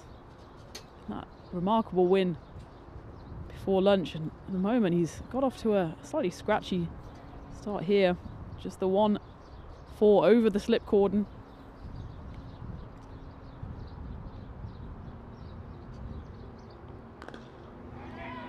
And that's a bit better, but it's gone actually very, very high. I won't even reach the boundary. It's Priyan Pushparajan out there. He had a half chance of catching that. He went a long way up and a long way to Priyan's left. Got caught almost in 2 minds there, whether to take the catch. In the end, I think he probably does quite a good job of stopping the 6. However, it's such a big wicket, that of Seamus Deploy. He could have gone 2 hands there to try and take the catch. We'll be generous and call it a boundary saved as he managed to scoop it back in with his left hand. And Hungary just take the 1, so Abbas Ghani is now back on strike. He's straight back into the runs, and that's gone flying towards his teammates there in the Hungarian tent. Just throws his hands at it. 6 runs.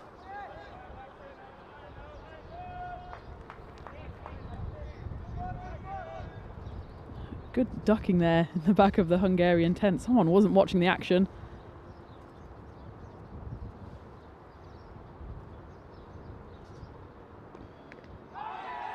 Big appeal here is given.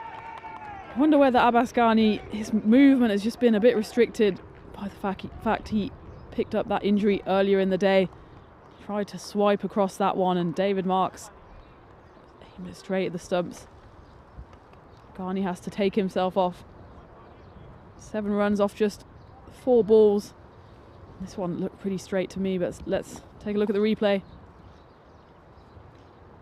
Yeah, I think, as Vinny always says, some of the ball has to hit the stump, and despite the angle maybe taking it towards that leg stump, he was trapped in his crease there, was Abbas Ghani. I think that's a fair decision by the umpire. So that's the first wicket to fall for Hungary. Now that Abbas Ghani was trying to play it down the leg side, I think that he thought that might save him. But in all honesty, it was quite a swipe across the stumps. David Marks is off the mark with his first wicket of this final. Hungary 14 for 1.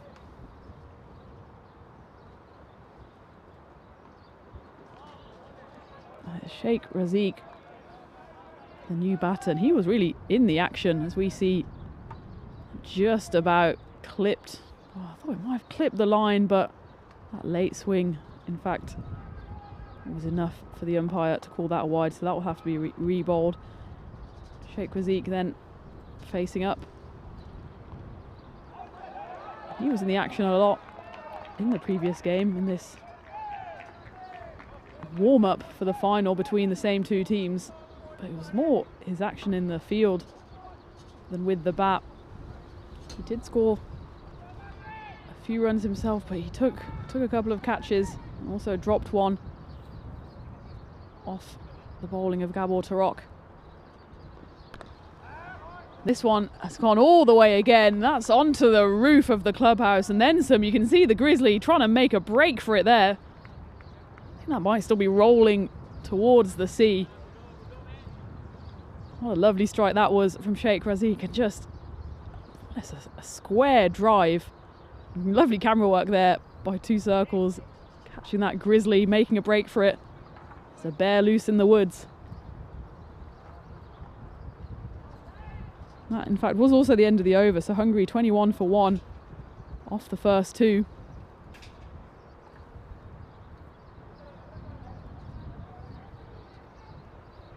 You can see the reason why these 2 are in the final is they qualified in the top 2 places.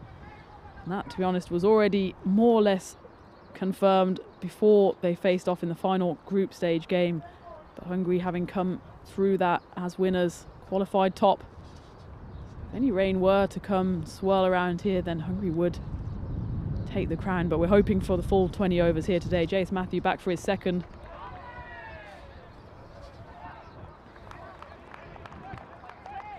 You can see after this good start, in fact, Malta have gone ahead in the win predictor. It's still in the what we've now termed the Goldilocks zone, so it's 55 to 45.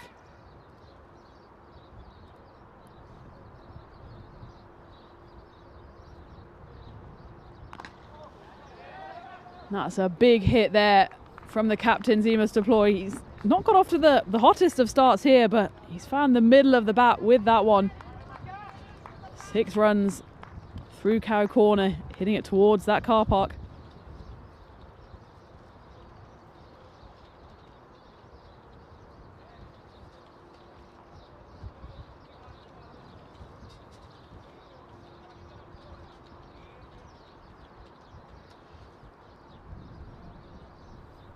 Of course, Hungary do have a fair bit of batting to come. Tahir Safi, he got a few runs in the previous game.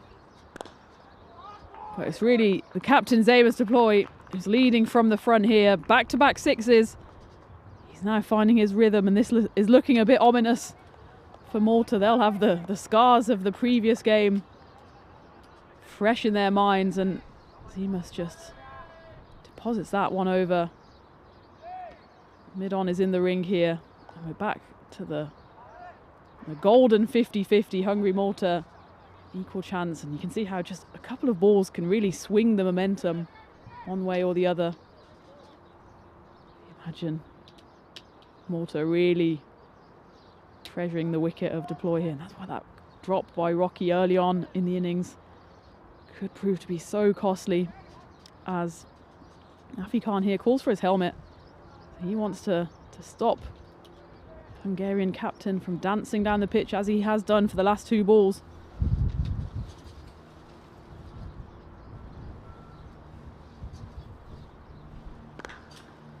Deploy goes along the ground, but the result is the same. It's gone over the rope, and that's a 4. Deploy, having missed out on the first ball, he's gone 6-6-4. Jace Matthew, he's gone for a few runs in this over so far. His first over only went for 7.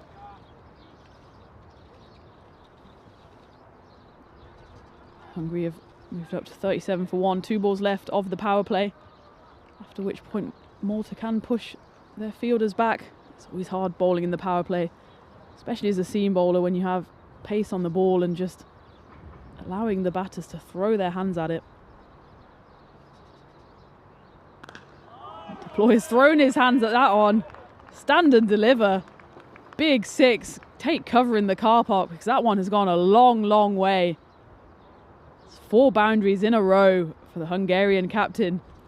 And how he's finding that rhythm that clawed the game back into Hungary's favour. The final group stage match. He's raced on to 28 off just 11 balls. Final ball of the power play coming up.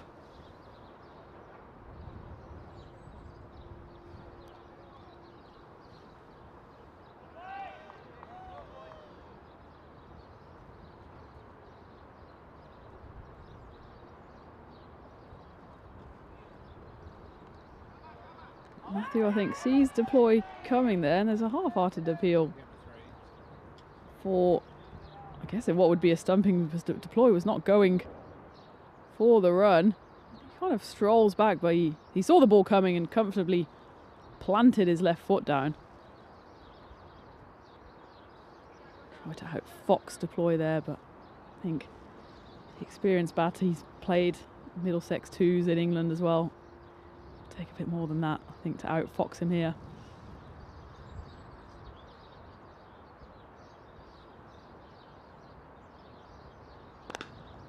There's a bit of width on offer again, but the result is the same. That's gone all the way. Big 6. And Deploy moves on up into the 30s. He takes his team to 50 for 1 off the power play. Bit too much width there for the left-hander, and he's just going to lean into that one. It's a lovely shot. It says on that sign over there, access to members only, but there's a grizzly making its way in. You can see this great acceleration from Hungary. Only 7 off the first over, but that one went magical. 29 runs off it. Hungary 50 for 1 at the start of the 4th. After that magical over, let's bring in the magic man himself, Vinny Sandhu. It's been a magical week, really, hasn't it? Of fantastic T20, then T10 action, and deploy, just kind of picking up where he left off. Can't hold a good player down early in the week. Yeah, probably was disappointed the way he got out in the first game on Monday.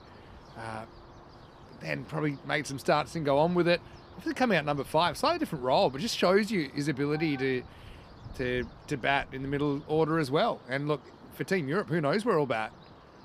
And they'll get opportunities. His first one from Varun Prasad isn't quite where he wanted it, I don't think. Pitching outside the link stump and turned around the corner, so that's going to be 4 runs. Yeah, so, yeah, deploy, just showing. It's slightly different when you're coming out. The field is already back, maybe slightly different types of bowlers. Ball maybe not quite as brand spanking new. Shows you how good he is. Yeah, to hit 34 off the last over, 32 to win. Unbelievable, really. Sharma isn't the side. In fact, he's going to be gone here. Rusik, big moment, isn't it? Prasad, again, kind of hangs it out, asking to be hit in that direction, but this time it is taken. Michael Das, I think, has pounced it, so that's the second wicket down, 54 for 2. And Sheikh Razik is absolutely fuming with himself here. You can see he kind of picked the ball, went to lever it over, but just got not quite enough on it into the grateful hands of Michael Das.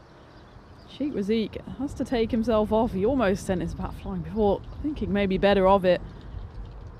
He's really frustrated with himself. It's not quite happened for him in this T10 series. It's a good take, but that's exactly why that player is positioned there. And you can see here Razik, he goes for the big swipe, manages to hold on to his bat. Otherwise, he does a little kick up. Good footwork there from Razik, but be disappointed with his cricket skills there. Could have gone either side of that field and it would have been 4 runs all day long. As it is, Michael Das was in the right place at the right time. So Safi comes out, opened the batting last game, was pretty good. A bit of a dodgy start, recovered from it. Hungary 56%. We're still in the Goldilocks zone, which is kind of when you got between 40-60 and 60-40. Game in the balance, 151 expected. It's actually exactly what Hungary scored the first game of the day against Austria. Here's Prasad. Lifted up, and it's going to go straight through the hands of Patanka. He's into the side for this final. Probably a chance. Well, probably definitely a chance, I think. You might say, is he going to run out of room? But I think he could have kept running inside the boundary, Tina. The result's going to be a maximo 6 runs. Yeah, you could see when he jumped up for that chance, he was kind of having one eye on the boundary, which really took his eye off the ball. You can see head in hands moment there for Varun Prasad. He's following quite a straight line here, isn't he, Prasad? I just think Safi's probably one guy would hang it out outside off a little bit too, because I know he does kind of want to go leg side.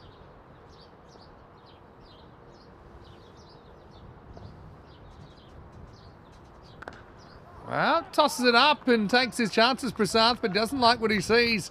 Gets pummeled over mid-wicket for 6 runs. Maximal, 6 more to Hungary. Yeah, and I think this is why it was a really good move of Hungary to switch up their batting lineup for Game 6, the game we saw this morning, because it allowed Zahir Safi a bit of time at the crease at the top of the order, and he scored 42 off 19 in that game. After scratching around a bit in the first couple of games for Hungary, but maybe that confidence has been boosted. He boosted that one over the boundary. Update, 2 updates actually. Jace Matthews gone off the field, so he's bowled his 2 overs and he's 2-0. Yeah, he's just zipped off. Obviously, maybe some sort of an injury concern there. Otherwise, he wouldn't have been allowed to have gone off. And this news actually for Zemus Deploy. I know he can't hear me, but he might want to stay out there for a while. I'll tell you why. There's an angry car owner waiting for Zemus. Oh dear. Because we've had one of those Maximos that's gone to the left of screen has landed on the bonnet of a vehicle. Yeah, he might want to keep his helmet on as he goes off the pitch. He's got the bat though. He's got his armour on. Yeah. They said you can't park in the first row, but no one ever said anything about the second row. End to 4 overs here in Hungary. 66 for 2. Yeah, vicious bear attack suffered by that car as the Grizzly leaves its dent. But while the car owner might not be enjoying what we're seeing, we certainly are, especially the hitting of Seamus Deploy. I'm looking forward to seeing him at the Western Shield as well. I think the Jice Matthew going off is a little bit of the old England tactics from the mid-2000s. Okay. Just going off to get his nose powdered. And Srijay Patel, who is basically player of the day candidate for his catch in the last game, has come on as a specialist fielder. So, yeah, Jice. Need to get that polygraph back out to see if I the think injury the ECN polygraph lie detector test coming soon. It's yeah, Jice. I suppose he potentially might have to bat, and we'll be hoping he doesn't. That's another one that's headed to the left of screen. This one's going to hit the pavilion. Maximo and 6 more to Seamus Deploy. You won't mind, the car owner might be wanting to have a word with him, but Seamus is going to stay out as long as possible and has brought up his 40 in just 13 deliveries, and the scorers were more in trouble than the car owners on that occasion. They've seen a few cricket balls in their time, so they knew what to do. Yeah, just looks so organised, doesn't he, Deploy? So many tools, although it does miss out on this one. So if you think about it, just think of all the batters we've seen this week, and talk about anyone batting in the top 8. Basically, Pushparajan around the wicket gets hit straight. That's another good strike from Seamus Deploy. He's outdone himself last game. He scored 45 in the end last game. Now he's 46, and within reach of another half century. Yeah, so you need to have more than one tool in your toolbox. So almost like a singer. You can only dine on one song for so long. Like Jennifer Page did pretty well with Crush, if you want to go back a little bit. But it's going to be 6 more. And this one's coming our way. Maximo and 50 to Seamus Deploy. And he has been deployed back at the top of the order, and he's doing a really good job. In Malta, they've got kind of a little bit of Deploy magic in their faces, and they haven't really had the answers at all. I mean, really, if you think about it now, he's 97 against Malta off 29 balls. They just can't keep him quiet. But yet, he's got no obvious weaknesses. He can go offside and go leg side, go straight. Has been beaten a couple of times outside the off stump though this over. So that's the thing, whereas some of the other batters we've seen, and there's more than one, and it's not to shame them or anything else, but it's what they need to work on. Some are a little bit too leg side conscious generally. Sometimes you get the odd one that's the other way, not comfortable going across the ball. But to succeed at international level, because you're going to have bowlers that are going to be able to work to a plan. So it seems a really good example of shot selection. This one's absolutely sizzled towards Amar Sharma. Probably seen enough of Deploy for the day, but it will be a single. It means Deploy will retain the strike. Pushparajan goes for 19 in the 5th. It's 85 for 2. What a 3 overs actually for Hungary. That's the first time they've actually got a run through a single. Before that, previous 3 overs purely dealing in boundaries. So we see ECL coming out. Let's play. Yeah, I love your choices because they're so random. I'll just go purely on the names. What catches your eye? I want to hear about the Empire striking back. Empire CC. Empire CC from Finland. Well, number one, they've got cool uniforms. They're pink. Okay. No, sold. It's come in a little bit to the game. But I don't see their selections. They've typically got the wild thing, Amjad Sher, captaining them. And they're often a kind of under the radar team. And there's a little bit of a northern flavour about that Group E with the Swedish side, Ariana CC, as well as Estonian side, Talon Strikers, and the Finns. Empire CC. So interesting also, Empire and Talon in the same group. I'll be interested to see if they have their keeper, Jonathan Skamans, who is a really good presence behind the stumps. Porner coming on, but missing the mark first up. And they've got a bit of history actually. The Finnish side knocked Austria out of the ECC, not last year, year before. And yeah, they're a little bit of a bogey team, I think. And yeah, Group E, we'll have to wait a little while to see them, but I'm looking forward to it when we do. All right, Zemus is after him, likes this matchup against the left-hander, even though Porter's having a good series. That time he disappears over mid-wicket, 6 more, deployed at 59. Yeah, that Group E, though, we talked about the northern presence, but there's 2 very, very strong cricketing countries there in Ireland and the Netherlands as well. Yeah. Lisbon playing their first ECL. Voorburg, very famous club, VCC in the Netherlands. Played there. We had some cricket there last year. Meanwhile, we're just going to casually watch Deploy put another car under attack. Looks like they started parking in the front row again, which isn't a great idea. But look at him. I don't want to put the jinx on him, but we're only pretty much halfway through this innings and he's 65 already. Maybe the cars in the first row are hoping that net saves them. At least the net maybe starts from the front row. Yeah, maybe. There's a little bit of a gap, though. That's what I worry about. Or a real kind of high one. Might sneak over the net and smash it. Change of angle. This time a lot of bottom hand, but it still carries. Maximo. Deploy into the 70s. Hungary bring up the 100 as well in the 6th over. Yeah, we're well and truly out of the Goldilocks zone now. Deploy has dragged his team into a really, really promising position here. They'll be looking to go, expected score 173. They'll be looking at maybe 180. It depends all on how far Deploy can take this. Oh, well, beaten. I suppose maybe he's a bit lucky he hasn't nicked one of those. He's played and missed it. At least 3 outside the off stump. Deploy. Seems in a good space at the moment, doesn't he? Pointer, clever bowling. Kind of a medium length, and Deploy wasn't sure whether to go forward or back. Yeah, so Lisbon, really excited to see them. And Voorburg, and they're known kind of universally in the Netherlands as VCC, home of Bas de Leede, the Prince of Voorburg. Tim de Leede, his father played for the Netherlands, the King of Voorburg. Then you've got Babette, who plays for the Netherlands national team as well. Sometimes call her the kind of Duchess of Voorburg, not brother and sister, so maybe the Baroness. Yeah. But they're a very talented cricketing family. Not so sure we'll see Baz, but I know I've kind of sideways a little bit, but you mentioned VCC, and we were there for some of the T20s involving the Netherlands as well as Ireland, Scotland, USA and Canada during the year last year. And a 6 here, Porter goes magical off his over 21, though does have a couple of little wins in there. Might actually have a quick look at the squad for VCC, because I was wondering who might be available and who might not be available for them. But they've got Udit Nashia, who's been to the Cardamom Oval before with the Dutch team at the ECC.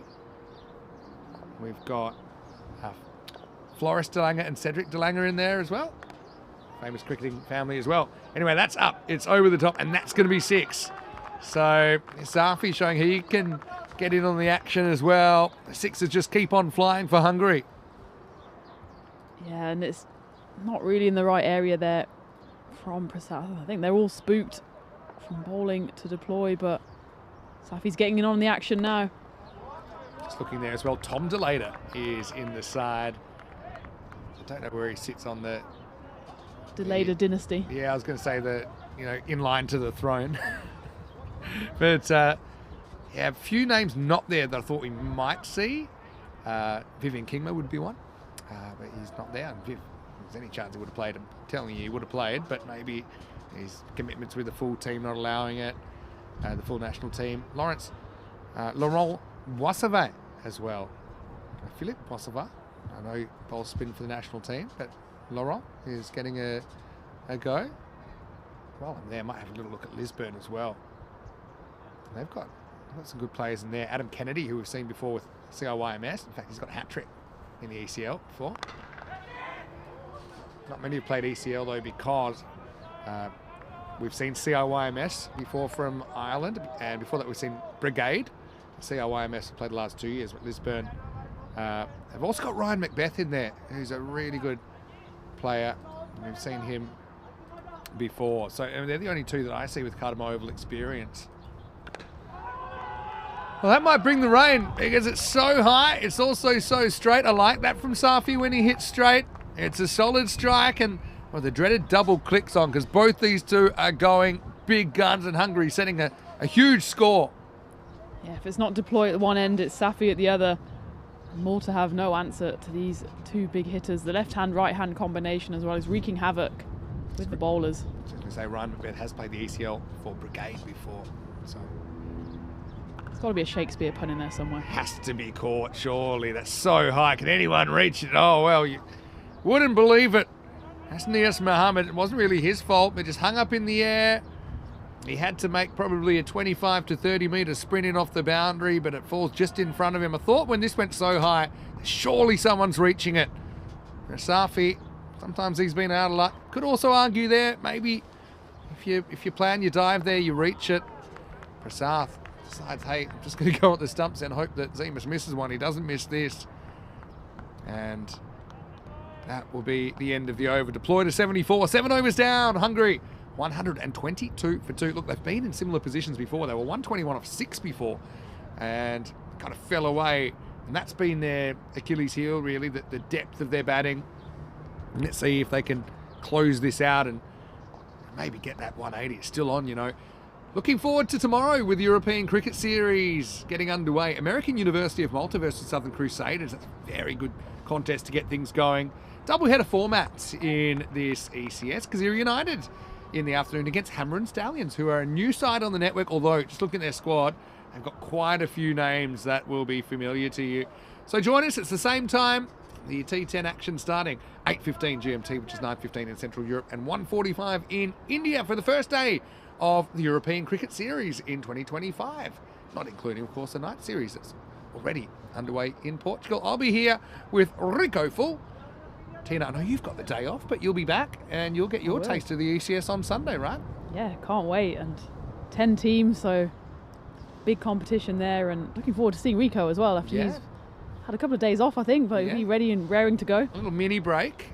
Not easy to get at this time of the season. I'm going to go on a little bit of a mini break after Saturday, gearing up for, of course, the Western Shield and ECL. Priya just basically bowls bouncer, and don't know where that ball's gone. I know it's not with us anymore, but Maximo deploy to 80 now. Yeah, I was just listening more than anything to see if we heard a smash or a tinkle of glass, but I think we're safe on that one. If it made a sound, I think it was so far away from us that we weren't going to hear it. We might have heard the echo. That was a monster. Priyan channeling his kind of seam up bowling. Said, all right, we'll give you something different. Just say, I think deploy liked what he saw. Does he slow it down now, maybe? I mean, what do you do to this guy? Pretty good comeback. I think you're happy to see deploy at the other end, but the thing is, Safi's going at 3 a ball. So that's not going to be a lot easier. Yeah, Malta are just ruining the fact that they haven't really had too many chances in this innings, because you feel if one of these two gets out, you could maybe try and hold up another end with the two other big hitters back in the shed, but these two are going guns at the moment. Hey, a good question. Well, not a question, it's more of a statement from Thomas, saying AUM versus Southern Crusaders. You've got bottom versus top of the previous ECS. I think he's talking about after the group stage. But what I will say is AUM, they're a lot better than they played in last year's ECS. They're a team that have actually been to the ECL before, American University of Malta. Swing and a miss from Safi. And Southern Crusaders, yeah, I mean, they're a team that are always competitive in ECS cricket. So, you know, be fooled. AUM after being bottom last, yeah, they won't be happy with that. Leading edge this one. Srijay's after it. The super sub takes a super catch. Well, there you go. Srijay Patel with a pair of incredibly athletic efforts in the field. It's another classic catch from Srijay. And Hungary are going to lose Safi 130 for 3 in the 8th over. Srijay hasn't had too much to do, but when he's had something to do, boy, has he done it well. He might have 2 plays of the day, having only been on for about 2 overs. Well, he was in the 11 last game, but yeah, this time he's on as a sub, and Well, Jace Matthews just sitting back with his feet up saying, well, I probably would have caught that, not make it look so dramatic. But yeah, Srijay turned, he went, he took it, and once again protects the ball really well. And Safi has to go. That's what I was saying with Malta. If they could have just got that wicket maybe a few runs earlier, because it brings Amal Jacob to the crease, who we know he can hit it. He hasn't quite shown it this week, so now would be as good a time as any, but maybe with just a few overs left, his job is just to get his captain back on strike, who's at the other end on 81 off 27. Oof. Well, cricket had 4 stumps. Jacob would have had another duck. That's just missed off.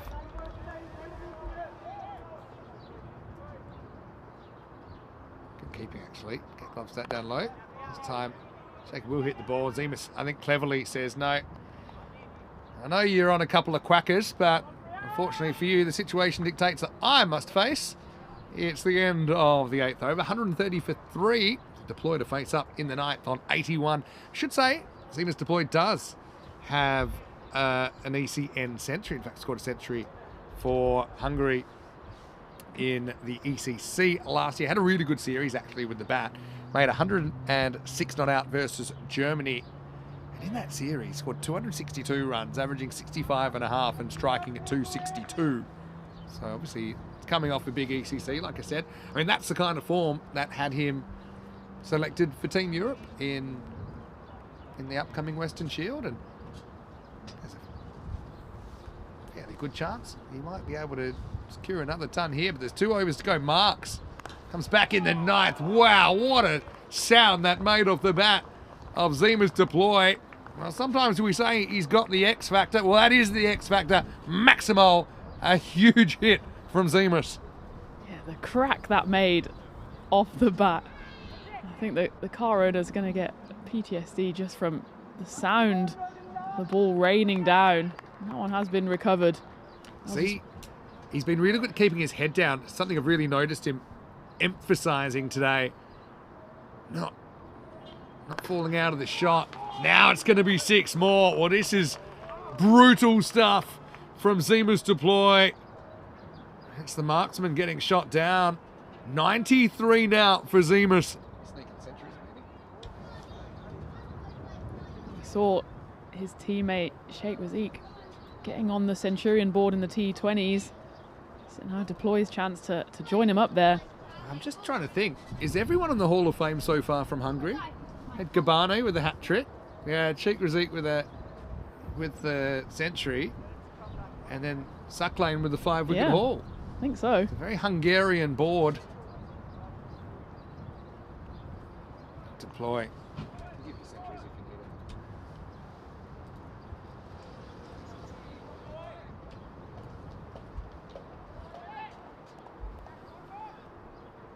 Mark decides to try over the wicket.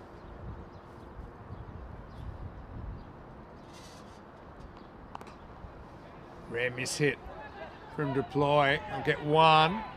Likes the idea or 2, but there's no way he can get back. Don't mind that at this stage.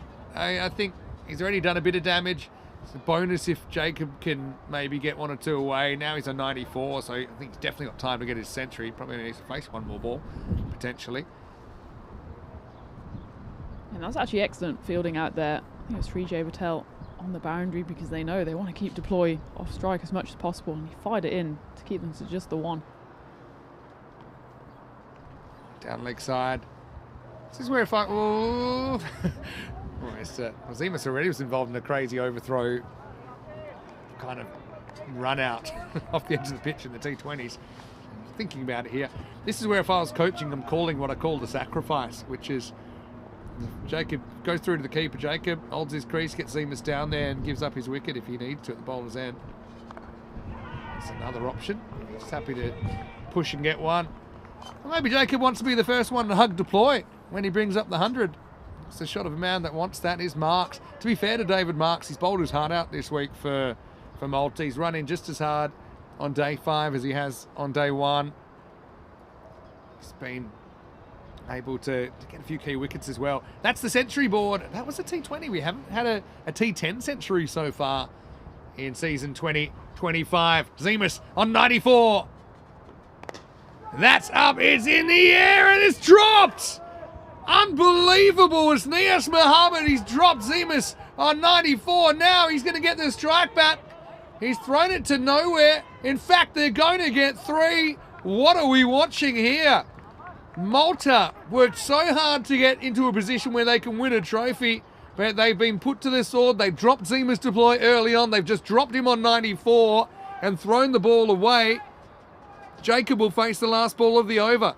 Wow, how costly was that? Not only should it have been a catch, he was then threw the ball in or underarmed it in anger. David Marks was not interested at all in fielding the ball. All the horses are coming back to roost because if you remember on day one, Malta couldn't catch a cold. They've improved in that area. Now Jacob basically has a freebie. And he decides to get hit in the armpit, but still, we will get ready for the X Factor to potentially bring up his century. But gee, I mean, he would have been happy with 94, no doubt. He'd go back and would reflect on it and be happy with his contribution. But there is something different about bringing up the 3 figures. Not something you get to do very often, especially in the T10 format. And Mark really should have had to ploy. Remember, it was dropped early on by Rocky Dianish as well. 148 for 3 after 9. Yeah, and how costly will those 2 drops be, as Lithiumant, new member of the ECN family, says in the chat. Catch, or the drop catch from Rocky, probably cost about 85 runs, and add a few more to the collection now with that drop from Mohammed. We'll say Hungary, they made it in the 160s against Malta in yesterday's match, and it wasn't enough. Deploy on 97. And that'll do it. Zemus Deploy. Stay on 1. That's out of the ground, and it's an incredibly talented cricketer that brings up the 3 figures, taking the captaincy on day 1 after the injury to Abhitesh Prashar. He's threatened it all week. Now he's delivered in the final a century off 32 balls. Yeah, take a bow. Zemus Deploy, and he hasn't made any friends in the car park, but we're certainly friends of him now after that stunning innings. 103 not out off just 32 balls, and still 5 balls left to go. Time for the curtain call. I was just thinking earlier in the week how Hungary, they made 162 wasn't enough. Malta chased it down with 7 balls to spare. Pouring it back on. And to be fair, has had his little slices of luck, dropped twice, but he's had 3 plays and misses I can remember. On another day maybe gets a little edge, but hey, I say cricket's 90% skill, 10% luck, but don't you dare try it without the 10%. And Zemus put on a real show. 150's come up as well, by the way. Oh, he's just played that shot so well. And another one that I think escapes the net. That could be more insurance. Well, I said he better stay out there because there's a few angry vehicle owners. But again, have a look at his head here. Stays right over the ball. I think he's just not watching for where the ball's landing on the car. He's scared. He's saying, I never saw it hit any cars. But, what are you talking about? Yeah, that little change. Little things can make a big difference. That little technical thing. Don't lift your head. Make sure it stays down, even after you hit it. Oh, that one's carved away, and it's a quicker one from Porner. That's going to disappear as well. So Deploy now with the highest score on ECN so far this season. That was so clever. And to be able to place it away from the fielder. Yeah, it's a real lesson here as well for anyone watching about just not losing your shape. It's not, when you want to hit the ball hard, it's not about throwing everything at it. It's just about the smooth swing of the bat. And you see sometimes batters lose their shape when they're really trying to go big. But Zemus shows it's just about timing and rhythm. He's 158 of 48 versus Malta. Ouch. Pretty much consecutively because he finished the last game. And now Porner overcorrects, and that's going to be 6 more. Maximal 119. Zemus now with his highest score on ECN.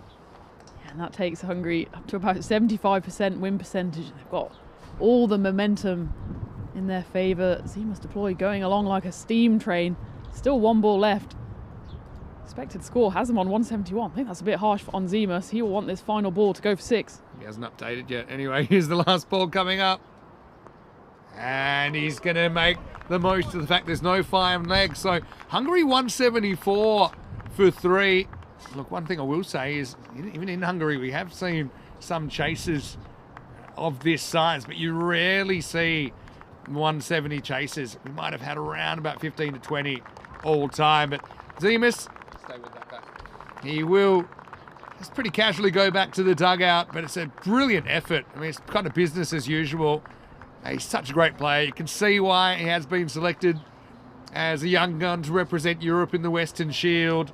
And he has put Hungary in a really strong position to do the double here, T20 and T10. His 123 not out lifts Hungary up to 174. And what a show it was, Tina, as we rocked out for this ECI final. Yeah, it was the 1-2-3 for Zemus in the end. He had a bit of luck on his side. He started off a bit scratchily, and how costly will that catch, the drop catch be from Rocky there? Zemus just on a few runs at that time. He was joined at the top by, well, it's a one-legged Abaskani. Will be interesting to see if he comes back out to bowl. And the end of him was through David Marks, LBW, and look how much that means to him. He's shown passion throughout this week playing for Malta. That brought Sheikh Razik to the crease. The Centurion of the T20I series hasn't quite been able to reach the heights. Someone who has reached the heights, Zemus deploy, hitting the ball to all corners of the ground, really showing excellent technique. Not trying to overhit it, and he goes for 16 sixes, just the 4 fours on his way to that second century here in 2025. Sheikh Razik was pretty fuming with the way he got out. He was caught by Michael Das on the 45. That brought Zahir Safi to the crease. He ably supported Zemus. It was mostly just watching and admiring from the non-striker's end, as were we here in the commentary box. The scorers there were in slight danger, as were the cars in the car park, with Zemus on show here. And Zahir Safi also contributed. If we just continue, there's so many highlights here from Zemus. 16 sixes in total. Zahir Safi contributed 27 off 11 balls, 4 sixes himself. He got in on the act on the back of scoring some runs in Game 6 as well, but his demise was through the great catch there of the subfielder Srijay Patel, who's put in some great catches today. Yeah, or should we call him Gary Pratt? Just saying, willing to let it go after 20 years. But hey, drop good players, you're going to have trouble. And it's been probably in the works all week. Zemus also augurs well, doesn't it, that he does it in the final, in the series up for grabs, and yeah, not too far from a 50-50, I think, given the players Malta have brought in for this. Brought up the 100 and then just kind of casually went on about building a few more, knocked a few cars while he was there. And I like this as well. He says, look, guys, really not about me. It's about trying to win this final. Gets off and accepts the pats on the back, but yeah, he is once again going to put the Maltese to the sword, a bit like Sheikh Razik did the other day. And like I said, that's 168 of 50 balls that he scored against Malta today. The second century of the season, the first in the fast-paced ECN T10 format. Yeah, might have to check that coastline for some grizzly balls, actually, after this assault from stand-in Hungarian skipper Zemus deploy. 123 off 37 balls, 16 fours and 16 sixes and 4 fours. So that's 112 in boundaries out of his 123. And just a real show, wasn't it? And look, the batting to come, probably not as recognised as well.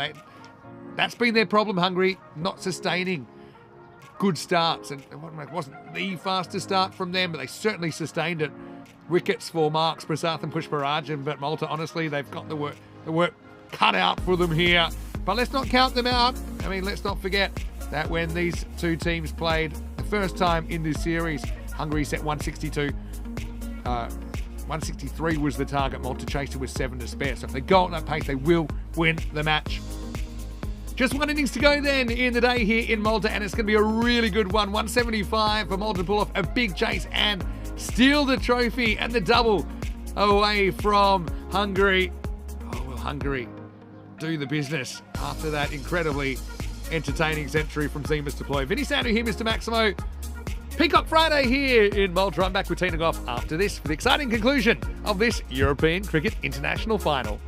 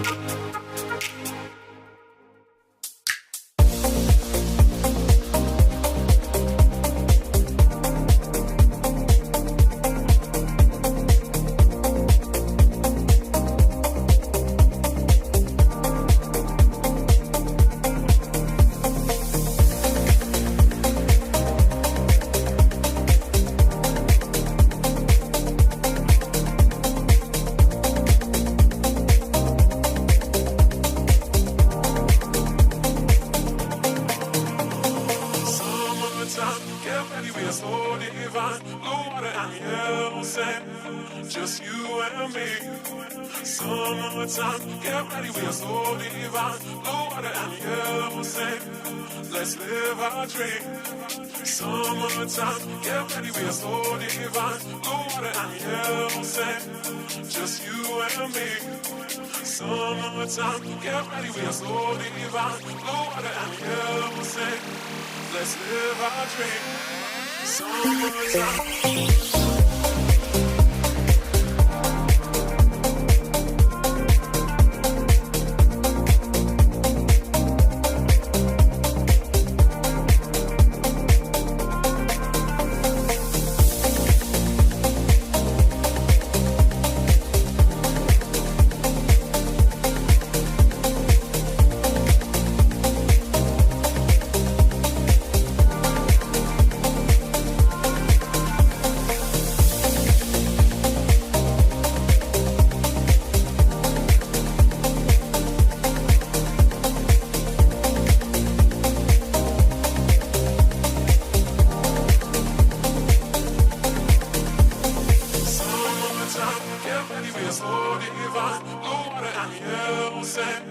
Just you and me. Summertime, get ready, we are so divine. Blue water and yellow sand, let's live our dream. Summertime, get ready, we are so divine. Blue water and yellow sand, just you and me. Summertime, get ready, we are so divine. Blue water and yellow sand, let's live our dream. Summertime.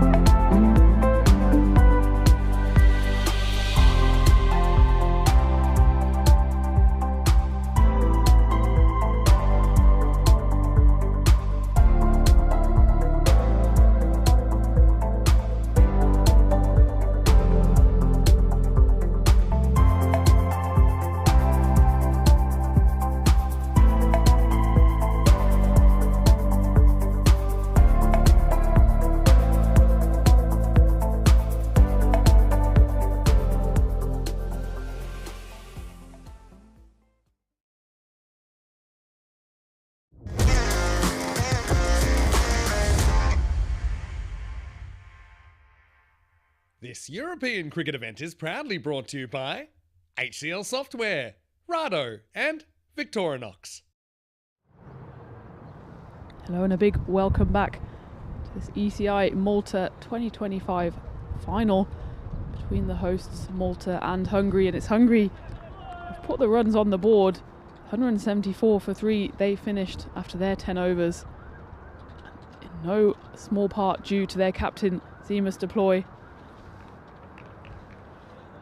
who scored 123 runs, remained not out after just 37 deliveries, so only 51 runs scored not off the bat of Deploy. What an exhibition of striking it was from the Hungarian captain. Everyone in Malta was taking cover as he was hitting the ball to all 4 corners of the ground. But Malta have the right of reply. They currently have an estimated win percentage of 21%, but Michael Das Priyan Pushparajan will have something to say about that. Mohamed Saklan has ball in hand. First ball is a bit too wide for the umpire's liking, so we'll have to start all over again. You'd think the two Maltese openers will hold the key here if they're going to lead their country to this big chase. 175 is the biggest score we've seen so far in this series. So it will have to be a record chase if they want to take home that coveted ECI trophy. What a performance it was from Deploy, and he's showing exactly why Team Europe snapped him up for the Western Shield, which is starting in just a few days' time now. He'll be feature for Team Europe. It's one of 4 teams taking part in that competition.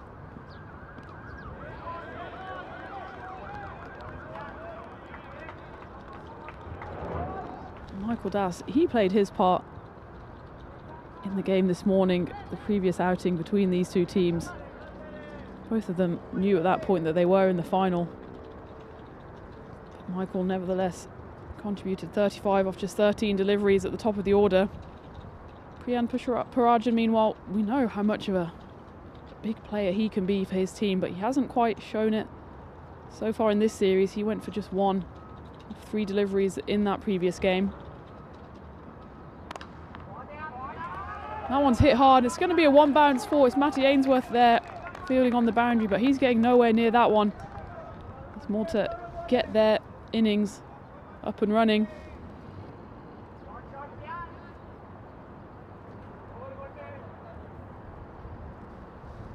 A very big welcome back to everyone in the chat. Lovely to have you with us. This final innings of the day, at least here in Malta. That one's hit hard and flat and straight, and it's going to go straight back over the umpire's cap. 6 runs signalled. This is a positive start here by Priyan. His first 2 balls have both gone to the boundary. Such a big chase here for Malta, exceeding 17 runs per over to chase down this total. I think Hungary at this stage will be happy with runs on the board.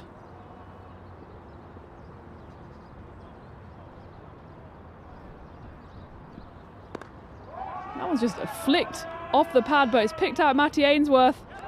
He's got a safe pair of hands there. He gives the old fist pump. He knows that that's 1 wicket on the way to the trophy for Hungary, and it went high up in the air. It's more of a flick than anything from Priyan Pushparajan. Didn't quite put his full force into that. Maybe not quite there to hit quite that fine. Matty Ainsworth steadied himself under it, took the catch. Great relief afterwards that he did manage to hold on, because that is a dangerous player. Heading back to the dugout, Priyan Pushparajan, he went 4-6, next ball out. So he heads back, making 10 of his 3 deliveries, which brings Captain Varun Prasath to the centre. Left-handed Prasath. We saw how much destruction came from the left-handed bat of Zemus Deploy in the previous innings. Varun Prasath will hope for doing something similar. And just strayed down past that offside wide line. Varun Prasath, in the previous game against Hungary, he scored 36 off just 12 deliveries. A pretty impressive strike rate of 300. I think he'll need a few more than 36 here to match that captain's knock from his Hungarian counterpart. That's gone high in the air. It's not gone very far, but in fact there's 5 fielders around that offside, and there's trouble here and that's going to be, I think, a direct hit. I'm going to check this one because it's going to be close. There's chaos there. It went up in the air. 5 fielders converging around it. Dropped safe. Then it was bowled back to the striker's end, and he is out. Varun Prasad, the classic, hits it up in the air, head is a bit scrambled. He goes for the run, but Michael Das at the other end wasn't interested. There's a bit of confusion there, a bit of gesticulating there from Prasad. He's not happy. We see went straight up in the air.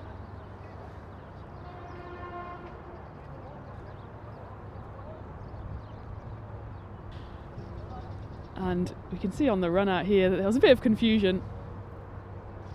And Prasad was sent back there by Michael Das. A bit of gesticulating there. Not too happy as the captain as he has to take himself off. But in all honesty, he was quite lucky to get away with not being caught out. It's a bit of a wild swipe. See here, 32 matches since a golden ball. I think from this position, Malta 13 for 2 after the first over. Quite an eventful first over. That was only the first 6 balls, folks, so strap yourselves in. 32 balls since a golden ball, and I think Malta will be more than happy the situation they find themselves in to bring this game to a golden ball. Of course, they want to win it outright as Horner comes to the crease, but he'll be at the non-striker's end as Michael Das faces up, and that's a big shot. They're going to need 1 or 2 more of those. That's gone the distance and then some. Michael Das maybe taking out a bit of his frustration from that run out. He hits that all the way. It's a long, long 6. Malta just need to get their heads down again here. Classic golden run out, ECN style run out, as Thomas Martinez says in the chat. It's always those ones where the ball goes up in the air, 5 players, none of them catch it. Somehow the batter, when we turn around, he's halfway down the pitch. He's sold himself down the river. He has to go off. Captain might have a few choice words for Michael Das at the other end, but I think he just spooked himself, in all honesty, by hitting it straight up in the air and maybe just wanted to escape, get off down the other end. As it was, he had to get off the pitch. That one's hit straight, and that's a lovely swing of the bat. It's going to be a 1 bounce for Michael Das. He's sticking around. Malta here is still alive and kicking as long as Michael Das is at the crease. Slightly over pitched there by Sandeep Mohandas, who has come on to bowl the second over. Quite a lot of success towards the end of the T20s. He wasn't used in every game. I think he's got a lot of swing, a lot of ability, but somehow it often plays into the batting arcs, especially when he strays down that leg side, and that's exactly what's happened on that occasion. It's gone well into the archery range. Almost a bullseye there as Michael Das goes back-to-back boundaries. Already 16 runs off the first 4 deliveries of this second over.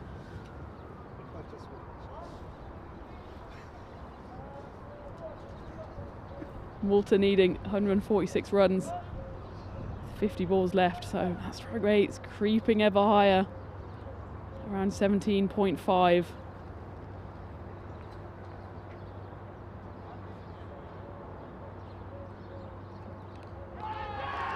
There's a nick there, and that's gone. Michael Das, it was the great hope of Malta. They were to mount this big chase, but he has to take himself off. Sandeep Mohandas, great comeback from him. Having gone for back-to-back boundaries. Comes back with a wicket, and the all-important wicket of Michael Das. That leaves Malta in big trouble. 29 for 3 and just toying with that wide line again. And Michael, he realises his feet weren't really going anywhere there. They certainly weren't going towards the ball. He just feathered it through, and it was a good take there by the keeper, Tajendra Varma, behind the stumps. He was gratefully receiving that one. That marks the end of Michael Das, and you fear it might mark the end of the Malta chase, but you never know. Stranger things have happened. We did think that with the Hungary chase at the end of the previous game, and up stepped Captain Zemus Deploy. A record 34 runs in that final over to chase down Malta's total, but on that occasion Malta had just 131 on the board, whereas Hungary have at least 40 more than that.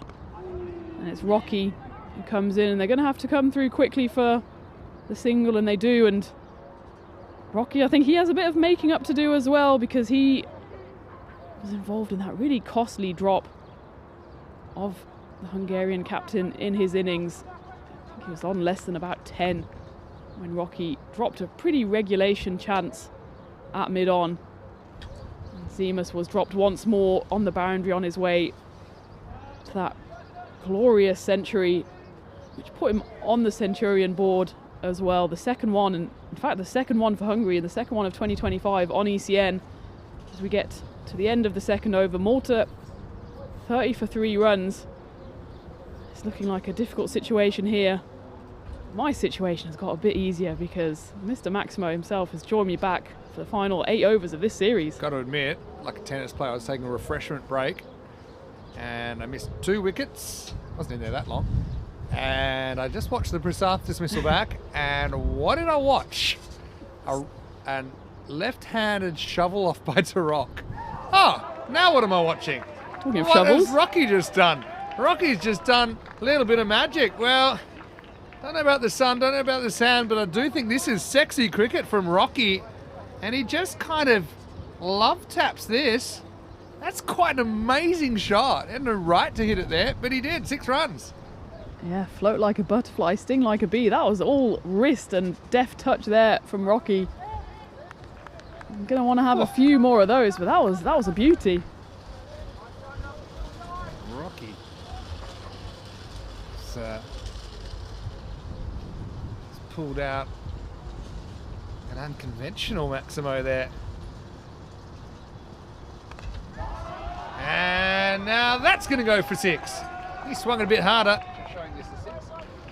Oh well, don't tell Rocky that this game's done and dusted. I know it hasn't been the start Malta wanted. This is just batspeed.com. Thank you. Yeah, carries by about 1 metre. Yeah, back-to-back 6s from Rocky. He's not the tallest out there, but he uses those short boundaries behind the bat to full advantage, using the pace of Mohamed Saklin as well. And meanwhile, Porner has come in.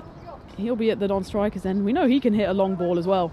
Yeah, look at actual run rate. It's not too bad.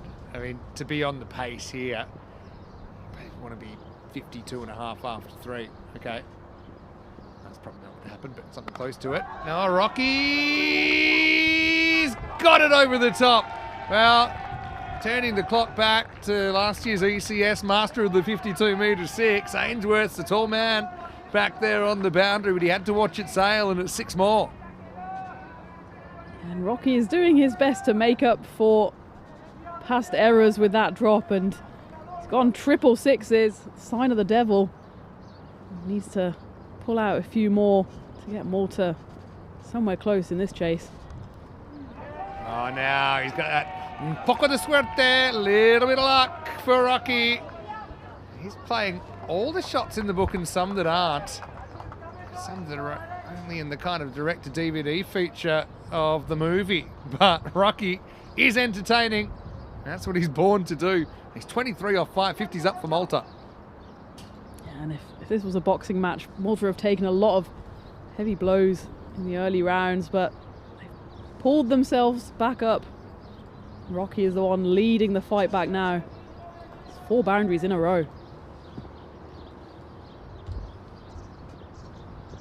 Lane. Oh, he's lost the plot completely on this one. Wide for a couple of reasons. Had a good week though, Suck Lane. Obviously the 5-wicket haul earlier. Still running in and giving it everything he's got. And it would have been a wide for height for a much taller batter. Plus, of course, it was down leg side. Good work actually by Tajendra Varma to get across to it.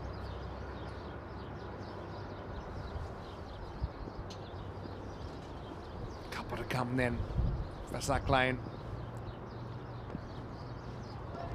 Okay. Steady now. Second shot was better. But hey, you gotta love Rocky. Like I said, he's improved so much last couple of years. That's the first one. Second one was a bit better. That was the old whiplash shot, the first one. If you got to a third, if you refined it to a third, don't see him check driving too many bowlers straight over the umpire's hat. But hey, shadow batting. You never miss. The way his neck went back there, it was like he was actually getting punched. Yeah, you hit some, you miss some. End of the third over. This is ECN cricket, 53 for 3. That's why we love it. Malta needing 122, 42 balls left, so that run rate is creeping. Oh, is there a little defence after this? Yeah, better.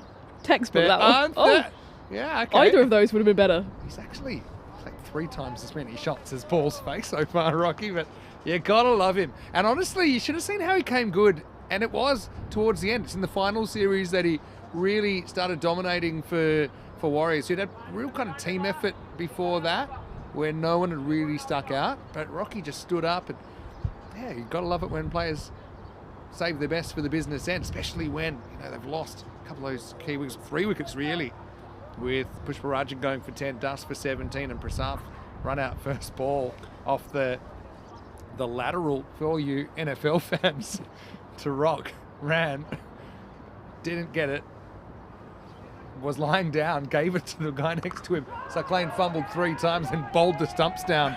So that's going to be 4. And Porner, well, let's not forget how good he is. And look, really, it's less about the wickets. I mean, looking at their lineup, they've listed Patanka at 8. And Got the tank in the garage. Yeah, the tank's in the garage.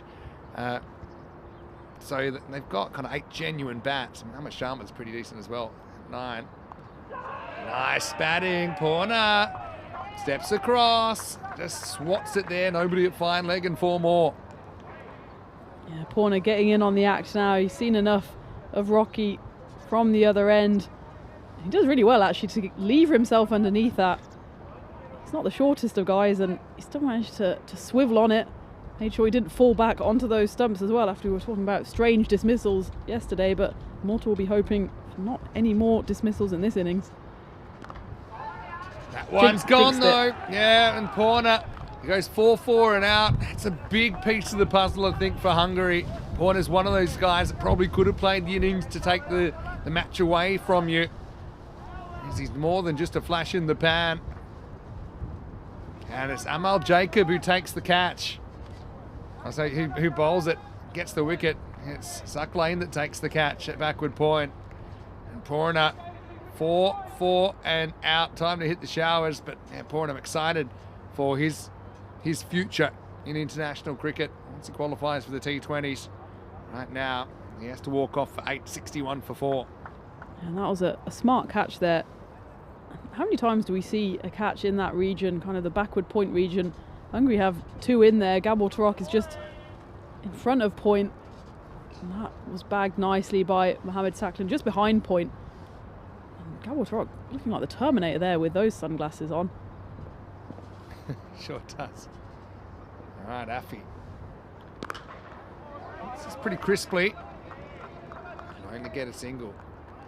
We used to have a term, we still have it actually, point of no return, where you're on a chase and that required rate kind of creeps up and creeps up. And the old point of no return was 18, but that was before the Grizzly effect. Yep. Now it's probably more like 22. It's the point of no return. It's the point at which once that required rate goes above it, it ain't coming back. And we're sitting at about that, the old point of no return now, the 18 and over. It's also the pogey we used to use. Don't use it that much because we don't have too many low scoring games. It's when there's a low scoring first innings and you think, oh, it's going to be easy and the second team's going to win easily. But there's a point where the required rate goes up and goes, oh, this is interesting. Keeping there by Bahama to block that down the leg side. Yeah, the point of getting interesting. Again, that used to be about, depending on the fields and sometimes different fields, different conditions. But, around 10 and over, you start going, oh, okay. Maybe if it started at 65 or 70 required. Slower one from Jacob. It's Ainsworth. He owns that boundary, doesn't he? And Rocky will get a single. I think there's a height limit for that boundary because we've seen MSP there a lot of the time, and Matty Ainsworth as well. So I think it's a 6 foot and over strictly boundary. Yeah, it does make sense to have taller fielders on the boundary as long as they're similar ability. It just gives you a bit of ability to pull a few more back. And this will find one of the 2 fielders back there. Ghani, who has been revived for this final. I still think he must be feeling pretty sore. End of the 4th over, 65 for 4. But it's also, the Ghani situation is probably another reason for European cricketers to think about their fitness, their general fitness. Not saying he's unfit, but I'm just saying, this is a 5-day tournament, and when you go to ICC regional qualifiers, obviously, tournaments like the ECI, ECL, there's a lot of games in a quick amount of time. You're up, you're down. If you do qualify for championship weeks, another 5 days.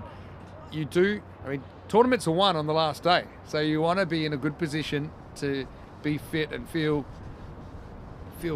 good on the last day. So Torok just legging it out to 45, but here comes Ghani. Yeah, he'll show us how fit he is. I mean, he really did look like he was basically standing on his last leg at the end of the previous game. He did get taken off after he bowled that final over, so he didn't feature, but he's come back and he looks like he's going to steam in off his full run-up. Good sight for Hungary. All right, Afi, reasonably fresh, you'd imagine. Decision to leave that one blocked by Tajendra behind the stumps. Yeah, Afi is dynamic. I remember the first match that I ever saw him here in Malta live as part of Malta Super Kings 200 against Gozo CC. Gozo, of course, the North Island in Malta. Lovely island as well. Beautiful place. What wasn't so beautiful was that they were playing their first ever game and they were bowled out for 6. Ouch. In the second innings. Would have been a toss to win maybe and bat first. Actually, no, I wasn't actually live. I was watching on TV because Rico was off that day. I was off renting a scooter, which I do sometimes. Didn't do it this time because maybe not the time of the year for it just yet. Cold fingers, I reckon.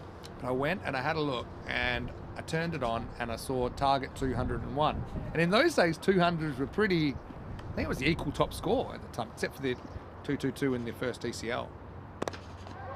It's in the air, not really connected as well as he might have hoped, but it's well judged by Afi Khan. It will go all the way. Maximal! 6 runs helps. Trying to keep that rate down below 3 a ball. This wasn't quite the cleanest contact, and in the T20s, it's probably briskly run 2. Right here, 6 runs. One of those old 51-metre boundaries coming out. So then I had to sign some paperwork. I'm like, okay, well, that's a lot of runs to chase. It's the highest ECS score at that point. Big swing and a miss. Nice movement from Ghani. He's finding one more effort, isn't he? Where's this one? Just a little bit of outswing. Goes over the line. I think there's no doubt that's a fair delivery. And they went and signed some paperwork, turned it on, and it said next game 55 minutes. Because that was it. Gozo had been done. It's a great highlights package, actually.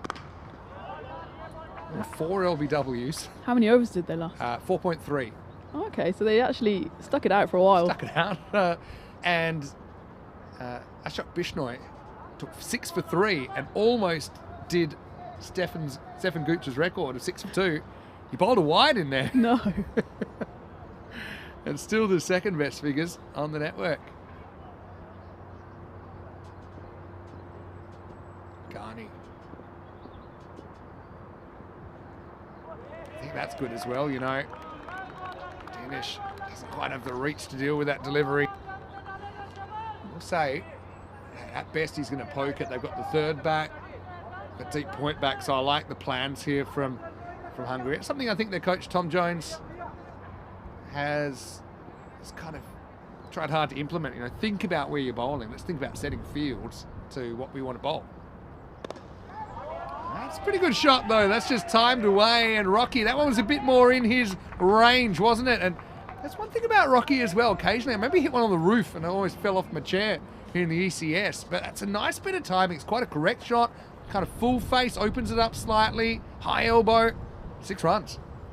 We sometimes joke about Rocky not quite having the power of maybe someone like Zemus Deploy, but whether it's 51-metre boundary or a 70-metre boundary, they all count, and that was just a lovely shot, leaving it over the covers for 6.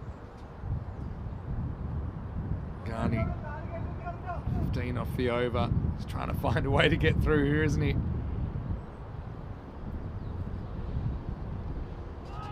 Well bowled. One thing about Ghani, His control can't be disputed. Put plenty in that offside corridor. In the end, he goes for 15 in the over. 5 overs in, and Malta still a little bit behind where they'd want to be, but certainly not out of it completely. 80 for 4 after 5. Don't forget, plenty of cricket coming your way on ECN, including the night match tonight. I suppose probably have an extra hour break because we're finishing an hour early because it's a 3-match day, but we did have 1 hour in the middle before this final. So my guess is you probably have round about 3 hours from the last ball here till the start of night 5 in Portugal. Have heard we might get a little peek of Phil on camera tonight on Peacock Friday. So Capitals take on Punjab CC, 6 p.m. GMT, 7 in Central Europe, 11:30 in India. Tune in. I will be. Friday Night Lights, Phil, Peacock Friday. Show us what you got. We've brought our paddle forward so we can catch more of that night series. Looking forward to it. Caps copped a 15-run penalty the other night, still walked away with the points. Let's hope they set their alarm clocks today. Right now, Affy has set his internal clock to aggressive. Pretty much the default setting, but it's like a straight slog sweep really. Kind of gets down, just wants to make solid contact, does. Half a dozen runs, takes Malta 6 closer. I think it's the second time Affy's played that shot straight down the ground. He plays it really well. It's probably more his natural go-to shot. Hundas does the fielding. Affy's guy that can bat. Like I said, he's making an effort to kind of get a bit more fit. Knows he's getting on a bit, but he knows he's not a spring chicken and he needs to look after himself because he's got a lot of cricket talent. Very good keeper, strikes the ball well. Technically, he's a pretty good bat. Rocky doesn't quite get the timing he wants this time. Have to settle for a single. That rate's going to go out past 19 now. And Hungary in the box seat. Malta need to get on a heater and quick.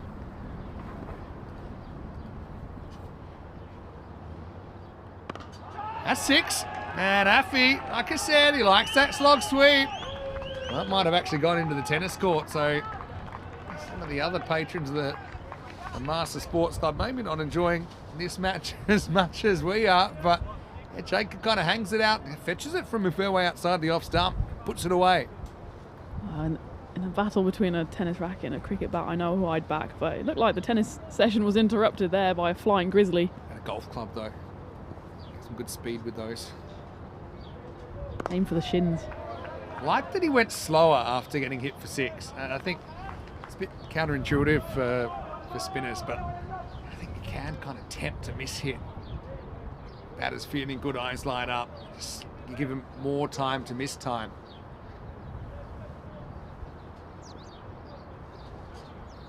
One is the quicker one, and Rocky will cut it away for 4. There's Tyrone over there. He's just doing some of his aerobic exercises. What's Tyrone doing there? Just gone in there. Oh, he tried to pick it up and throw. Fake fielding for Tyrone. Not allowed to do that. Yeah. Well, it's not really fake because I don't think anyone expected him to field it. But anyway, it's the end of the 6 over, 99 for 4. And so 4 overs to go.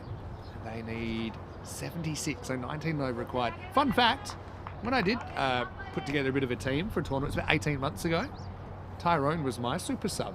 He was my 12th man.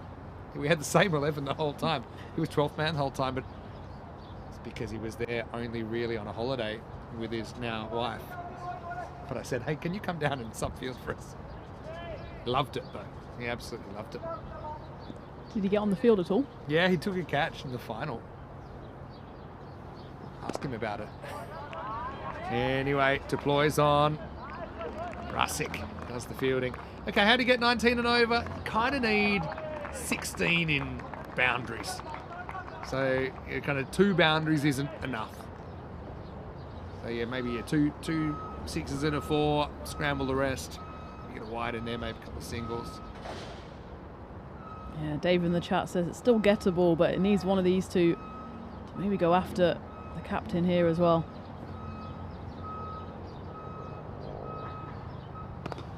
Now Rocky opens up that offside, and he's going to get 6. Yeah, Malta fans like it. Maximo. I like this from Rocky. It just shows you, play the ball that you see. Play the line that you see. If it's outside off, hit it to off. If it's outside leg, hit it to leg. It sounds simple, but it's pretty good advice.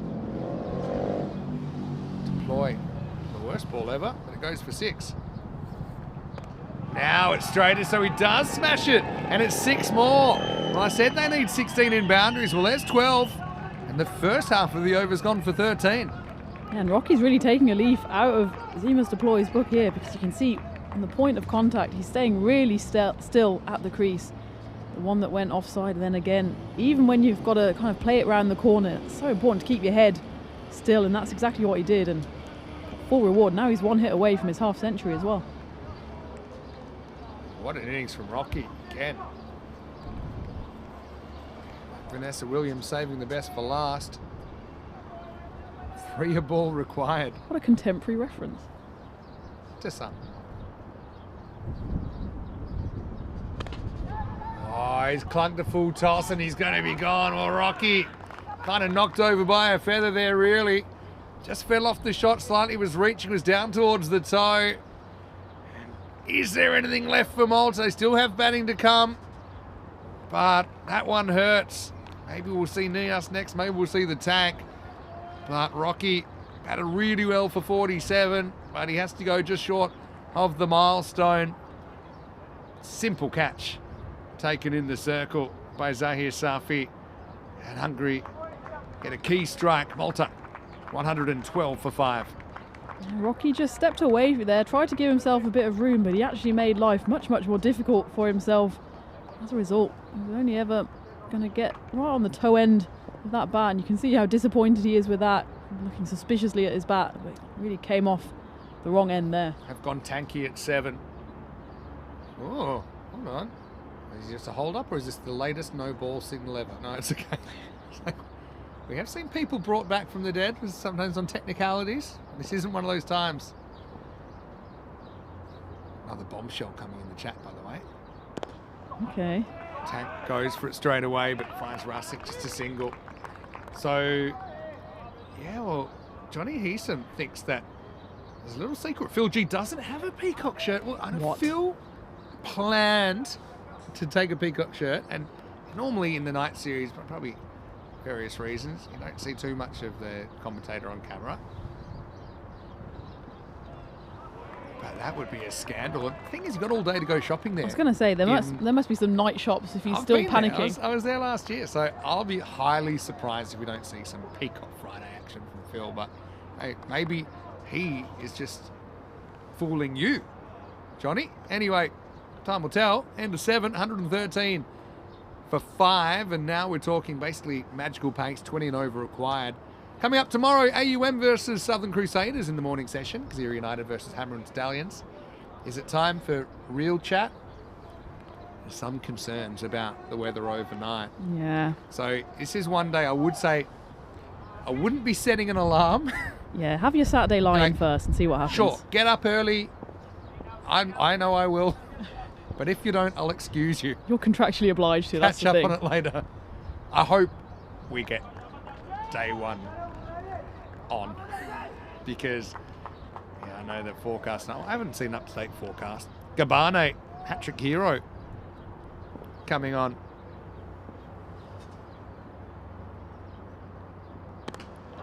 Oh, well, get some of it. Rusick's after it. And he takes a wonderful catch. Well, that is slick from Sheikh Razik.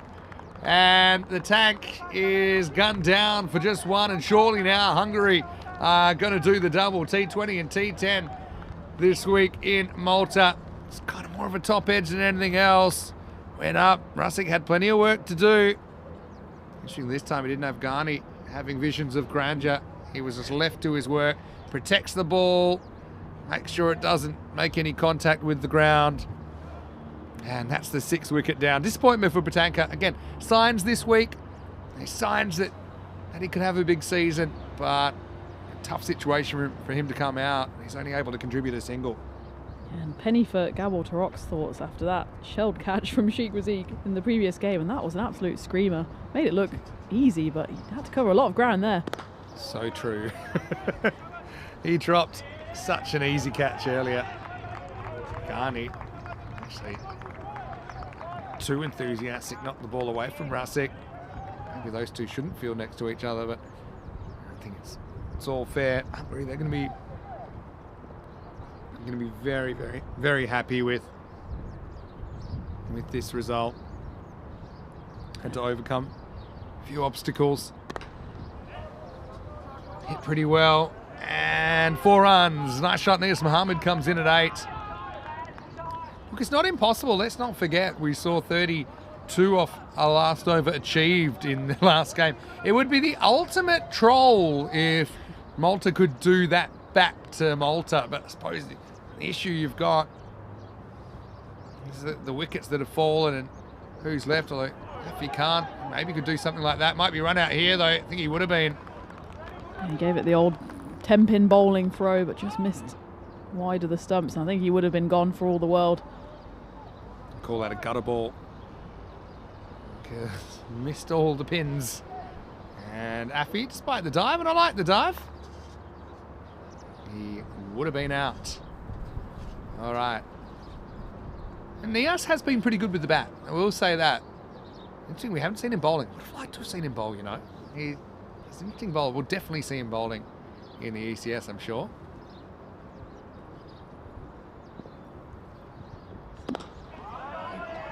Belted that, and that's going to be 4. Even with the slight plug and the ball holding up, Ghani had no chance. Like this from Afi, because it shows he's not overdoing hitting across the ball. He's got width on this one. It kind of sets up for that mid-wicket shot, but it's not there. So fairly orthodox kind of bat playing in the end. Yeah, it was a nice shot. And there's an interesting comment in the chat. Because now we're getting to the end of the tournament, talking about player of the tournament. Yeah, true. Kanishak says that Gabani, who's bowling now, deserves the player of the tournament award. It's actually not a bad shout, and not just for his bowling, his catching as well. Yep. It's some key points. Yeah, Who else would be up not there? a bad shout. I mean, Captain. Yeah. hit 123 in the final. I think a good chance. Oh, it's a big hit from Afi Khan. So, I needed 50 and 13. That ball has disappeared. Shortens the pitch by a metre, looking for something to come forward to, and he gets it. That isn't the British Open golf. That is cricket, and it has disappeared. And Afi believes he can do this. Who's to say he can't? Yeah, 2 overs left, 43 needed. They need a double magical to get to that total. But Afi's still there. He's looking in the mood. Nias Mohammed will be on strike. He can hit a long ball. It's going to be tough with runs on the board. Zemus, he's standing at the top of his run-up. Looks like he will be the one to take the ball in the 9th over. Right, so Nias has got his part to play. Worst case, he gets a single. Best case, he can rattle off a boundary or 2 or 3 or 4. And he is able to do that. We've seen him batting well, particularly towards the end of innings. That's the only time he's batted. Zemus looks like he's going to come back. Yeah, player of the series. It is pretty hard to go past Zemus, especially when you look at his last 2 games. I know everyone's, batters get it all the time. The Gabano, definitely in the conversation. But I think you look at, maybe you'd say, what's the biggest reason Hungary have won this tournament? Even at games where they haven't won, Zima seems to have performed. So, yeah, it's probably the pick I think they might go for. Anyway, this is going to be 4 runs. Nias said he needed a boundary, gets one there. So the rate is pretty much 3.5 a ball. So a 4 will bring it down a little bit. So it's the most pretty shot I've ever seen, but good enough. No one in that part of the ground. Gabani's still got 1 over, so if he comes back final over and gets another hat-trick or a double hat-trick, then maybe he'll wrestle it off his captain. Right, this will be the one. So we're back to Afi. But really, I think this next 4 balls decide whether this game's alive going into the last over. But you know what they say about the 9th? This is Afi's moment. Ghani, though, he's got 4 balls to bowl, and he's pretty much done. You know it'll be off stump. Check the field. They've got cover up in the circle. Big gap straight down the ground. Just struggling with his leg there. You can see he's really trying to just push through these final 4 balls. They're okay for time as well. 4 minutes to bowl, 4 balls, so shouldn't be a problem. I think with Afi, try to hit it hard but hit it correctly. Don't have any particular shot in mind.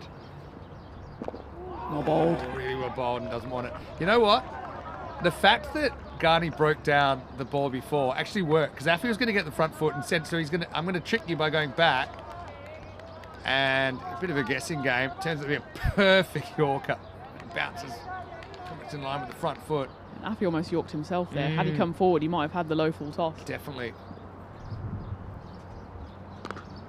Doesn't get it. Probably wants 2 here, Afi Khan. They're going to try. Oh no, they're not going to try. I suppose Razik, 9 times out of 10 is going to run you out and the game's over. So yeah, trusting Nias to maybe make something out of this. But we've only had 6 runs off the first 4 balls of this over. And Ghani's always a player that stands up when you need him, and it's been a great over from him so far. That'll help. Although they need more than 4 a ball, they'll get 4 there. But yeah, you know, it's so funny. We're getting pretty much the situation that we were in the last game, but the teams are reversed. Yeah, if only Malta could put a black shirt on Zima's deploy and have him out there. Were you about to say that exact thing? Literally the same thing. Spend too much time together. The Maximina connection. Telepathic. Anyway, jeez, you'd love to pull a 6 from somewhere here. Last ball for Ghani in the tournament. Some of it in the gap. 4 runs. Well, there you go. They get it down into the 20s. Nias Mohammed, credit to him. I mean, his role is really, really difficult. He has to come down the order after generally more recognised batters have failed. But he has done his job really, really well in this series. So in the end, that over will go for 14. It's not really what they needed, but it gives them some sort of hope. 29 required off the last. Malta 146 for 6. 28 off this over would be a golden ball, and wouldn't that be a way to finish? And look who it is. It's Matty Ainsworth, who did successfully defend 32 earlier in the series. Hasn't bowled yet in this final. He's the 7th bowler to be used. Interesting that they didn't want to go back to Gabano here or deploy Omahundis. And he's certainly capable. He's stepping into this role as a finisher for Hungary, and they'll hope they'll be finishing it off here. Said this last time, it'll feel a lot better if the first ball doesn't go for 6. Last time it did. Here we go, last over of this series. Oh, it's going to be a dot. Yeah, the umpire signalled 1 for the over there. If that is okay, I think that'll be a perfectly placed batter, but no, you almost headed it. It's a tight call there. Oh, when it goes past the line, not past the batter, I reckon that's a wide. Yeah, I think it was still rising, wasn't it? Oh, that's a judgment call, but that really hurts. Oh, dear me. 29 off 5 then. We'll see if it would have mattered. Probably not. Yeah, well bowled by Matty. Yeah, I suppose he had a couple of the 50-50s go against him, Matty Ainsworth. That's one that Afi, I think you can see pretty clearly. Typically, you won't see the third umpire intervene on height calls unless they're asked or it's really obvious. You've got to realise also, it's if he's standing at the crease, and so he wasn't quite in a standing position. Really now, I think you can put this game to bed. So Hungary going to do the double here. What a fantastic effort from a team, really. I mean, lost to Austria first time around. Prashar went down, obviously wishing him all the best. Hopefully he can recover by the time Hungary are called into action again.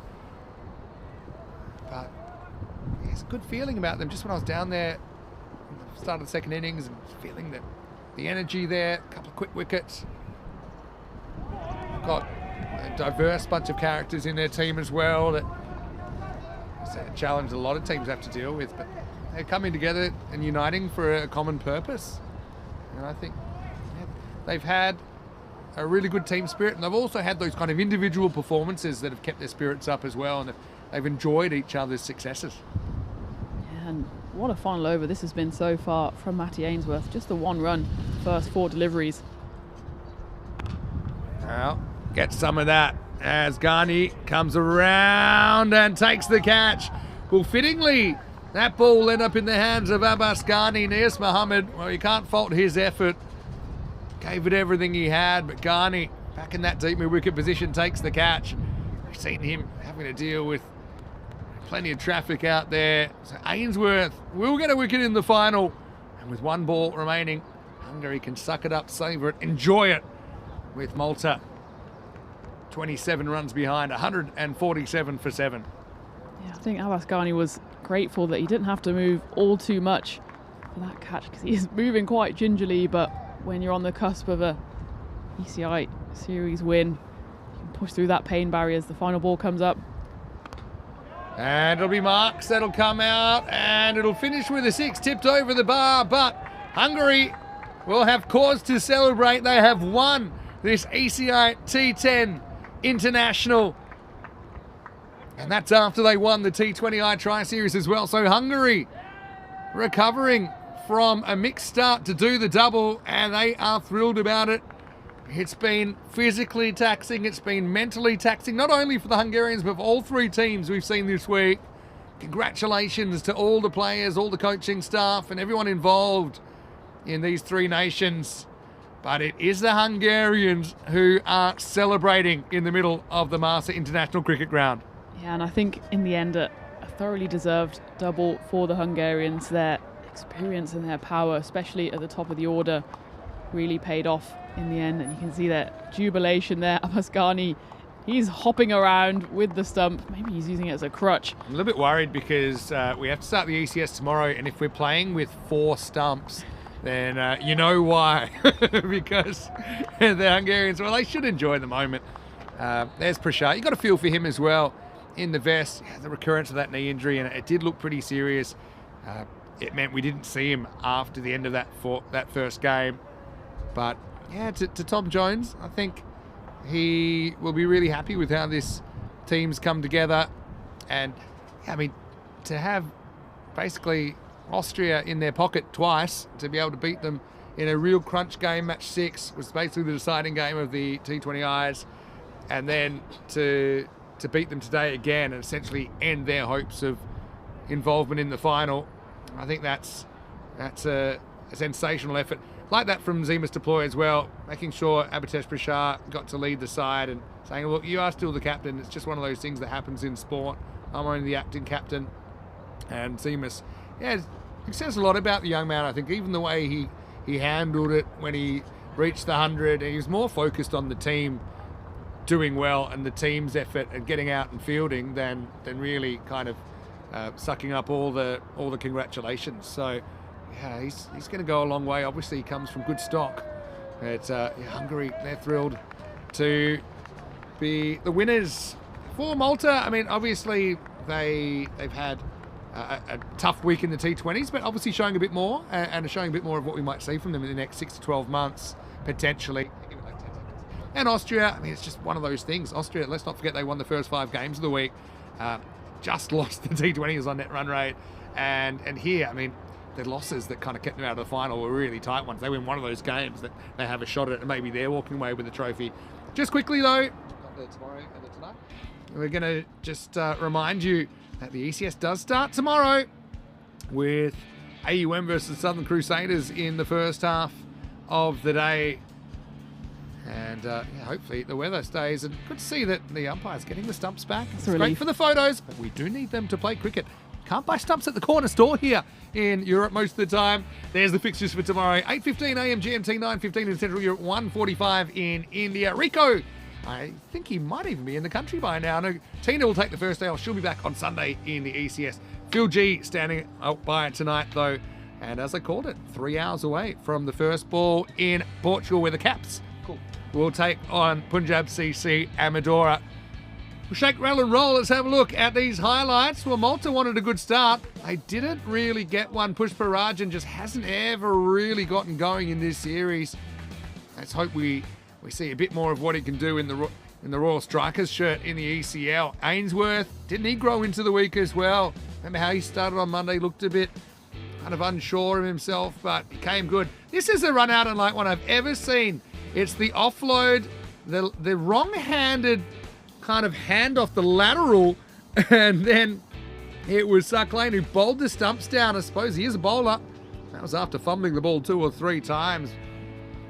Michael Das, obviously a pretty important player. He was able to hit 2 out of the ground before he edged behind Valavarthi. I actually think his keeping got better as the week went on. As some of his teammates were getting tired, I think he was moving better and better. They knew that was a big moment.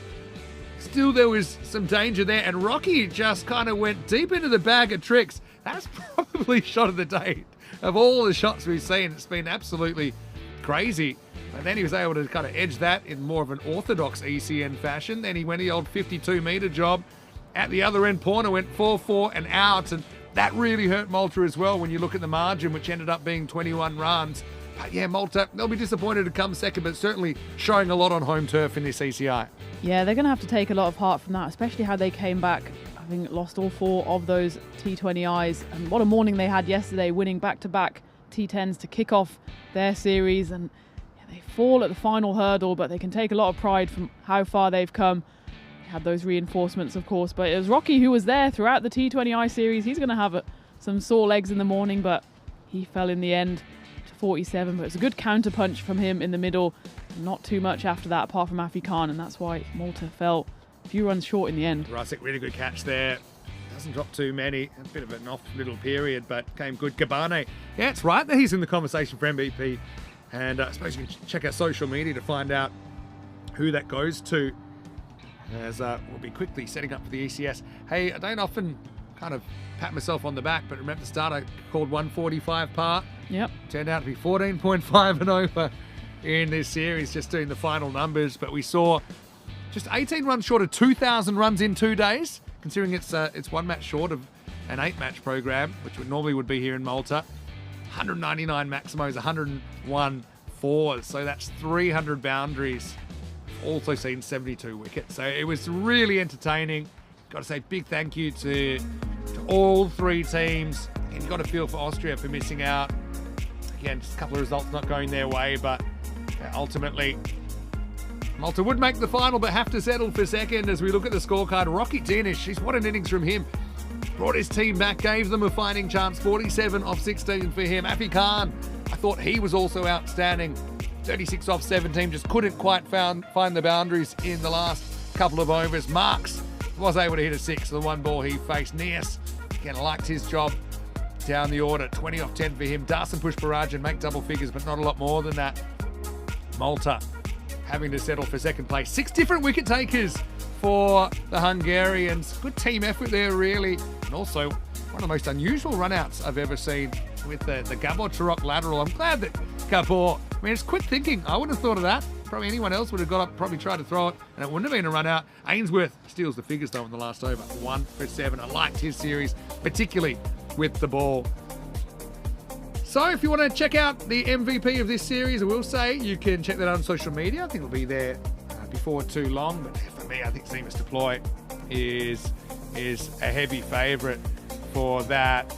But yeah, in fact, I have just got official word that he has been named player of the final and player of the series. So I think it's hard to argue against that. Even, if Zimas hadn't played so well, I think for sure you could make a case for Gabane. But I think if you're scoring 45, if you're scoring 34 off the last over to win a game and then you're banging a big 100 in the final, don't think there's an alternative. Tina, great job. I know we won't work together until the first day of the Western Shield, so I've really enjoyed working with you this week. I think you've done a magnificent job as your first week as a full-timer, and hopefully you're thirsty for more because you're going to get more starting on Sunday.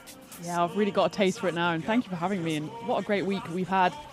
I know you'll be back with Rico tomorrow, and I'm looking forward to getting the Rena partnership going as well. The Rena, I like that. Yeah, the Rena partnership. So the Maximita or the Rena. Hopefully we've got a whole bunch of good combinations. But I know, you and Rico will be doing days 2 onwards for a few days. And I know you're thinking to go have a little bit of a break before you come and join us for Western Shield.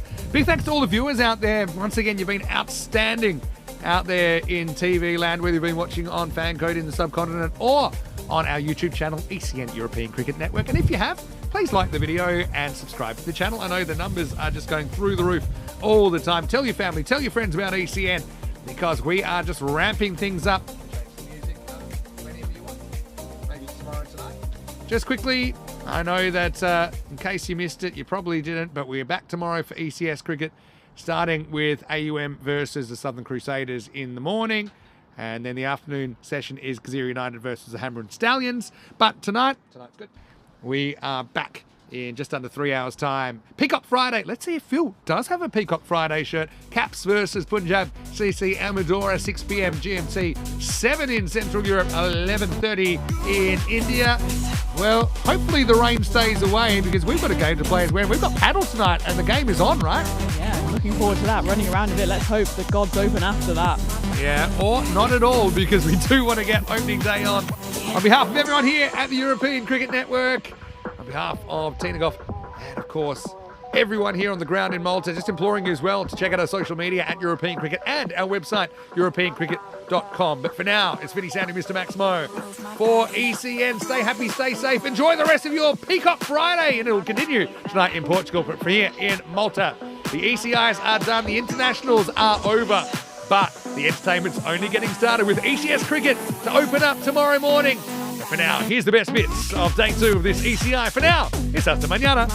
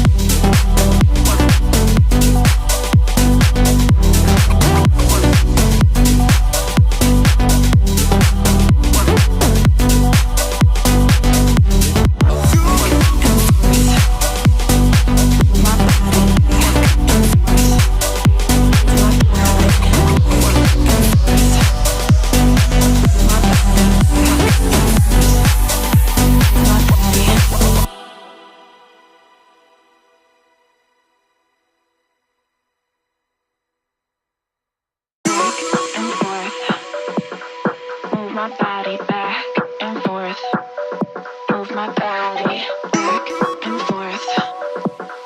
Move my body back and forth. Move my body back and forth. Move my body back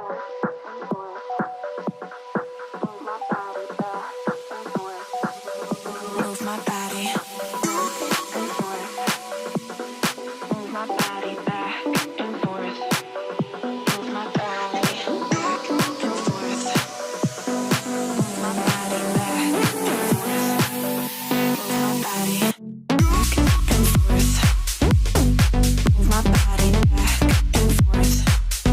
Move my body back and forth. Move my body back and forth.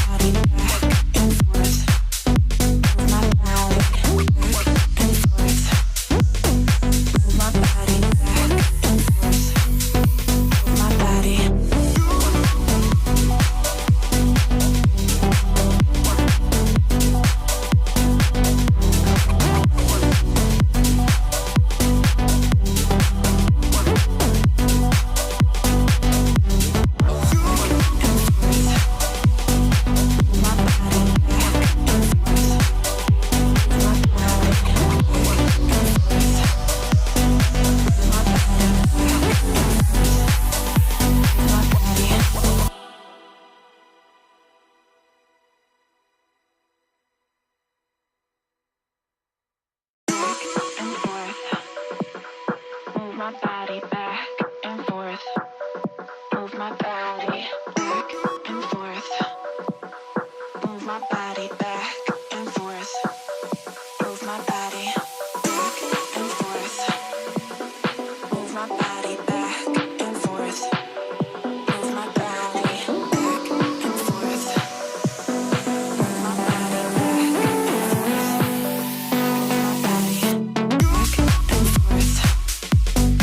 Move my body back and forth. Move my body back and forth.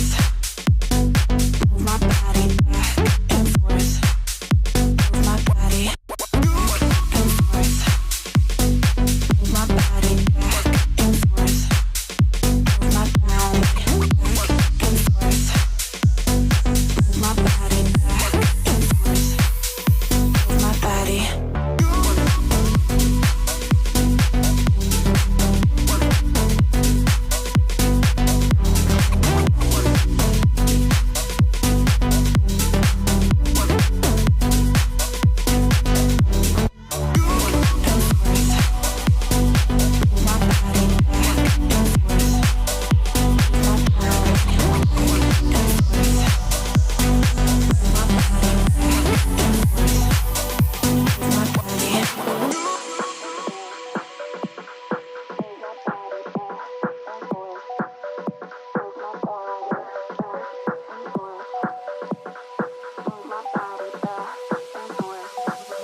Move my body back and forth.